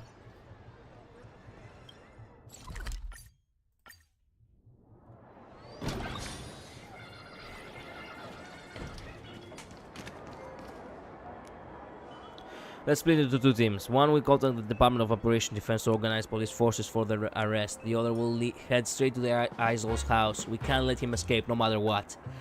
Alright, so who's gonna block the door? Who's gonna block the door? Just saying, I'm not too keen on having a face-off with some serial killer. Ms. Kuchiba has authorized Kalos to investigate the case, so Kalos should be the one to confront the suspect directly. So the question isn't about which of us contacts the Department of Operation Defense, but rather who Kalos chooses as his companion. Dang it, to think we're leaving the choice of this to Little Grey Head. Whatever, you can pick whoever you want, but I'm not keen to confront a serial killer. That is okay. I do not want you anyway. Come on, you're supposed to be our top pass rider. Don't tell me you're scared of a serial killer. It's not about capabilities, it's just that I don't wish to talk to a creep. That's so gross. Yeah, okay, don't worry about her collider, Kalis. It's your call. Who do you want to team up with? Catch the Millennium Killer. Nah, as well. There's no way I'm choosing you. Even if you wanted to. Stay safe, I'm off to snitch to the Department of Operation Defense. Go. Miss Clark went to report to Miss Kuchiba. We should go moving too. Let's go straight to the clinic and arrest the killer. The Millennium Killer probably didn't expect us to have already uncovered the truth. Time is of the essence, let's go. The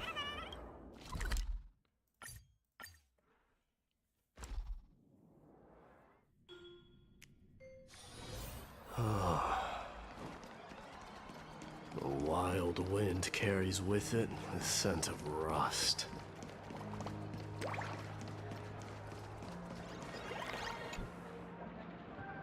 Izol, do you have time for a quick chat with us? What brings you here? Has Miss Joy's condition gotten worse? So you are the Millennium Killer, huh? What do you mean? Good, your panic seems genuine enough. Now, would you mind explaining to us why all the victims of the serum of the Millennium Killer have plastic surgery at your clinic? Victims of the Millennium Killer? Can't make heads or tails of what you two are saying. His old clinic doesn't even have a plastic surgery department. Doesn't have one officially. No, could it be? No, it can't be her. Don't tell me it was fucking Sparkle. There's no way. You seem to know something? I'm not really sure either. I have a doctor on my team who used... Oh, I have a... Oh, okay, so it's not Sparks, Jesus Christ. I have a doctor on my team who used to be a doctor at Campbell Emergency Surgery in 1998. She quit and joined our clinic, saying the pressure at big hospitals was too much. I've actually known all along that she has performing underground plastic surgeries behind everyone's back, but is highly skilled in medical care, so I just turned a blind eye. Still, she's such a gentle person, there's no way she could be the serial killer. Whether she's a serial killer or not, we'll reach a conclusion after seeing her with our own eyes. Can you tell us what's this doctor's name? Where is she now? Bartoli Miranda. Her name is Bartoli Miranda. At this hour, she usually takes her walks around the plaza. Thanks for cooperating. Let's go, Kayla. It's time to meet this Miss Miranda. Izol might be lying too. Would she still go for a walk at a time like this? Izol might be lying too. Don't worry, she's not lying, I can tell. Oh yeah, that's right, I forgot. Your shadows actually can see lies.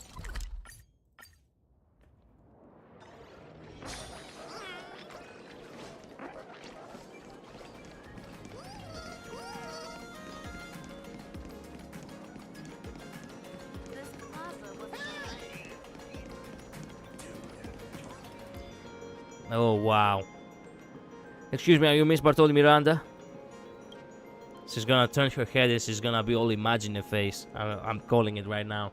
Just having too much of a routine isn't the best idea. Makes it way too easy for detectives to track you down. Of course, if you got nothing to hide, you wouldn't be afraid of a detective tracking you down, right, Millennium Killer? I've always hated that moniker. What the fuck? Moniker. Just because the incident happened in 1999, they went with Millennium. Just because many Imagine died, they had to label me a killer. Well, okay. I guess we could call you Gen X. Gen X Sergeant. Gen X, Gen Z. Gen Z Sergeant. Were they supposed to call you something else? You're not even going to try to talk your way out of it. You're not supposed to call you something else. There's no malice in my actions. I have never thought about killing anyone. They just couldn't handle it, that's all. Of course, Sparcher was right on the money. Since you two aren't just any random nobodies, I suppose I don't mind explaining why I did this. I used to be an excellent plastic surgeon. Most of my patients ended up becoming a prominent head-turning stars. Yet, regardless of how much attention and glamour these are worthless people who owe all of their success to favors I've so kindly bestowed upon them receive, I'm still just a nameless doctor. This career path threw me off balance for a while, but I pulled myself together pretty quick. You can't keep tearing yourself apart. I thought maybe instead of being a benefactor, I could be a sower. So I came to Isol's clinic, where I secretly planned the parts I needed in some fame-hungry fools. When they truly become famous, those eye-catching parts I created will already be brimming with wish power, ripe for my harvest.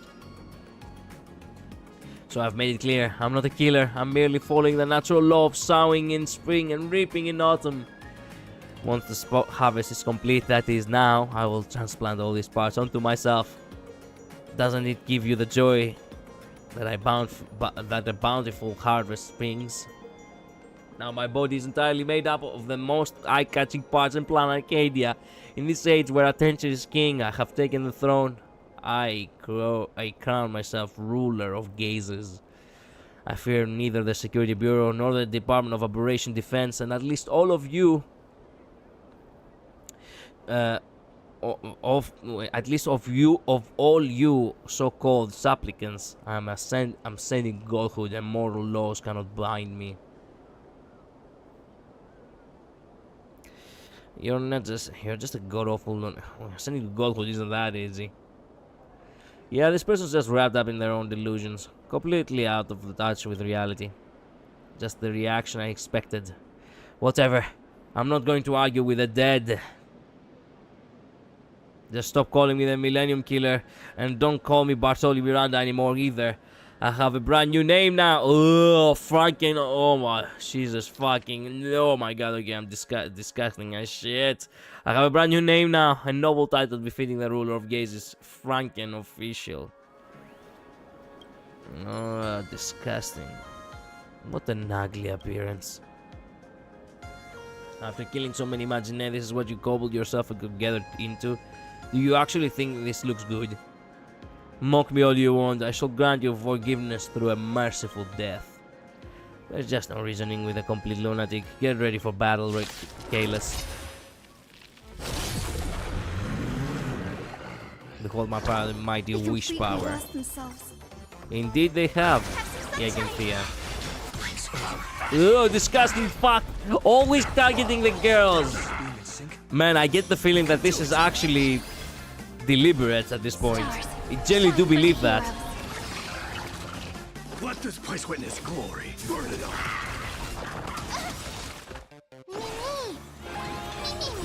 May this dispel the gloom, restore the skies.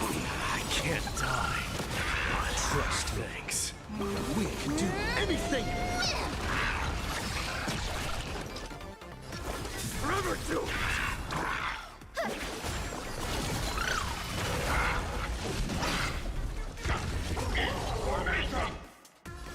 Flowers bloom for tomorrow.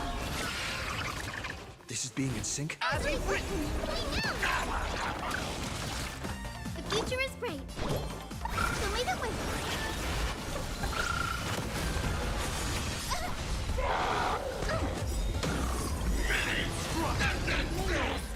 Dispel the gloom.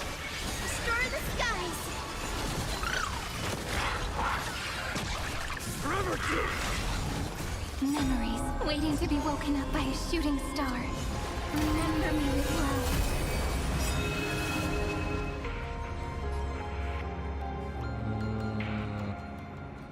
Yeah, May strike be crowned king. just blast his ass. Dying soul, face me.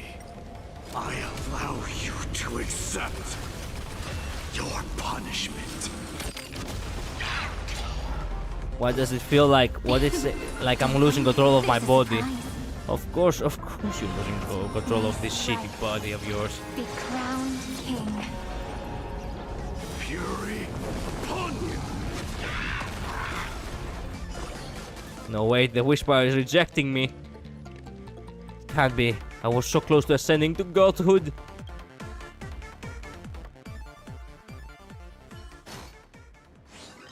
Something's wrong. Why can't I maintain my form anymore?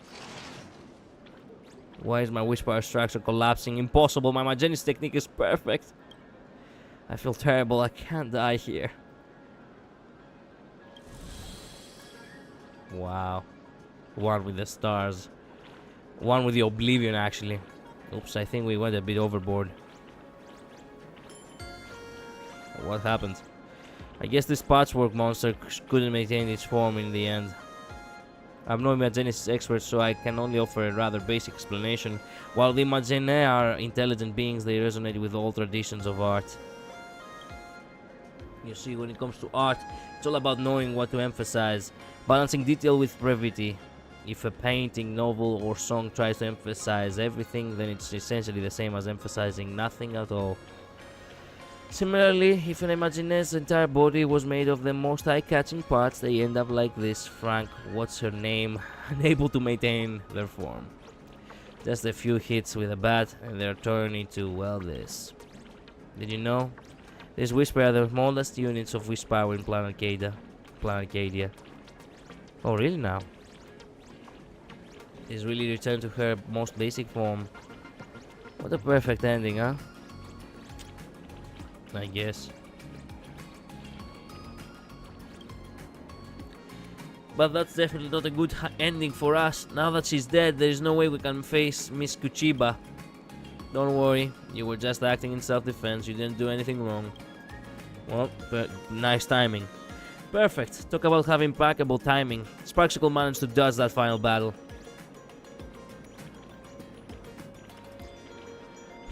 Are Joey's eyes still here?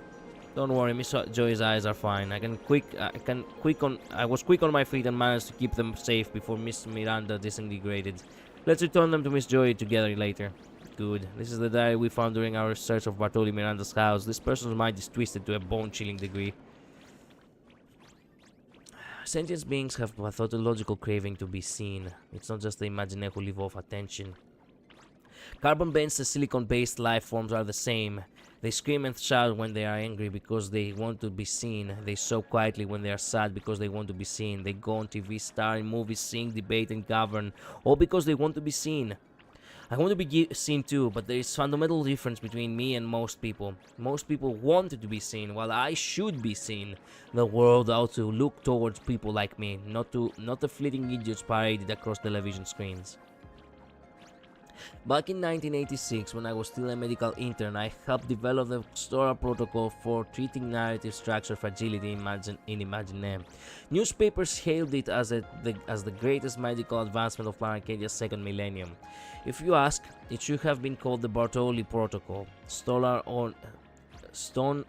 only reached his conclusions with my hints. And let's not forget, I was the one fetching coffee for the research team all those years. But I'm not gonna make things hard for Stoner. He was, after all, still someone worth noticing, just slightly below my level, that's all. Not that anyone cares about him. His later years were pretty bleak. Not that he was poor, he was actually quite wealthy. It's just that I've never seen such a shriveled blue. All Imagine who go unseen and up like that, I refuse to become like him.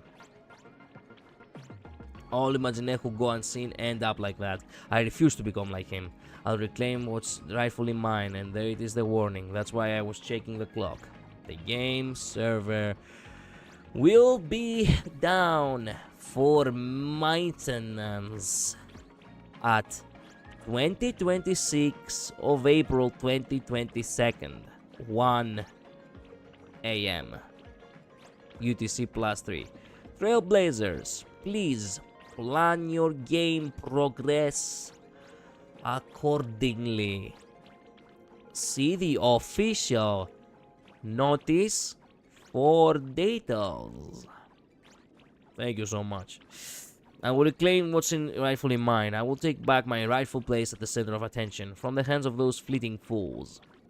The medical training I originally received and Imagine cosmetic reconstruction are basically two entirely different principles. Fortunately, I'm far more intelligent than the average person. I can master both. Imagine cannot create Imagine. This is an iron law established when the laughter created this world. As such, the so-called Imagine cosmetic surgeons are already defined the natural law of the Eon, establishing their own doctrine of creation. I can create Imagine out of thin air. Wish power can flow from my body and condense into another individual. But I can reforge the forms of other Imagine, change the shape of a horn, alter lip color, add vivid patterns to skin, extend wings from the ribs. With such minute adjustments, I can bring forth magnificent miracles. Organs altered in this way are often unstable, like balloons filled with air. Their cores are hollow, unsupported by any narrative structure. In time, they will inevitably wither and collapse. For example, I could extend a horn atop an orc's head, but without structural support, that horn would soon disappear, leaving behind nothing but a bald green forehead. But if that horn were to command the center of attention, Wish power would gradually fill it, granting it a stable structure and permanently integrating it into the orc's physiology. It will no longer be a fragile cell. In theory, if I were to cultivate enough imaginary components in this manner, allow them to become saturated with wish power, then strip them away and assemble them into a new individual, there would be no question that I would be defying the law that Imagine cannot create Imagine, thus creating an entirely new Imagine. But there is a little value in doing so. It is far more worthwhile to transplant them all into myself. If I worked in a cosmetic surgery clinic, I would be forced to follow their schedules and operate on every fool who walked through the door. That would defeat the purpose. First, not every Sigma Imagine can attract sufficient attention after surgery. Without it, the newly imagined organ cannot be filled with wish power. Second, neither these people nor the parts that they wish to alter nor necessarily share my textual lineage. Amongst Imagine, only those with identical textual lineage can potentially fuse with one another. God damn, there's so much to read. Rizzo's clinic proved to be an ideal workplace. He had no interest in Imagine cosmetic procedures himself, and he turned a blind eye to my side hustle.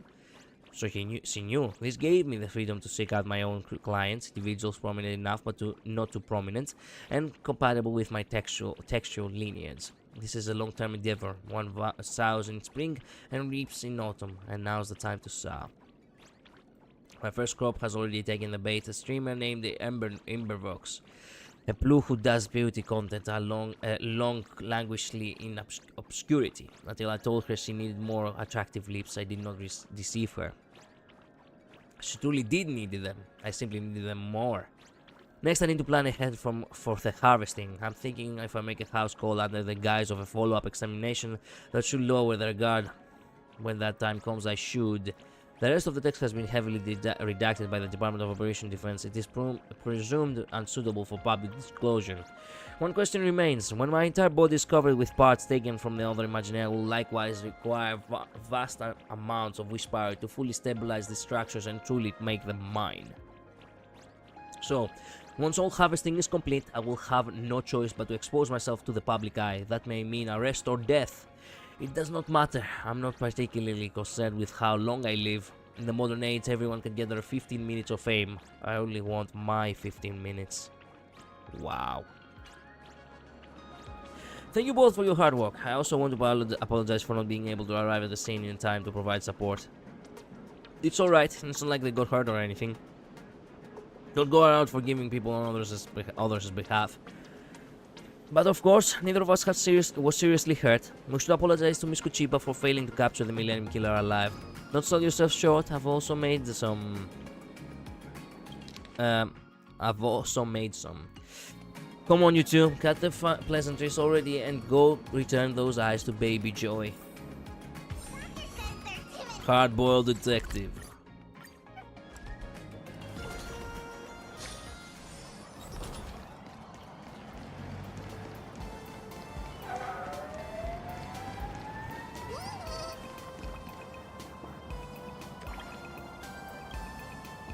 Miss Galos, Miss Aswell, Miss Baxi, Miss Kuchiba.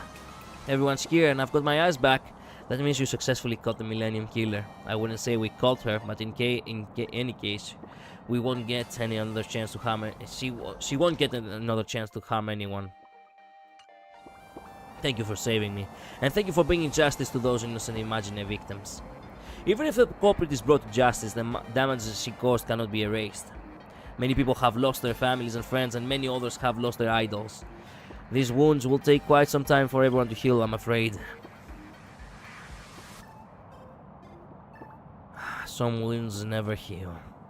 Indeed, that's why living in with our wounds is a lesson that everyone has to learn in life. Miss Joy, you finally made it. We knew you could pull through.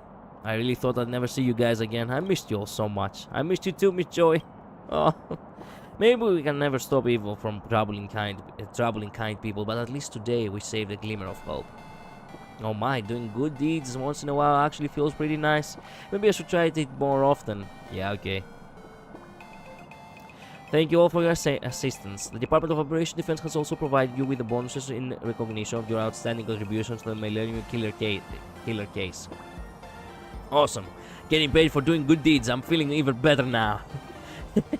However, Miss Asville, Miss Sparksy, although it's a bit awkward to say this here, there is another matter I need your help with. Please come with me to the Department of Operation Defense and assist us in completing the case report. Hold up. Why is it just the two of us? Doesn't Kalos have to be present? He's our main detective. He's a foreign guest. Alright, fair enough. Hold up, I can play that game too. I can also act like I'm a foreign guest. No, you can't. Be a good sport and come help out with the Department of Operation Defense's work. I take it back. I'm never doing good deeds again. Yeah, paperwork is a bitch. Looking back now, I really did crack a major case. In that case, aren't I making a name for myself in Plankedia's criminal history? That came out wrong. I made myself sound like a criminal. Anyway, I took care of something major. How delightful. Love that for me. That took quite some time to finish. Actually, it took 1 fucking hour to do.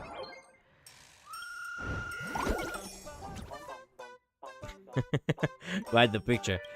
Breaking news. Millennium Killer taken down by a good Samaritan. The Samaritans. The Department of Operation this picture is just stupid. The Department of Operation Defense spokesperson has confirmed that the Millennium Killer responsible for 18 murders in Arcadia this year had a chance encounter earlier today in Dimension City with 2 helpful citizens assisting in the investigation, resulting in a violent confrontation. During the altercation, the suspect was killed on the spot by the 2 helpful citizens. The Millennium Killer has been identified as Bartoli Miranda, 36, a doctor of Dimension City. The investigation into the case is still ongoing. Said the concerned citizen. Serial murder died on the spot due to concerned citizens. Who knew language could reframe optics like that? Actually, yes. The folks from Arcadia sure pack a punch. I've heard these 2 concerned citizens a certain magazine boss and a certain hard-up detective. Never mind then, said the concerned citizen. Does anyone have the contact info of those 2 brave citizens? I'm a 65-born, warm-hearted guy. No house, no car, just depth and a lot of potential. I just love heroic figures like them. DM sent. Don't let me down. Whoa. Bro, I messed up. Detective passing by. Wow. Oh, whoa. Jesus Christ. Good riddance, pop the champagne. Sucks that we couldn't officially put her on trial, but whatever. Dimension City is rid of that menace at last. Looks like right strolls just got a whole lot safer. Yippee. Oh, wait a minute, what's this? Can I get for what can I get for a 10,000 Whisper cosplay commission? Actually, I'm already inside Perlum's Tower and I'm looking to hire cosplay commissioner last minute to take photos with me for my check-in pics. I'm kinda the slow to warm up type. I'm not great at starting conversations, so I'll probably need someone who's good at keeping things lively. Looking for cosplay with 90% accuracy in makeup and costume and who can also provide great companionship. I'll cover the Perlux Tower reservation and all the entertainment expenses. Most importantly, you have to be a fan of the superhero movie Transformers. Do I look like the right one to you? Teacher, you secretly betray yourself behind our backs. With 10,000 whispers, you can basically take your pick, right? You're not even asking for much. OP, how have you not found someone yet? It's just, I don't know why, but everyone who DMs me is super weird. Yep. Wait, I don't get it. Why does it have to be transfer bars fan? Can't Daybreak Squadron fans join in? Aren't fans of Sorrowful Dark Warrior allowed? Aren't Sparksicle fans allowed? Wait, Valencia? Wait, Valencia can't Ascendia. Wait, just had a thought. Is OP trying to find someone to cosplay the characters in transfer bars? Yes, babe. You're the only one who gets me, babe. I feel you, babe. And I said you too, babe. Ew. Valid, March. What a thoughtful boast. Truly amazing work. Indeed. Well, we still have like 20 minutes left, and I don't have any more patience to keep fucking reading. I have been reading for three non-stop hours now. Oh no, 4 non-stop hours.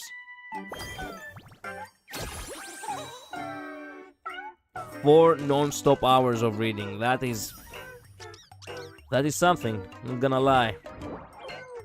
I'm gonna go ahead. Actually, you know what? Let's wait a minute.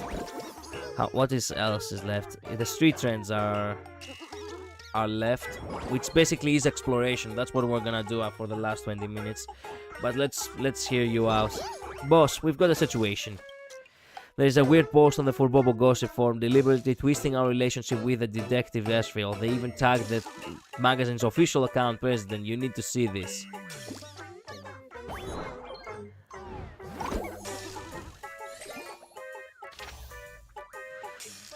Rational discussion on Asheville and Forbobo.com magazine seemingly plotting something together. Hey, have you noticed something? The Detective Asheville's connection with Forbobo.com magazine is way beyond what you'd expect. First off, there was a recent slew of messy, strange happenings on the planet. Katie and Asheville was there for all of them. Second, wasn't Forbobo Weekly just some trashy gossip mag before? Now all these socially significant cases are suddenly popping up at their office left and right. And finally, I've spotted Asheville constantly lurking around their office entrance at night.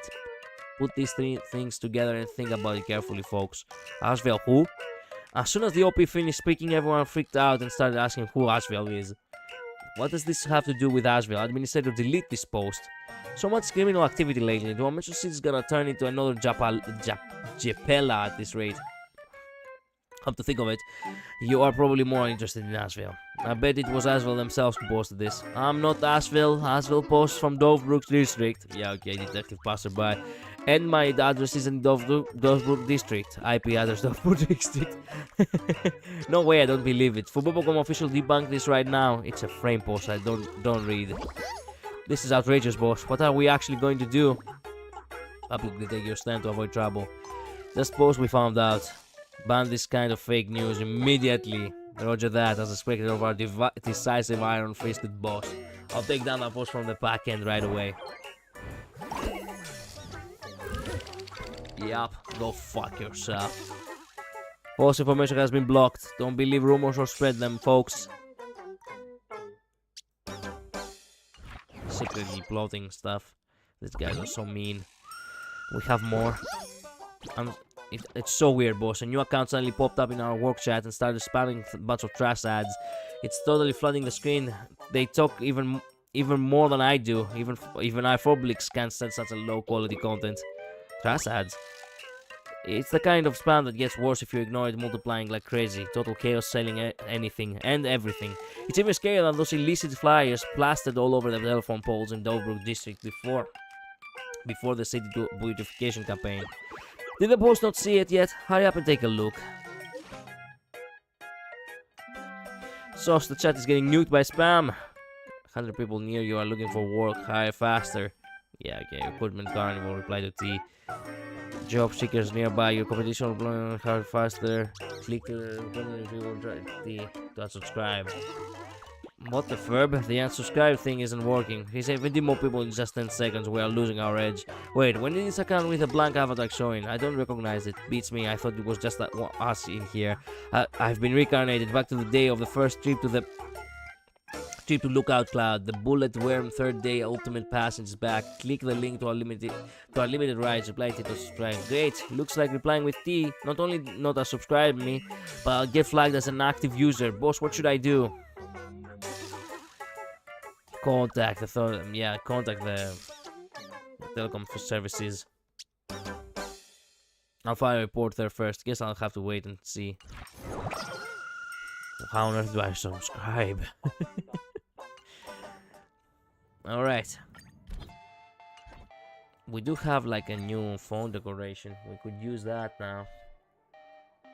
Even though I did like this one. This one was one of my favorites. Oh, this one has been over.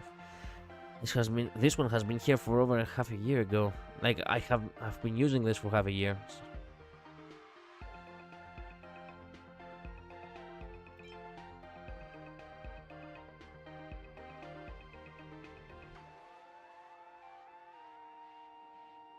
The Coming Dawn is actually so badass. The weight of reward. This one actually has nice colors, though. Not gonna lie, it would be a nice change. Yeah, perhaps I will use this now. Everyone come here. Our boss finally paying us a salary. Our boss was right. Hard work pays off. Do your best at work in the future. Let's not work hard. Let's not work hard today. Yeah, okay.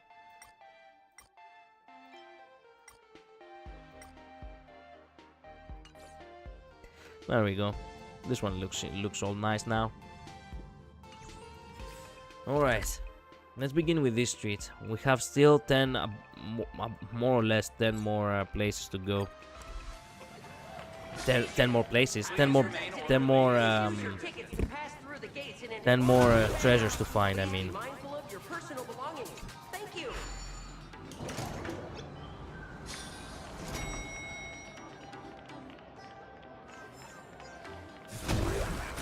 Interesting, where are we?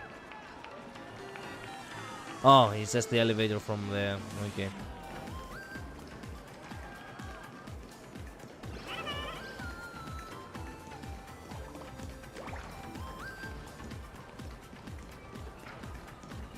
Have I been with that there?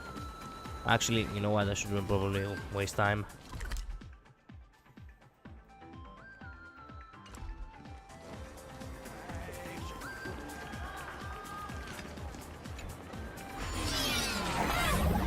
I only have 10 minutes, might as well make as many stellar shards as possible.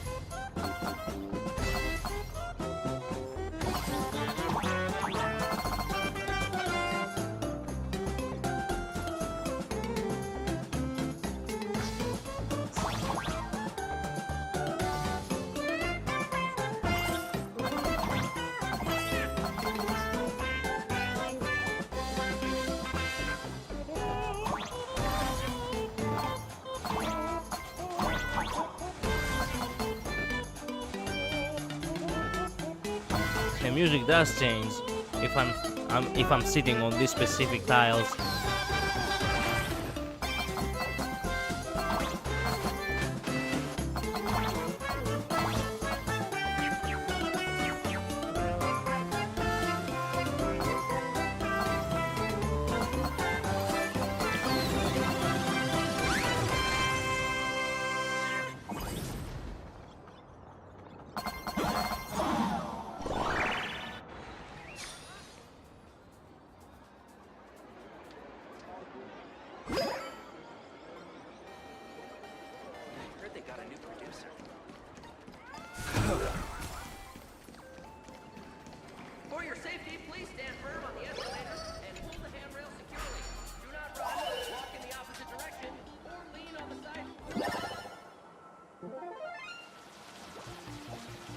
there's so much side content which I really had to catch up on, which I didn't realize that it's not gonna be enough to actually have one long stream. 5 hours of streaming actually was not enough, imagine that.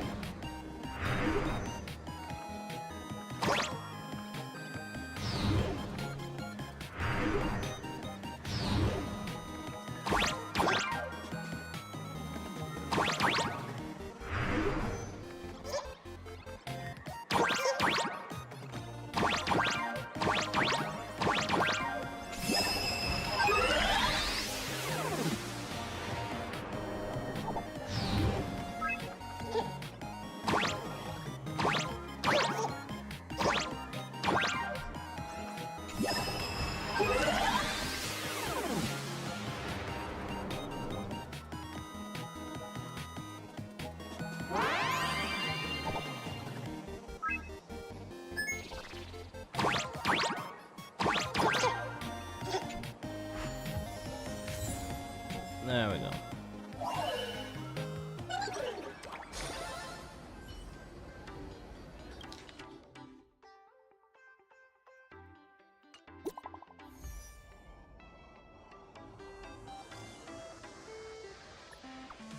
Yeah, there's no way I'm reading anymore. I'm too tired. Fuck that. Like today, I literally broke a record of actually reading through lines and lines and lines of dialogue. Gotta work hard and study today. Gotta work hard. Gotta work hard at my job today as well. Hang on. Let me check the stock.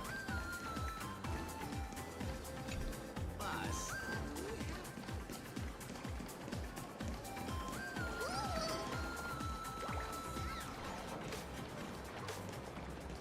Where is the password?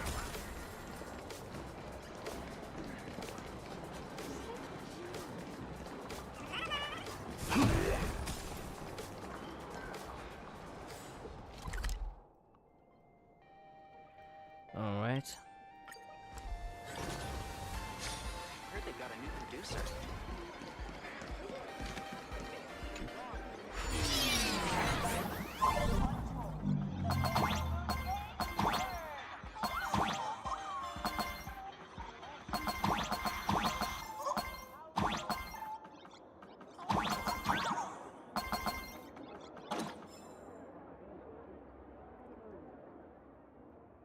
Ooh, thanks.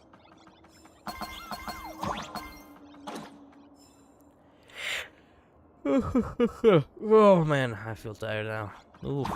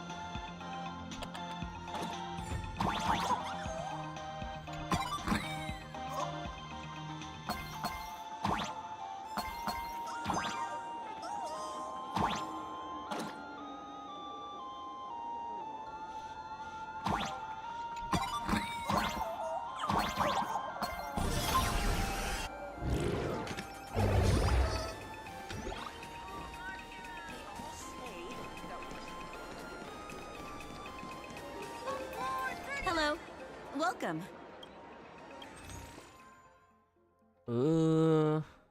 I think I had bought most of that stuff.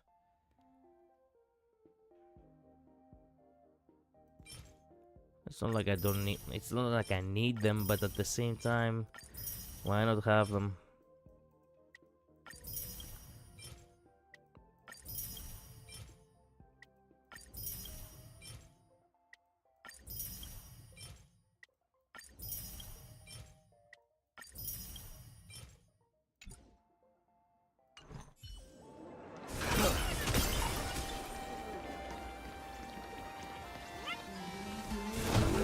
Doing underneath.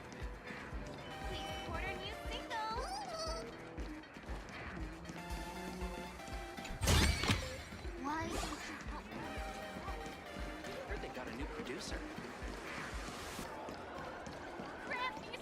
What's this way?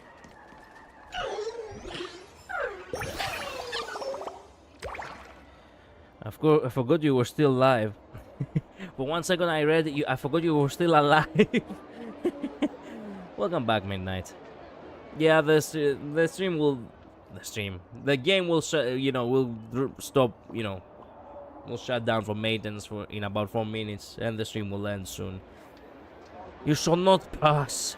It could be a hero's rallying cry, or just a whisper giving you a friendly hint.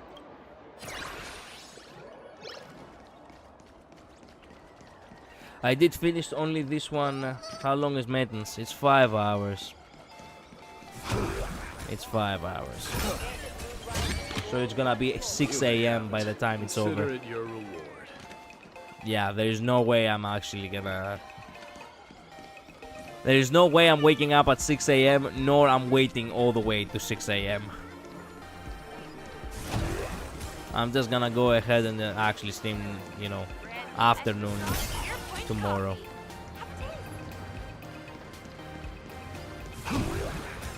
Anyway, what I was about to say, Midnight, is that do I have enough time? Makes sense. The phone is in the phone booth keeps ringing. Answer it. Hello. This is Miss Mary, and I'm right behind you. Whoa, that was fast. Where's the package? The call is abruptly cut off. There is no one in the side around. Miss Mary should have left your package yet. She just dropped a cryptic message. What's up with that? The phone rings again. Oh, I pressed ignore. Fuck. As usual, the answering machine starts to play on its own. This seemed to be a standard feature of phone booths in Planet Arcadia. This is Miss Mary, and I'm at Perdido Station. Where's my delivery? Sorry, I noticed that your package has been returned to the sender due to a system error. Rest assured I'll definitely get it back. I'll keep you updated on the retrieval process in real time. The call is abruptly cut off, yet the phone rings again moments later. Hi, this is Miss Mary, and I'm currently in Dovebrook District. Your package has been loaded into the ship at the port. The call is cut off, yet this phone rings again moments later. This is Miss Mary, and I'm on Dovebrook. Your package is flowing downstream. Glug glug. Be careful, Miss Mary. The call cuts off again. You want the call back, but you don't know Miss Mary's number. Fortunately, the phone rings again soon after. This is Miss Mary. I'm stranded on a beach right now. Is this Seafeld City?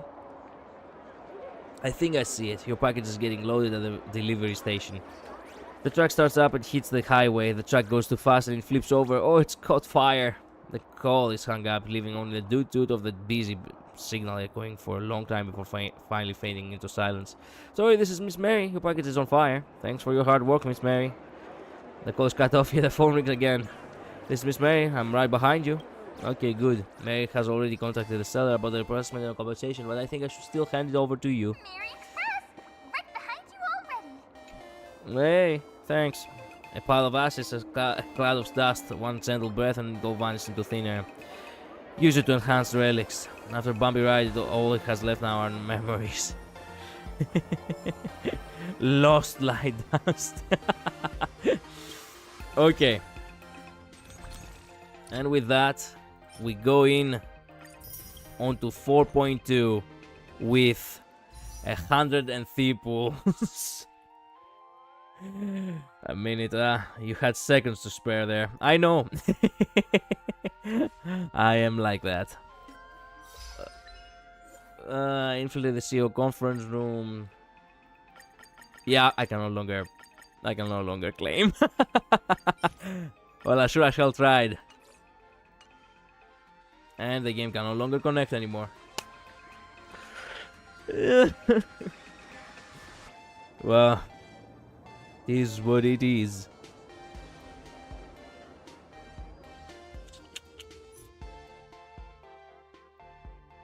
The game server is currently undergoing maintenance until, 6 a.m. See the official notice of details. Sure. It's not like I can click on anything. Oh, it's time to stop. Actually, they do me like that. It's gonna enter from server. Please log in again. Well, that was fun. Thank you so much, Midnight. Thank you so much, Gold for Days. Thank you so much as well, Rook. Thank you all of you so much for dropping by today. I really do need to get some rest. I'll see you all tomorrow. Midnight, I wish you a good binge playing for the story. I'm gonna go take care of my body now because I now have conjunctivitis or burst blood vessel in my left eye to go along with everything. Jesus Christ, Midnight. Go ahead and take care of yourself, okay? Have fun with the story as well. The maintenance is gonna be, the maintenance is actually gonna be at a reasonable time. It's gonna be over at a reasonable time at your, at your time zone. So have fun. Either pinky eye or burst blood vessel. It's rough. Damn. I wish you a speedy recovery for that too. As I was saying, have fun, and well, talk to you tomorrow with with the story stuff that we're gonna have to go through in HSR.